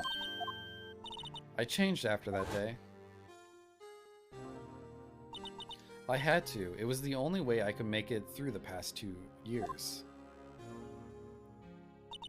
I knew how much I was hurting you by distancing myself, but I couldn't bring myself to tell you what I did. I was scared. Scared that you'd look at me with those eyes of yours. I was scared of how you'd react if you knew. But sis, you were only doing it for me. No. Huh? I turned my back on you that day. In hiding what I believed to be the truth, I was deceiving you. Sis, I'm such a fool. It took me all this time to realize it. Emma, I'm so sorry. But sis, you don't have to apologize.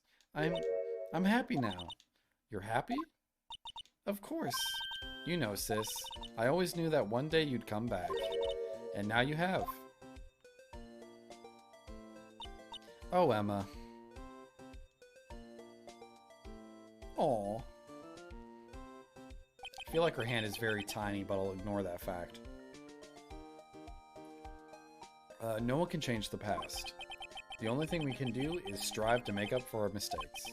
Why must we make up for our mistakes, you ask? Because in doing so, we can find the way back to our rightful path. And it is from here that we can move on toward a brighter future. At least that's what I felt watching the two sisters make up. Mr. Wright, Mr. Gumshoe, me? Thank you both for all you've done. I'm sure we'll meet again someday. Isn't that right? Edgeworth? Edgeworth, stop hiding and come over here. Clap. Where was he hiding?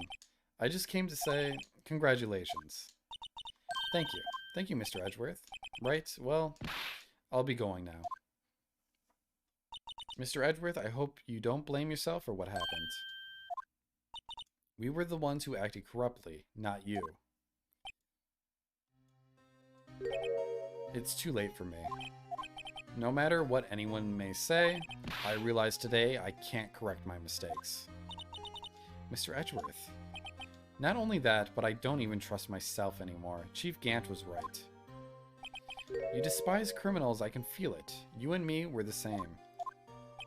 One day you'll understand. Oh, believe me, you will. You're just one man.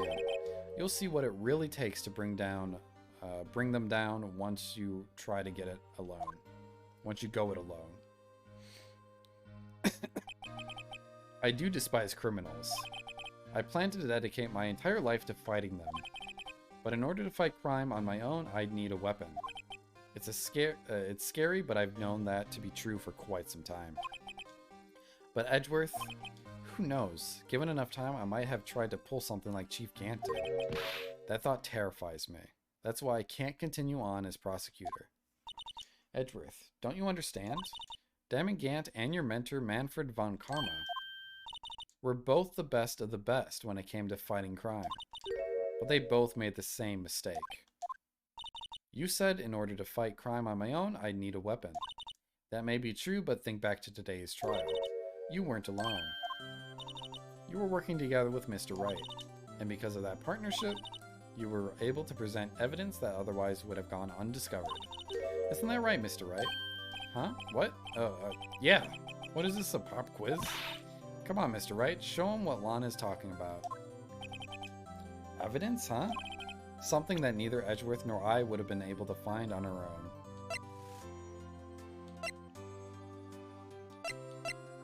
Oh, the evidence list. That's the picture I drew. Our counterattack began with this. You had one half of the evidence list, and I had the other. Apart, we wouldn't have been able to completely restore Emma's picture. That didn't just happen by chance, Mr. Edgeworth. It's time for me to go. Mr. Edgeworth, if you'll excuse me, there are still some loose ends that need wrapping up. Take care, Chief Prosecutor. Edgeworth, what will you do now? Well, whatever you do, just remember, you can let what happened kill the prosecutor in you, or you can let it help you grow. I know it seems I owe you my thanks too, right? But what I face now is my problem. Edgeworth, I'll be waiting for you in court. Farewell.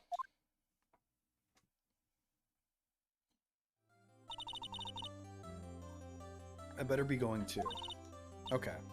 But I'll be by to visit soon. It seems we both have a lot to learn and catching up to do. Here, this is a little something for you. Scientific investigation. It's the first book I ever bought. Study it well. Thanks, sis. I will.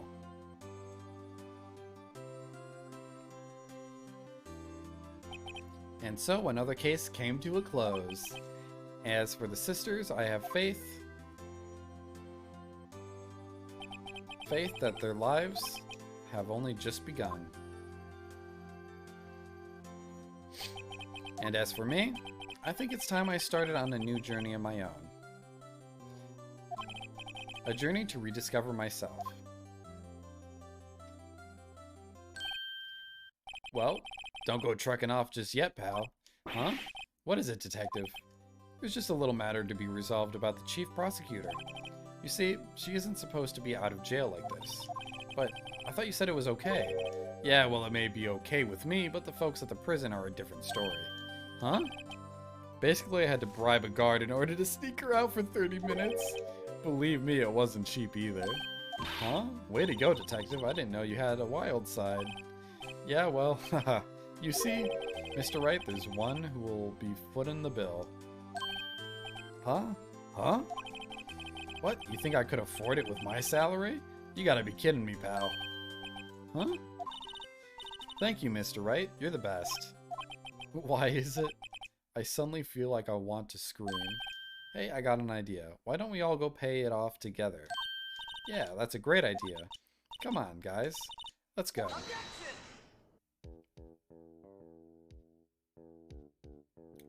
Dude, the credits roll?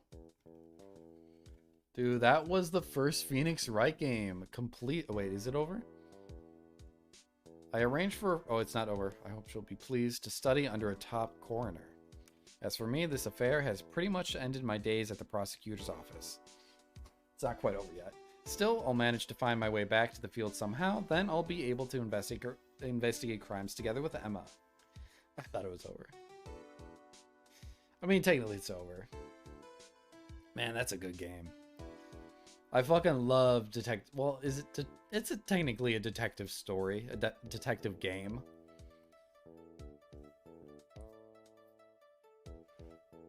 Yikes! I thought I was a goner there for a moment there. In the end, though, they overlooked my unauthorized investigation of the chief's office. If we penalized you anymore, it'd be worse than firing you. Yep, that's what they said. It just goes to show you can't shake me off that easily. Oh, so he's not going to be part of our offices then?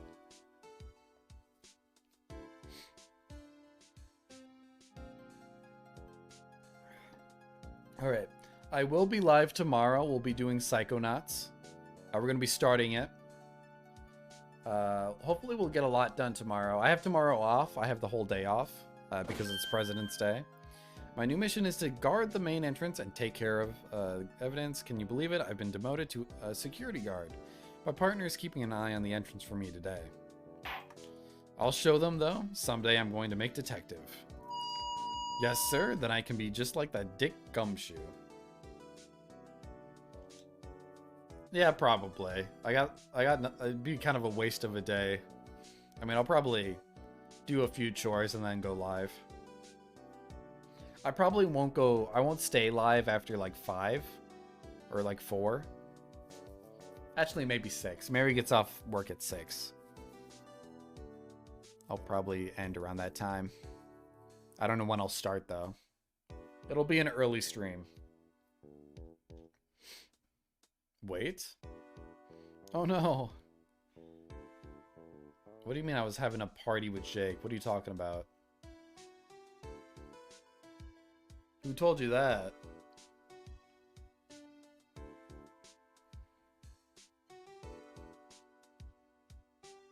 What is it? Can't you see I'm having me a showdown with a steak lunch partner? Miss Star managed to sneak this one in for me. She's seeing one of the guards. Well, cowboy, it looks like you did it.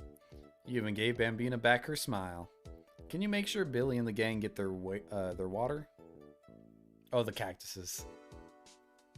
There's not, no. That was a joke. No one has President's Day parties. Looks like we won't be seeing each other for a while. As a farewell gift, I put a new meal on the menu, the Right Way lunch. The top layer tastes as bitter as defeat, but the bottom layer is as sweet as victory. Kids seem to dig the turnabout theme. It's a hot seller around exam time. Just make sure not to eat it backwards.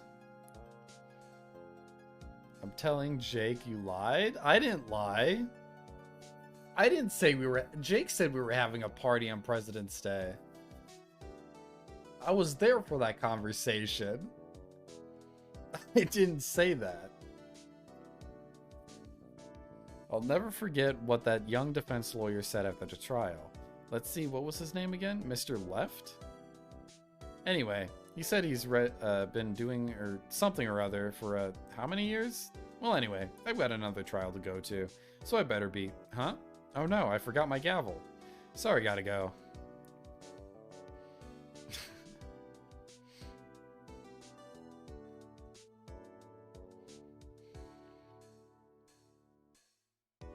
I'm almost done. This is the credits, Ozzy. The final credits of the first game. And the trilogy. Ah, nothing soothes the soul like fresh country air. Still, sometimes I do miss hearing you and your objection. Still, I can't go back until I'm a full-fledged spirit medium. Mystic Maya, afternoon training's about to begin. Coming. Well, see you around, Nick.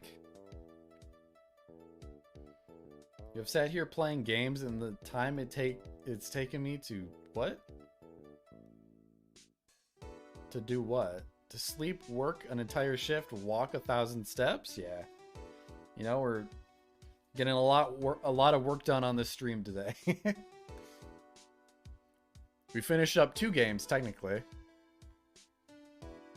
Because we finished up the extra content of Chrono Trigger, and we finished up the first game in this trilogy. Mr. Edgeworth. Mr. Edgeworth? I brought you your tea. What's going on?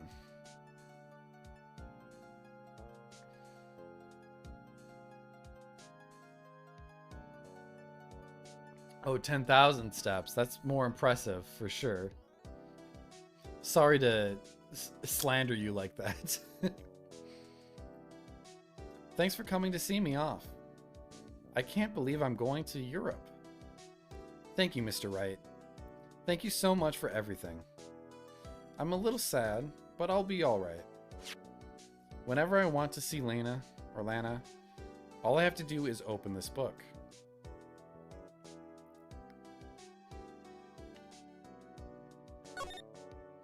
Is there a picture of her?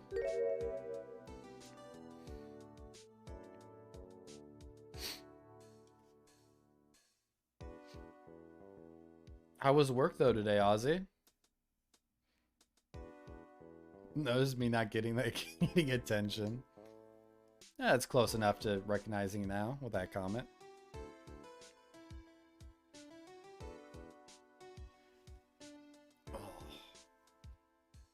Oh. We did it. We got through the long-ass trial. I wonder how that compares to every single trial in the game. Because that was insanely longer than I thought it would be.